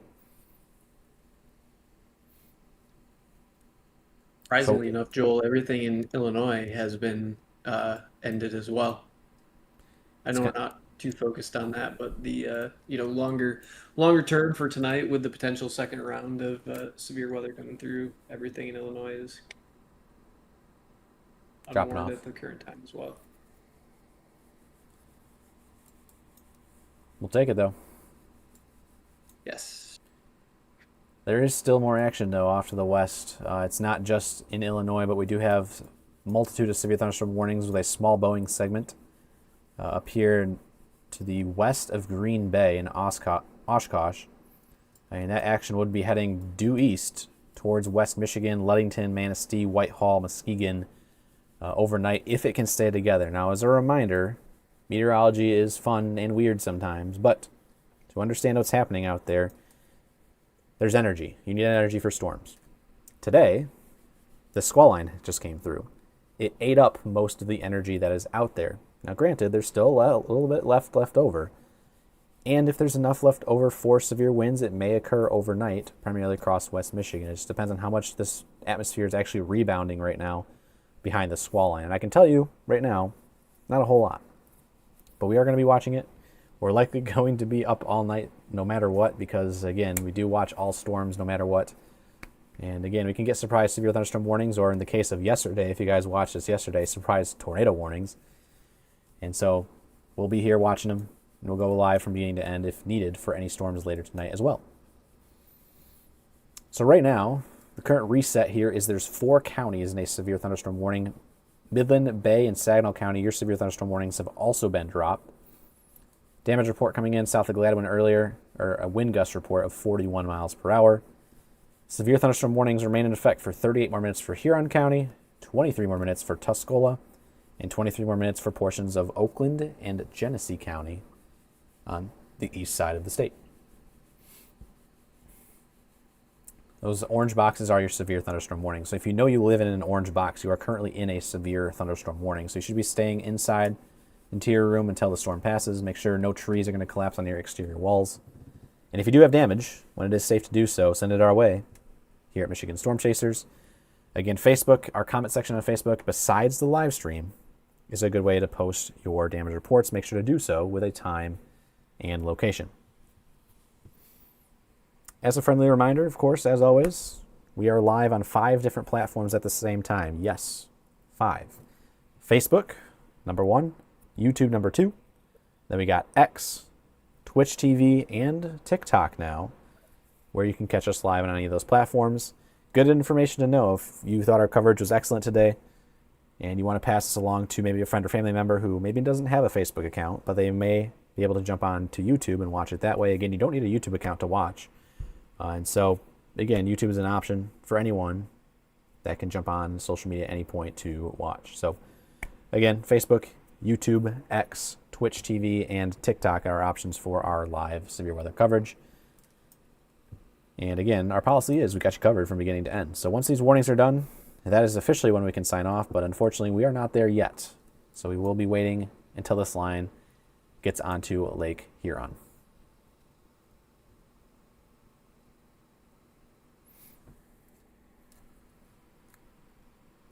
I'm going to have to charge my headphones, Chandler, so give me 1 second. You're good.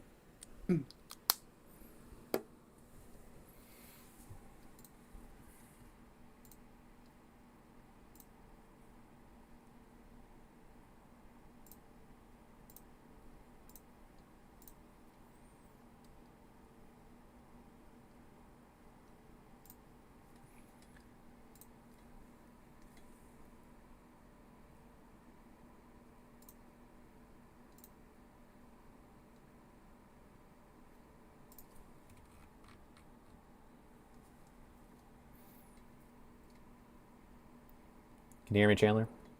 Yes, sir. All right. It was just quiet for a second, I know. I was trying to think of something to say, and I just couldn't. Yeah. If you guys do hear feedback, that is because it is now playing through my speakers on my PC. So I do apologize, but I do got to charge my headphones so I can use them again.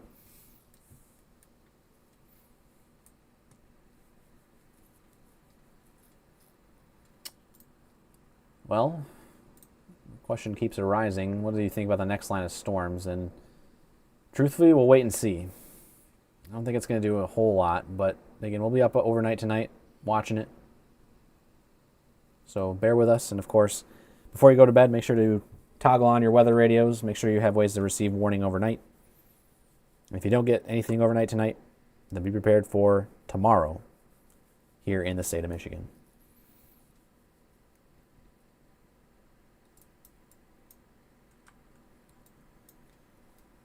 Flint, you guys are in the clear. Model run suite is it's quite something. Still pretty intense for tomorrow. Gotcha. So nothing's really changed then.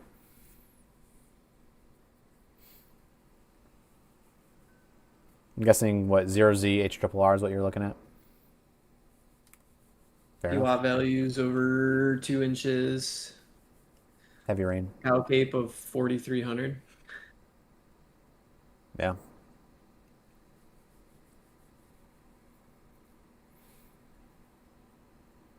CP of an 11.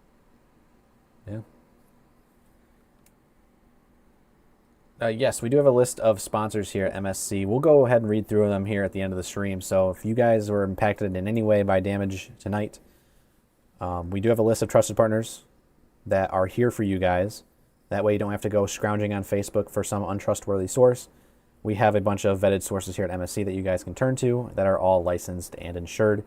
If you need that service right now, do not delay. Send us a message in Messenger. Chandler here will be your contact guy to get in touch with one of those trusted partners closest to you. So again, if you've been impacted by any damage tonight, restoration, if you need restoration work or exterior home construction work, any sort of service, we got you guys covered. We have a list of about 20 different trusted partners in the state to turn to that are licensed and insured. So we'll go over those trusted partners in full here at the end of the stream as a way of shouting them out for helping provide service here at MSC. Personally vetted through me, made sure all the licensing and insuring is all good. So yes. I'm interested to see if they're going to continue these severe thunderstorm warnings a little bit further to the east. Considering they added a special weather statement for Lapeer and Sanilac, I would imagine not really. And those storms in Oakland County are pretty much fizzling out to nothing. So I think that last severe thunderstorm warning that was issued for, I believe, Oakland County, I don't remember what the last one was, if it was Huron or Oakland first, one of those warnings will be the last one to go. And I imagine it's probably going to be Huron County.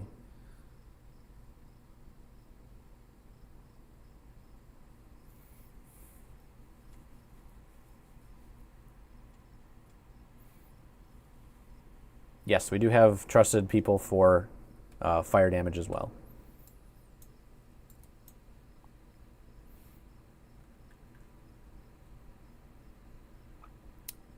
Yes.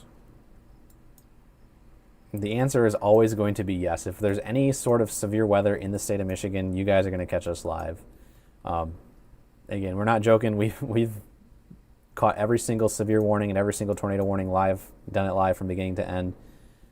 Throughout the state of Michigan, all 83 counties dating back through late 2023. I went and actually checked the last time we actually missed a warning because we weren't, if you guys recall, we weren't doing this full time. Even in 2024, we weren't even technically full time. We were doing this kind of volunteer in 2024, and we still did every single warning as volunteers during that entire year. And 2023 was where we started doing these streams in general, and so there was a severe event, I think, in October of 2023, I think, that we just didn't cover. So that was the last time we never covered a warning in the state of Michigan. So over 3 years ago.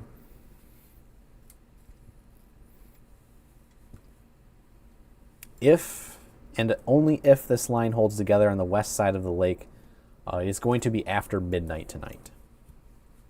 Again, it's a huge if.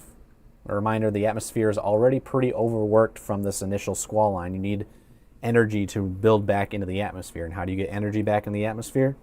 You need the sun to be out. And right now, the sun's not really out. It's 9:43 at night. There's very limited instability still left.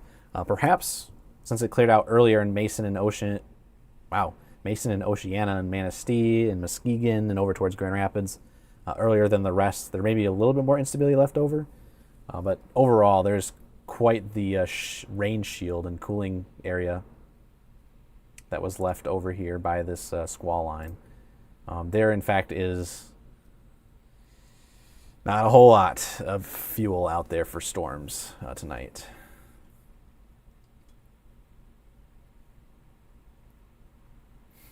I'll take a look at our mixed layer cape. If I can find it here.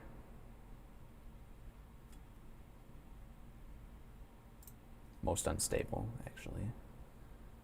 Oh, there's mixed layer. Yeah, it's still pretty low.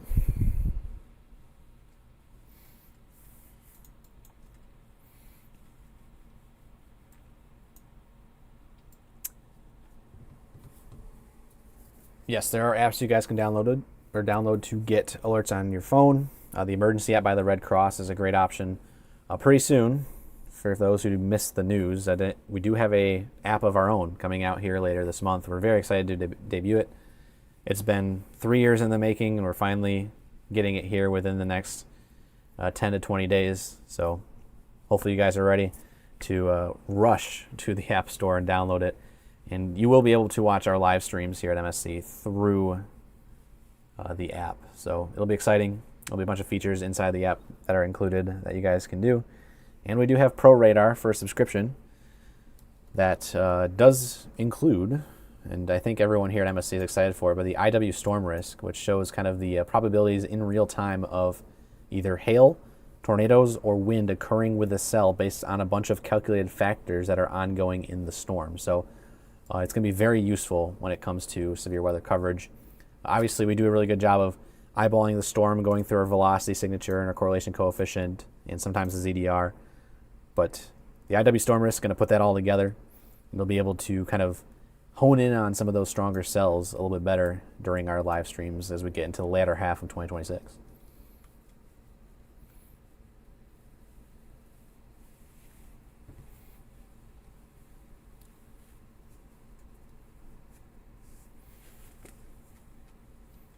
We have had a lot of fun announcements here in May and June for you guys. Obviously, we brought in Caitlin and Dawn here for sign language, and we're happy to have them on board. We also have, of course, the app coming. We have a 24/7 weather network coming soon, for those who missed the announcement on that as well. And we do have 105 different weather cameras all around the state. As you guys recall, for those who've been around for a while, we had most of those live on our YouTube channel until YouTube implemented a policy where you can only have 10 live streams going at the same time. And so when we have 70 or 80 of those cameras supposed to be live 24/7, it basically cut them all off. So right now we are working on getting a 24/7 camera network and a 24/7 weather network that'll kind of incorporate both of those here at MSC. And we're excited to debut those pretty much sometime within the next month.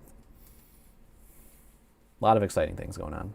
In terms of excitement out there right now across the state, severe thunderstorm warnings do continue. Huron, Tuscola, and Oakland counties. Genesee County, you guys are going to be in the clear. There's still a sliver of Genesee County that's in a severe thunderstorm warning, but this storm has now left Genesee County. So if you're in Otisville, Davison, Goodrich, Burton, and Grand Blanc, you can come out of your shelter. Pat yourself on the back for making it through this one. And no matter where you're at, if you're west of this line of storms, pat yourself on the back. You made it another day. We got through this line of storms together, and we're so happy that you guys did and trusted us with life-saving information. Let's go ahead and check in on the UP. There was only one special weather statement up here, actually two special weather statements. And after that, most of the storms actually ended up being not really much of a show at all and moved on to Lake Superior. So honestly, kind of par for the course so far this year. We've had multiple severe risks in the Upper Peninsula that really haven't come to fruition yet. And again, chalk this off as another day in the Upper Peninsula where you guys kind of skipped out. And I know a lot of you guys in the Upper Peninsula can kind of say, well, we're glad to have skipped out yet again.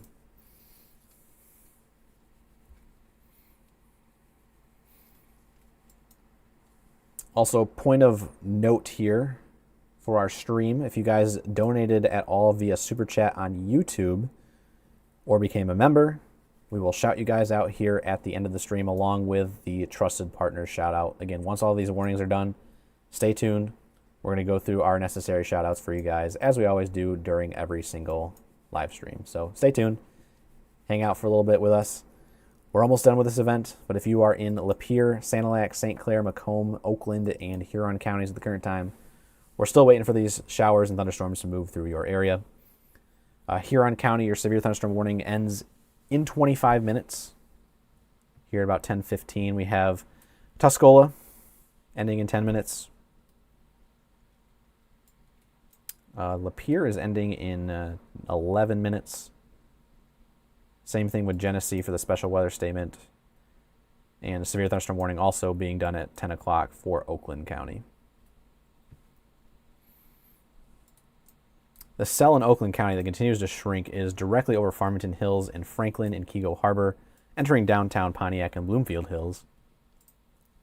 The main hazard, though, right now, even though it does say severe thunderstorm warning for 60-mile-per-hour winds, is going to be your frequent lightning. So if you can hear thunder, you are close enough to be struck. Don't tempt fate. Stay inside until that storm passes through. And of course, you have outdoor activities tonight. The golden rule of thumb is wait 30 minutes until you last hear thunder or see lightning before resuming. Now, of course, at night, light obviously travels a lot further in the dark because, again, the sun's not out. So it's a lot easier to see other light sources further away. Just be mindful of how close the storm is to you and do with that information as you please.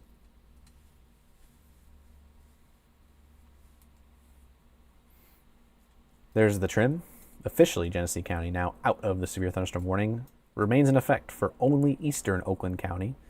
If you're in Ortonville, Milford, Clarkston, Wixom, over towards New Hudson and South Lyon, that severe thunderstorm warning is no longer in effect. You are to the west of that orange polygon.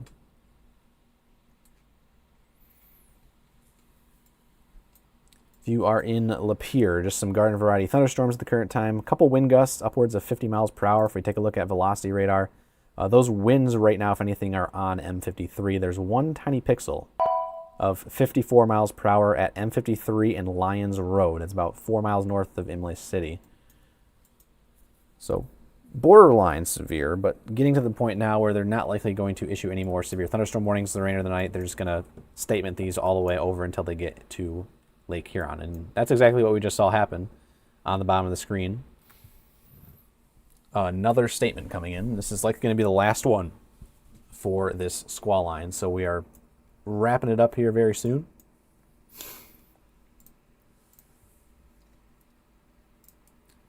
Special weather statement now in effect. Issued by the National Weather Service in in Detroit. Grand Rapids did not move to the east side of the state, but we do got Doppler radar tracking thunderstorms at 9:51 along the line extending from Brown City to Imlay City to Pontiac to Livonia. Movement was east at 45 miles per hour. Wind gusts of up to 50 are possible. It is radar indicated. A couple tree limbs could be knocked over and unsecured objects could be blown around. Timing on the special weather statement. Once again, there's a lot of cities to go through here for timing. We got Romeo, K-Pac, Sterling Heights around 9:55 p.m. Warren, Yale, and Armada.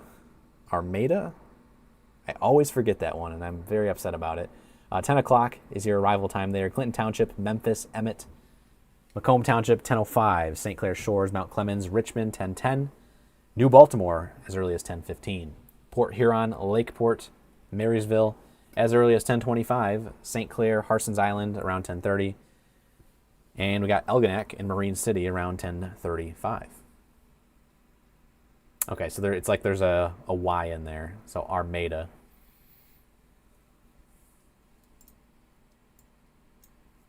Thank you all. You guys are always clutch with the pronunciation in real time. This is why we appreciate you guys as well.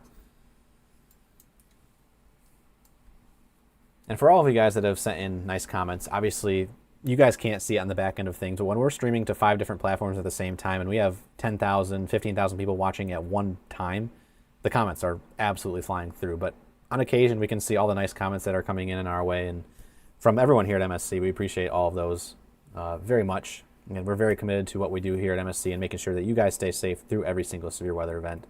And that's not stopping anytime soon. So feel free to join back with us here either later tonight or, of course, tomorrow when severe weather is likely once again. So hit that follow button on the way out if you are new here and be an honorary member of the team. As a reminder, there's a lot of power outages out there tonight.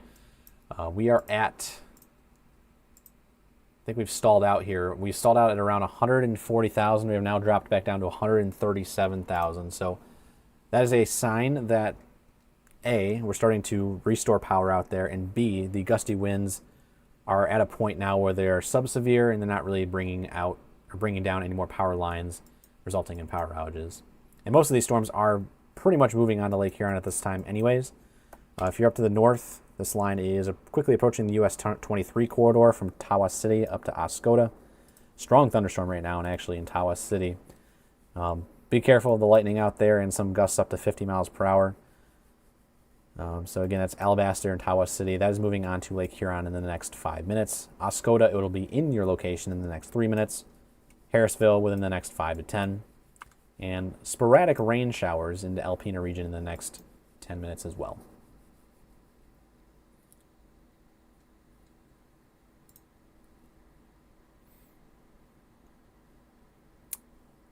And already we're starting to see a little bit of a weakening trend on that Boeing segment over in Green Bay. So we're going to keep our fingers crossed and hoping that this ends up being a nothing burger overnight, I guess is the word for it.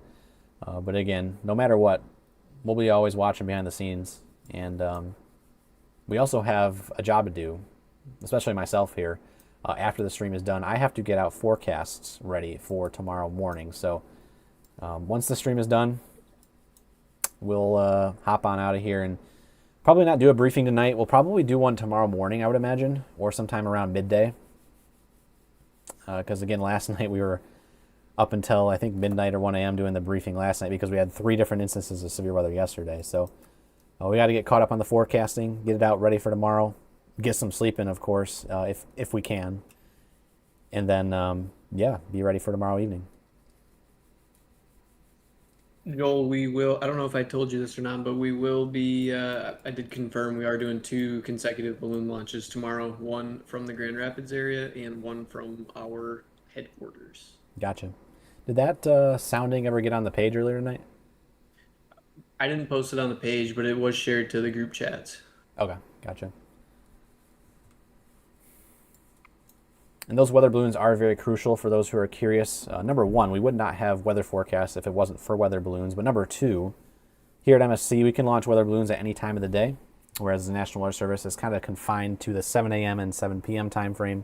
Sometimes they launch at 1 p.m., but for the most part, they launch them at the start of the day and the end of the day. And as you guys know, the atmosphere changes rapidly as you go from morning to afternoon. And so having updated soundings, especially prior to a severe weather event such as tomorrow, is going to be crucial. And so for the first time ever, officially, according to Chandler here, we'll have 2 weather balloons going off at the exact same time to collect better data coming in.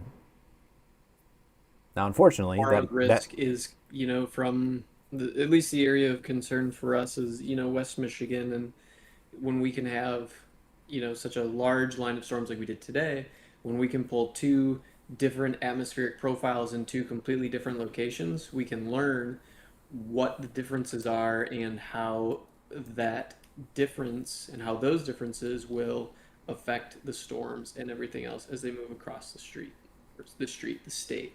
So, very crucial on higher or potentially higher end days like tomorrow to have as much data and information as we can to make decisions. Yes. Now, unfortunately, that's a sign, unfortunately, because we are launching 2 tomorrow, that we are pretty locked in on this being a significant event. If it wasn't a significant event, obviously we wouldn't be launching 2 weather balloons. So, unfortunately, we are launching 2 weather balloons because we believe tomorrow is going to be probably one of our higher end events of the year, especially given that our model runs continue to show a very volatile atmosphere for tomorrow afternoon and evening. So stay tuned. We'll have forecasts out tomorrow morning. Likely a briefing out tomorrow as well. And, of course, timing maps coming for you guys prior to the event tomorrow evening. Also, side note, I was just looking out the window and I believe I just saw my first lightning bug of the summer. I had one land on my leg this morning when I was getting ready to come to the office. Yep. Or some people call them fireflies. I like lightning bug, especially since, it's weather themed. It has a weather name, so it's kind of cool.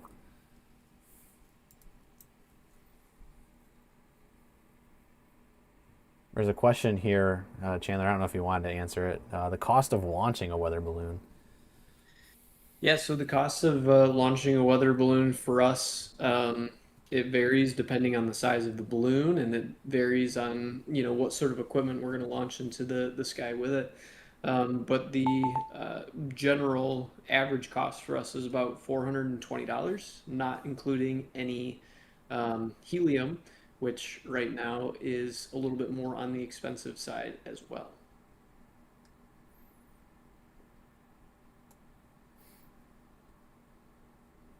And for those who inevitably will be wondering as well, we do notify local municipal airports and we do contact the FAA to let them know that, we will be launching a balloon up into the sky. It is not legally required for us to do so, but it is generally a good practice, and we like to do good practices and stay on the good side of the FAA and those government officials.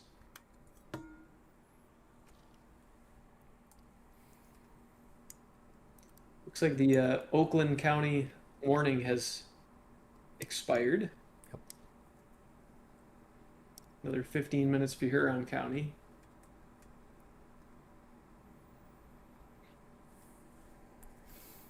Yeah, a lot of those statements also expired at 10 o'clock, including Genesee and Lapeer. And so we just have Huron County, which is done at 10:15 for 60-mile-per-hour winds and nickel-sized hail. We got Sanilac County, that's done at 10:15, and I believe St. Clair and Macomb County That's 1045.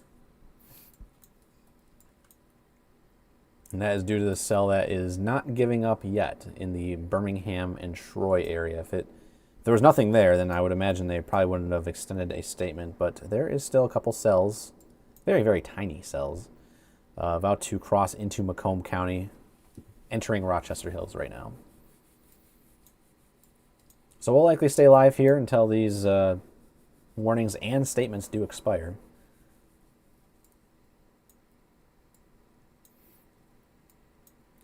Puts the end in the beginning to end, as our motto states.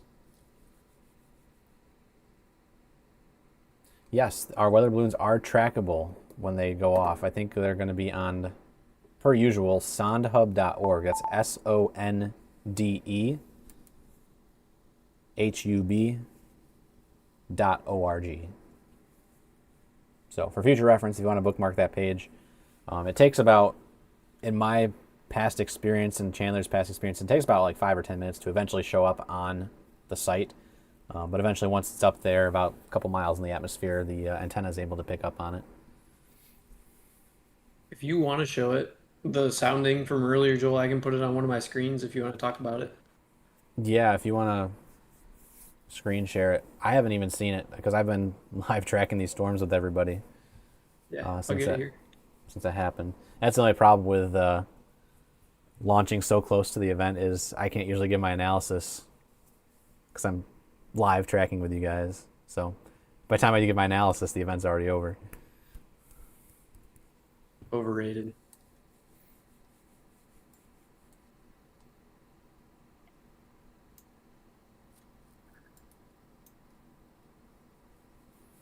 Should be on my screen for you.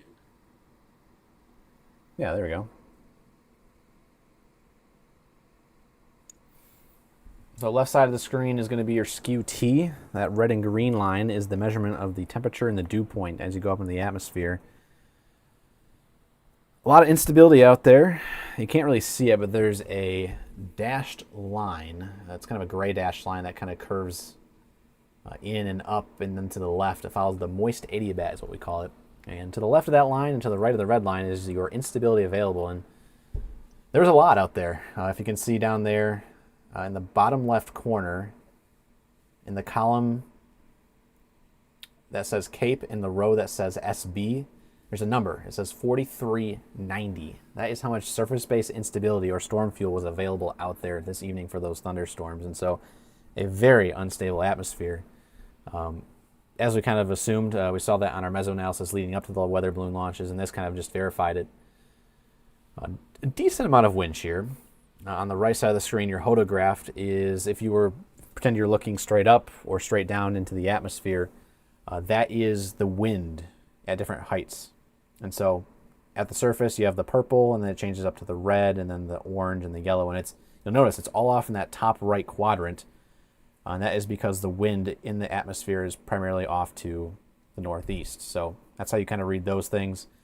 Definitely a decent signature for a damaging wind event, I would say here. And is there D-Cape on there at any point? There is. It's right underneath the special weather statement. And if my eyes don't deceive me, that D-Cape, that downdraft Cape value is 1100. So usually we look for values over really about 800 and 900 for downdraft for a significant severe weather event. And there you go, 1100 tonight. So it was pretty impressive of an atmosphere. Not as impressive what might come through tomorrow. But this was still a decent event. Packed a punch, and at most brought 140,000 customers down without power.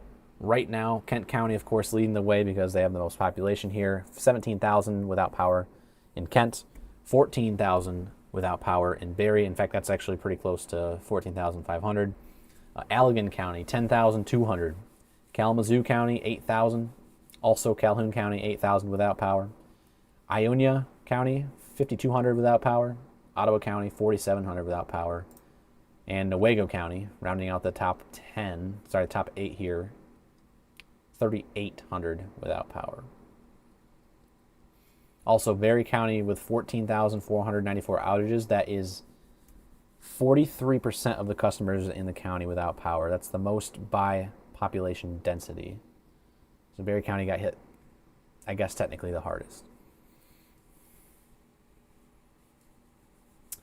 What was the highest measured wind gust today? Oh gosh, in Michigan, I think it was that 63 mile per hour report, unless Chandler or Ryan has other information that I'm missing.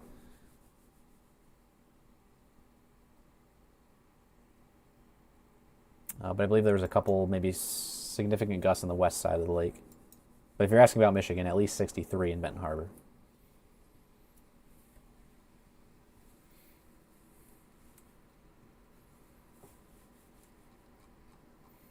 The National Weather Service issued a special weather statement for... I gotta change back my camera here. The far southeastern corner of Oakland County, as I was kind of chatting there. Special weather statement in effect through 10:30 for southeastern Oakland County. 10:04, Doppler radar was tracking strong thunderstorm from Rochester to Royal Oak to near the Detroit Zoo, moving off to the east at 40 miles per hour with wind gusts up to 50 and penny-sized hail possible, so more of a hail risk on this one. This thunderstorm will be near Warren, Troy, Royal Oak, Detroit Zoo within the next 5 to 10 minutes. Other locations in this special weather statement include Rochester Hills, Madison Heights, Clawson, Berkeley, Oak Park, Hazel Park, Lathrop Village, Auburn Hills, Bloomfield Hills, and Beverly Hills. If outdoors, consider seeking shelter inside a building. As a reminder, a severe thunderstorm watch remains in effect until midnight for southeastern Michigan, and we'll likely see that disappear here very shortly as well.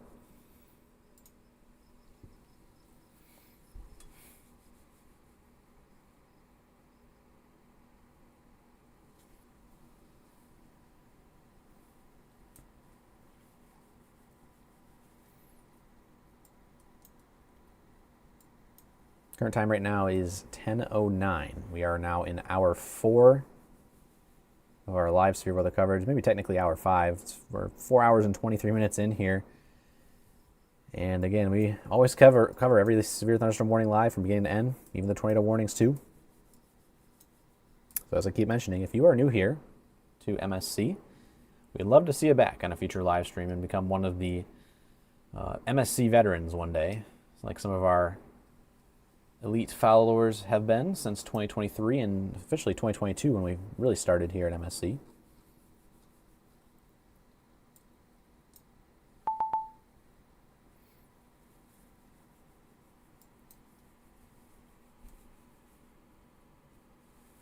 Lathrop. Got it. That's how you pronounce it. Thank you.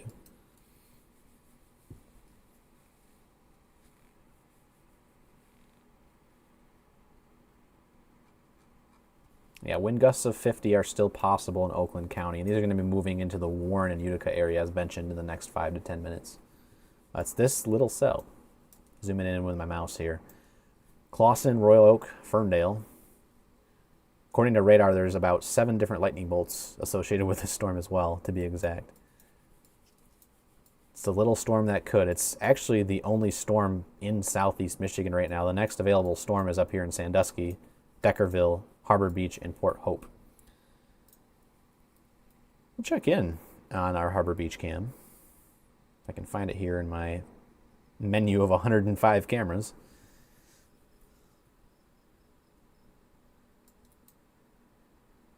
Holy wow. Huge lightning bolt just flashed across the screen in Harbor Beach. Oh, if only I was sharing my screen. I've got it up if you want it. Pretty gusty there. Oh, I have on the other one. You could see that bigger bolt of lightning on the other one. Oh, really? Yeah. Nice. So Huron County, if you're watching right now, you have a severe thunderstorm warning in effect. This is Huron County, by the way, Harbor Beach, along the Lake Huron shoreline. If we turn the camera around, they'd be looking across Lake Huron. We do have a east-facing Harbor Beach camera. But this is the west-facing one, and a decent lightning show out there. this evening, and as you can see, some gusts, upwards of perhaps 60 miles per hour, rolling onto Lake Huron as we speak.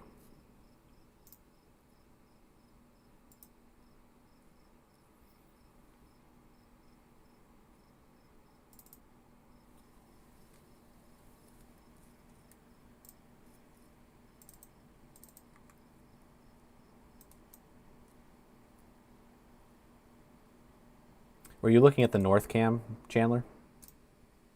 I have I don't know. Yes, north cam. Yeah, I got you live.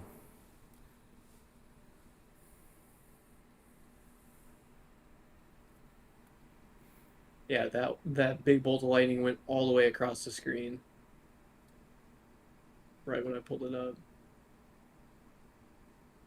Very electric. Absolutely. That's what happens when you get 4,000 joules of cape. Good midsummer setup in June 10. It is meteorological summer, for those who are curious. Just pointing that out there. I know astronomical summer starts on the 21st, but as meteorologists, our seasons start on the 1st of the month and not the 21st. So think December 1st for winter, March 1st for spring, June 1st for summer, and September 1st for fall. And they line up better with when the seasons actually change versus the astronomical seasons, which, if you think about it, if you December 21st, it's in some cases already been snowing for 3 or 4 weeks at that point. So going over into the summer, obviously not every single year, but we usually heat up by Memorial Day, which is right around June 1st. And so that's a better changeover versus the 21st of June when it's already been hot for 3 or 4 or 5 or 6 weeks. So yes, Logan, that is correct. Any merch purchases, go and support operations here at MSC. We do have a merch store. A lot of you guys don't know about that. Shameless little plug real quick, of course. MichiganStormChasers.com/shop. Our moderators will probably drop a link to that in chat. We have a lot of cool merch that you guys can check out. Tie-dye shirts, tank tops, especially for the summer. We got baseball hats, athletic hats, trucker hats, and Chandler can go into more about some of the things I'm missing, of course. But I think I've covered pretty much everything there. Yeah, we've got our limited edition tie-dye summer stuff out. Color Rush is out. Yep. And the Color Rush is very popular amongst you guys right now. Big hit. I still gotta get myself one at some point. I see the comment. Fun times. $20 super chat donating to the Chill Bill Merchant Weather Balloon Fund. Those are two of my favorite funds. Number 1 favorite fund is the ASL fund. Number 2 is Chill Bill merch.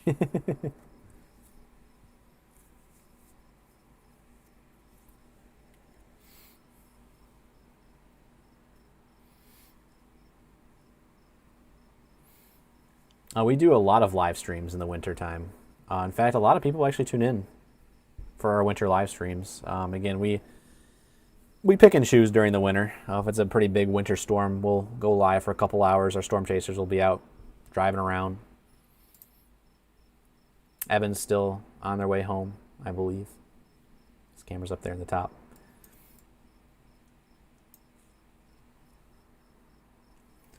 But yeah, we're always tracking year round. We're more than just storm chasers. I know the name is a little misleading, but we are a weather network. Again, I'm Chief Meteorologist Joel Fritzman. We got our Vice President of Operations, Chandler, below me. And of course, you saw Ryan earlier this evening. He's the President of Operations here at MSC. And all in all, we got, I think we're up to 10 now, Chandler, full-time, part-time staff. Something like that. Yes. So I had to think about it.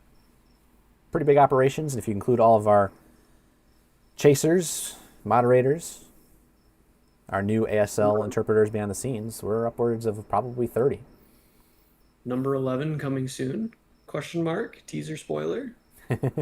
You know better than I do. I'm kind of out of the loop. So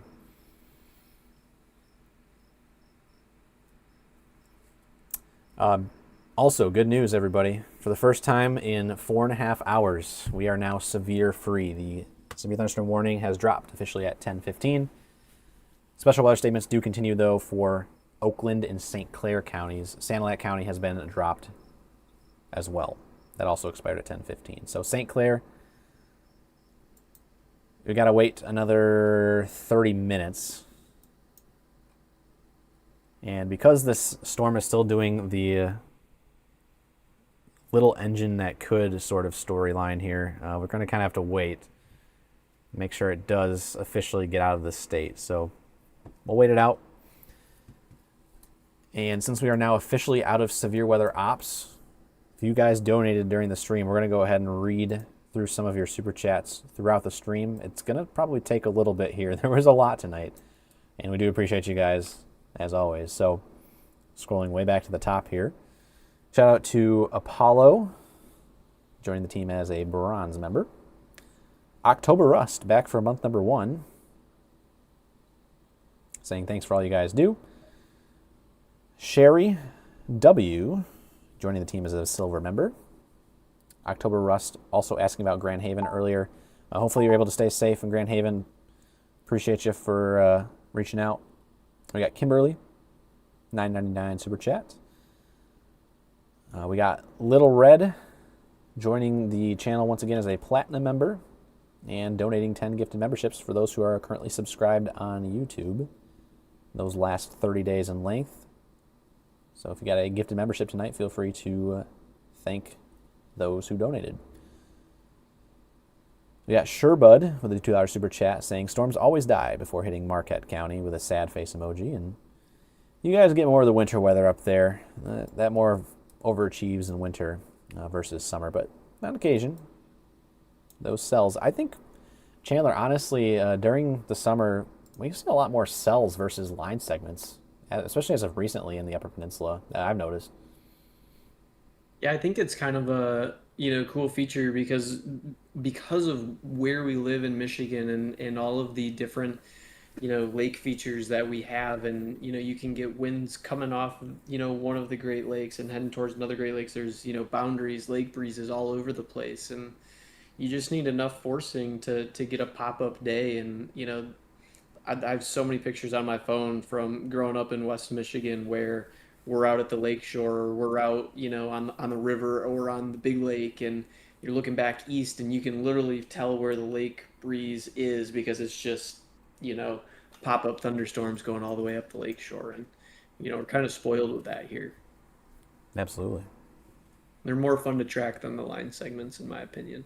Mm-hmm. Always being kept on our toes with all the microclimates too.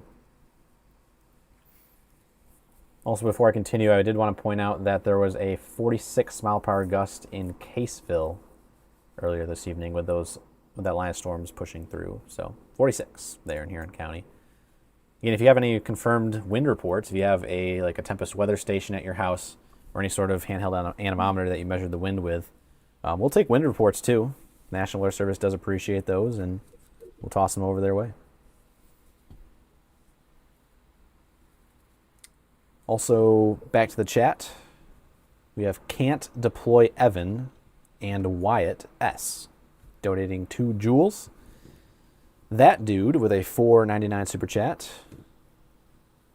Asking earlier, will these storms get stronger when they tap into the Cape when they make landfall? And the answer was yes. We saw that as they especially moved through West Michigan. A lot of outages out there tonight, of course. 135,000 still without power this evening.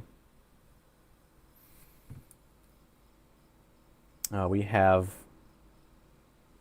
100 Acre Haven, Safari, Denise, Jody Walker, Barb, Hannah WX, Barb again, Barb 2 more times, Hannah WX again, SJLD Films, Barb again, Neighbor Guy 3 times, all donating a copious amount of joules. Thank you guys very much for the generous contributions. We got Logan, $1.99 super chat, saying, shout out to the ASL translators. Great job, everyone. Thank you, and they do appreciate that as always as well. Did a great job out there tonight.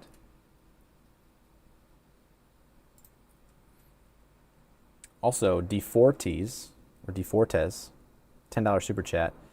Keeping us well informed. Great job, folks, is the chat. Thank you very much for tuning in and for supporting, of course. Slowbaron, $5 super chat. What do you expect Oakland County to be like tonight? And you guys saw firsthand, you guys kind of missed out on most of it. It was a severe thunderstorm warned for a little bit, but for the most part, it was just the little storm that could, which is now in Macomb County in the Fraser area. And there's a lot less lightning now, so I think it's on its way out. Sandusky is the only storm that still is producing decent lightning that is on shore. Sherbud, once again, with a $2 super chat saying our storms died once they hit Marquette County. Susan FM, joining the team as a bronze member. Cass, donating 2 jewels, as well as Not Another ASMR channel. And JJ, sending jewels.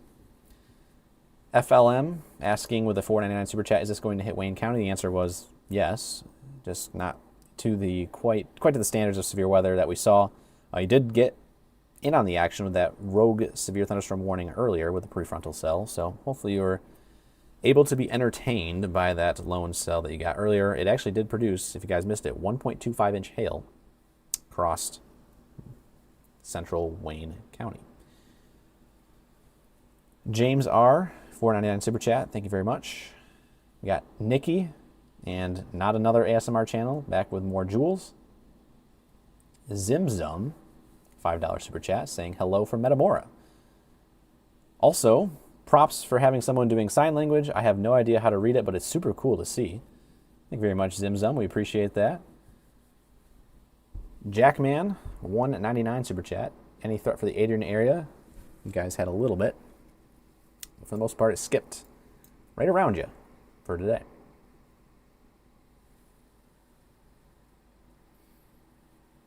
Michelle F., $5 super chat. Thank you very much, Michelle. We got Barry sending 1,000 jewels. Fun Times and J Mommy sending 20 and 5 gifted memberships. Boston Tate and Megan sending jewels. Barely Tail sending 5 gifted memberships for those who are subscribed here on YouTube. Boston Tate, 3 more times for the jewels. Ashley Pratt also sending 10 jewels. Lynn Souls, back for a year and a half, saying thank you guys, mods and ASL translators. Jennifer sending a bunch of jewels. Artisha, $5 super chat. Celebrating the MSC app coming soon with smiley face emojis. Thank you very much. Chandler, I found your super chat, saying keeping Ryan's apartment colder. Chill Bill when. Obviously, you read off Fun Times super chat already for $10. Jody W. sending jewels. Sevening, $5 super chat, saying thanks and here's to another nothing burger overnight. Fingers crossed for sure. Megan D., $5 super chat, saying thank you MSC. Mods, ASL interpreters for everything. I appreciate you for keeping us safe and updated. No problem, Megan. Spooks, $20 super chat towards the Ballooned and Breakfast Fund. We appreciate that very much, Spooks. Pacify, sending 650 jewels, as well as Terry with 10. Fun Times, another $20 super chat. Officially donating to the Chill Bill merch and Weather Balloon Fund. Appreciate that very much. And lastly, Felicia M., $10 super chat, saying, as someone currently going through the meteorology program at CMU, how does someone get to be part of your crew when they do grow up? Thank you for all that you do. Well, we do have ways to apply as a storm chaser, and perhaps in the future we may have the availability for you guys to join the team as meteorologists. So keep your heads high. Maybe someday you can be part of the team. If you are truly curious, obviously you can send us an email. Our contact email is contact@michiganstormchasers.com, unless, Chandler, you wanted to touch on it a little bit. I think I explained it pretty well. Yeah, no, I thought you did a good job. The only thing I can say is Chill Bill merch, hopefully coming soon. Yeah. I see a lot of fire up chips in chat. Absolutely. I did go to CMU for those who are new here for meteorology. Graduated in 2024, December 2024, and jumped right into it. Cammy, $2 super chat, just came in saying, how is round 2 looking? Round 2 is looking to miss Michigan to the south, at least for the stuff that's in the Illinois region. It's following that instability gradient and bending to the south. The cells up in Wisconsin are also starting to, well, I guess we could say pass away, turning into generic rain showers with a little bit of pea-sized hail. There's one special weather statement back here in the Black River Falls region. These are the cells to watch overnight if they're able to maintain their strength across Lake Michigan. But for the most part, I think we're going to have I hate to say it, but a rather quiet night out there. So we'll see, though. Either way, I'll be up all night, probably watching these storms as they do nothing. We're going to hope it stays that way.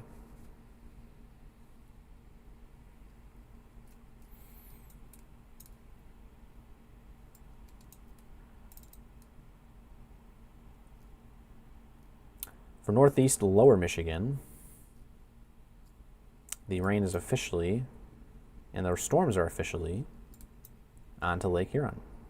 Still a little bit of stratiform rain in Alcona, Iosco, and Aranac counties, but for the most part, special marine warnings are still in effect, and these storms are heading off towards Ontario. And this squall line is also extending all the way up to Sault Ste. Marie, where there is not any current alerts in effect, but a good soaker for areas that are starting to dry up across the state. But this week, it's been a good time for rainfall accumulation, and we needed it because that topsoil was starting to get pretty dry. I'll be happy to not water my garden for 3 hours every day. Yeah.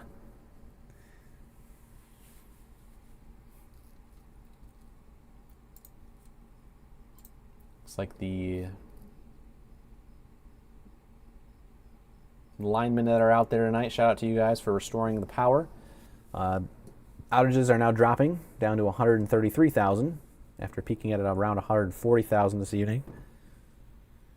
And for those who are without power, we feel for you, and we're going to hope that you can get your power on as soon as possible. If you guys get your power on before tomorrow, that would be great, but unfortunately with the atmosphere looking primed and ready, and perhaps worse than today, again, we don't usually use that wording unless we're confident that we could see probably double or maybe triple the power outages tomorrow. So you do want to prepare accordingly for power outages tomorrow, especially with another squall line expected to move across the lower peninsula.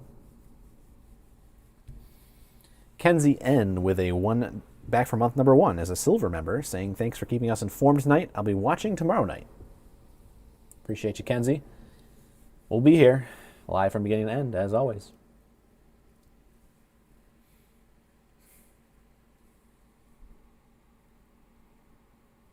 Well, Joel, if you want to run through partners and whatnot, I'm going to try and get Matt out of here because he's still here with me. So I'm going to try and get him out of here. Okay. If you are good to wrap it up. Yep, I will do that. All right. Thanks, everybody, for tuning in. If we do have to go live later, I will probably still be here with Joel. So thanks for tuning in. Joel will serenade you on his way out. Okay.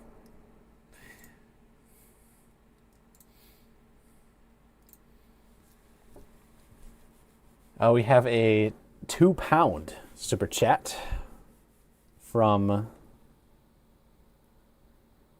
Yaina. I don't know how to pronounce that. It's a Uinya. They're from Scotland. Can you say hi to my friend Dot with a smiley face emoji? Hi Dot. If you're watching tonight, thank you for tuning into the stream. And of course, thank you for supporting operations here at MSC. It's cool to see MSC International sometimes, and you know, we haven't had any photos of MSC International before, but if you happen to get merch and you went on a vacation and represented it somewhere across the world, I think it would be pretty cool to see. So again, shout out to our international crew elsewhere outside the United States. Appreciate you guys for watching and watching over probably your friends and family back home here in Michigan. Current time here in Michigan, by the way, 10:30 p.m. Eastern Daylight Time, 9:30 for those who are watching in the Upper Peninsula, primarily in the Iron Mountain area. Menominee, Dickinson, Iron, and Gogebic counties are our Central Daylight Time viewers. Delayed report, 51 mile per hour marine wind gust at Gravelly Shoal Lighthouse on the Saginaw Bay earlier this evening. So strong winds, not quite severe. Also, there was a 52 mile per hour damage report or wind gust report on land at Sand Point. Go back down to our Detroit radar once more.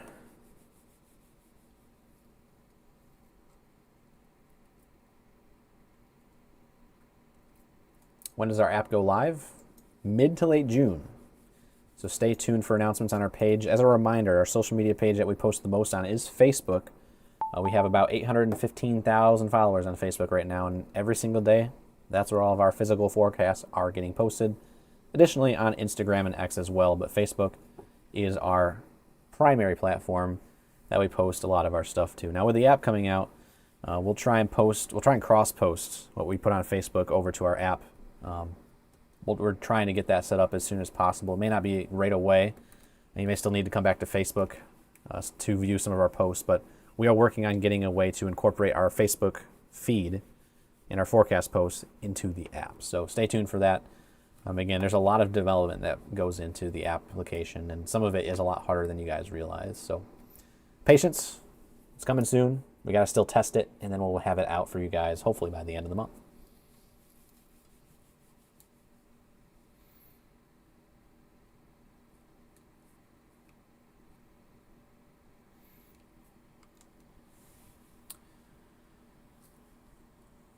If you guys are hopping off, you're ready to come back here again tomorrow night. Of course, as always, hit that follow button on the way out. We appreciate you guys, and we would love to see you back here again tomorrow night. Ideally, we don't want to see you back here tomorrow night because that means there isn't severe weather going on, but I feel like that is not going to happen. So unfortunately, we are going to probably be live again tomorrow night, so you do want to be tuned in, have notifications turned on for our live stream. The best way to do that, of course, is going to be by following us on YouTube and Twitch TV and or X. All three of those platforms push notifications when we go live. Facebook, good platform, not really built around live streaming. They don't push notifications when we go live, so keep that in mind for future reference. As we head out, I know a lot of you guys are waiting to hear from our list of trusted partners, and we do got them.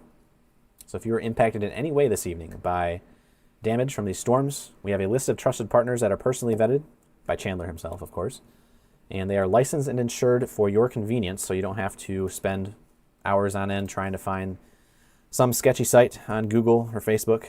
Again, we did the dirty work for you guys, so reach out to us or contact the numbers on the screen that roll through this evening as I go through our trusted partners. So we have about 19 of them. It'll take me about 2 or 3 minutes to read through them, so bear with me here. Again, feel free to screenshot the numbers as they go through and let them know that MSC sent you if you need their services. Starting up in alphabetical order, A-Class Construction and Restoration, based out of northwestern Lower Peninsula. That's Traverse City to Ludington. American Arbor, got tree damage in southwest Michigan. That's your go-to. Apex Restoration, for any restoration work in Genesee County and the Thumb. For any IT needs across the state, turn to Battle Creek IT. For any big or small equipment needs, perhaps for helping out with removing storm damage, Carlson Equipment Company is our trusted partner there. Our trusted partner for fuel and propane delivery, 100% employee-owned, Crystal Flash. For digital marketing agency and strategies, Ink Media is your go-to. If you're in Lansing or Potterville, Katz Roofing and Siding for all of your roofing projects there. Kuiper Tree Care, if you're tuning in from West Michigan tonight with tree damage, write this number down. Kuiper Tree Care got you covered. If you're in Southeast Michigan, your go-to here is McKay Tree Specialists. Mike Hayes Roofing and Siding, if you're watching in Sanilac County or St. Clair County and got damage there, Mike Hayes got you covered. Same thing, but for Livingston County, On Top Roofing. Back to West Michigan, Rainbow Restoration for all of your restoration needs. Great charity to donate to tonight. Ronald McDonald House Charities of Detroit. Contact number on the screen. Help out families in need today. For all fire and water damage to mold remediation and storm cleanup, ServPro is your go-to 24/7 across the Lower Peninsula. StormGuard Metro Detroit North, covering Oakland, Macomb, and Washtenaw counties. Top Gun Roofing and Exteriors, covering West Michigan. Top Notch Tree Care, for all of your tree care needs in the 127 corridor around Lansing and Jackson. And finally, Victor's Home Solutions. They are based in primarily the Tri-Cities region, which also got hit tonight here in Michigan. So again, any of those services that you guys need, all of those trusted partners we just rolled through, feel free to contact them for help. If you've got any of them, reach out to us in Messenger. We'll get you contacted with them as soon as we can. Lastly, if you have any damage tonight, we also appreciate it. We'll send it in. If you believe you had any tornado damage tonight, especially, that is important, especially for survey crews. You can send a survey crew out from the National Weather Service that way. But of course, any wind damage, any hail damage, we will also take. And of course, any flooding reports that you guys have. There's a lot of rain out there tonight. For some of you guys, of course, on the west side of the state, we'll take those reports as well. So send them into our Messenger. Please, again, keep Messenger open for damage reports only. Otherwise, submit them to Michigan Weather Reports. It's a Facebook community page that we run. Or, of course, if you are not on Facebook, we have a Discord server. The link to that is discord.gg/Michigan Storm Chasers. I think that's it, though. I think I'm done plugging all of our things here. Again, I can talk and talk for hours about the weather and about all the fun things we have at MSC, but I know everyone wants to go to bed. And at this point, we can give you guys the all clear on the squall line. It is done. Anywhere in the Lower Peninsula or the Upper Peninsula. Again, we will be monitoring the action off to our west, which is currently in Illinois and Wisconsin. Still about a couple hours away, if they do make it. And if they do go warned, we will be live from beginning to end, no matter the time of the day. I don't believe Ryan's in here. I think I'm all alone. And Chandler is cleaning up at the office. So without further ado, and no more super chats, I'm going to go ahead and sign off. Special weather statement continues for St. Clair County here until 10:45. However, there is no storms left in St. Clair County, and Macomb County as well. It's also included. It is just a tiny shower in St. Clair Haven. That would be heading off towards Algonac in Michigan and Wallaceburg in Ontario within the next couple minutes. So with that being said, yes, how you share photos from the storm, just send them over to us on Messenger or put it in the comment section on any of our Facebook posts. Make sure to add time and location. But yeah, with that being said, if you guys have any more questions, feel free to leave them in the comments on our Facebook page, Michigan Storm Chasers. As always, we'll be back here live on Facebook, YouTube, Twitch TV, X, and TikTok for more live severe weather coverage in the future. I'm Chief Meteorologist Joel Fritzma, signing off for tonight, for now, hopefully for tonight. We thank you guys so much for watching and staying weather aware out there. As always, spread the word about what we do here at MSC. Share it with your friends and family, and get ready for tomorrow, because tomorrow is likely to be our biggest event of the week. So sleep soundly tonight. Make sure you have ways to receive warning when you go to bed, just out of abundance of caution. And we'll talk very, very soon. Take care, everyone. We'll see you guys later.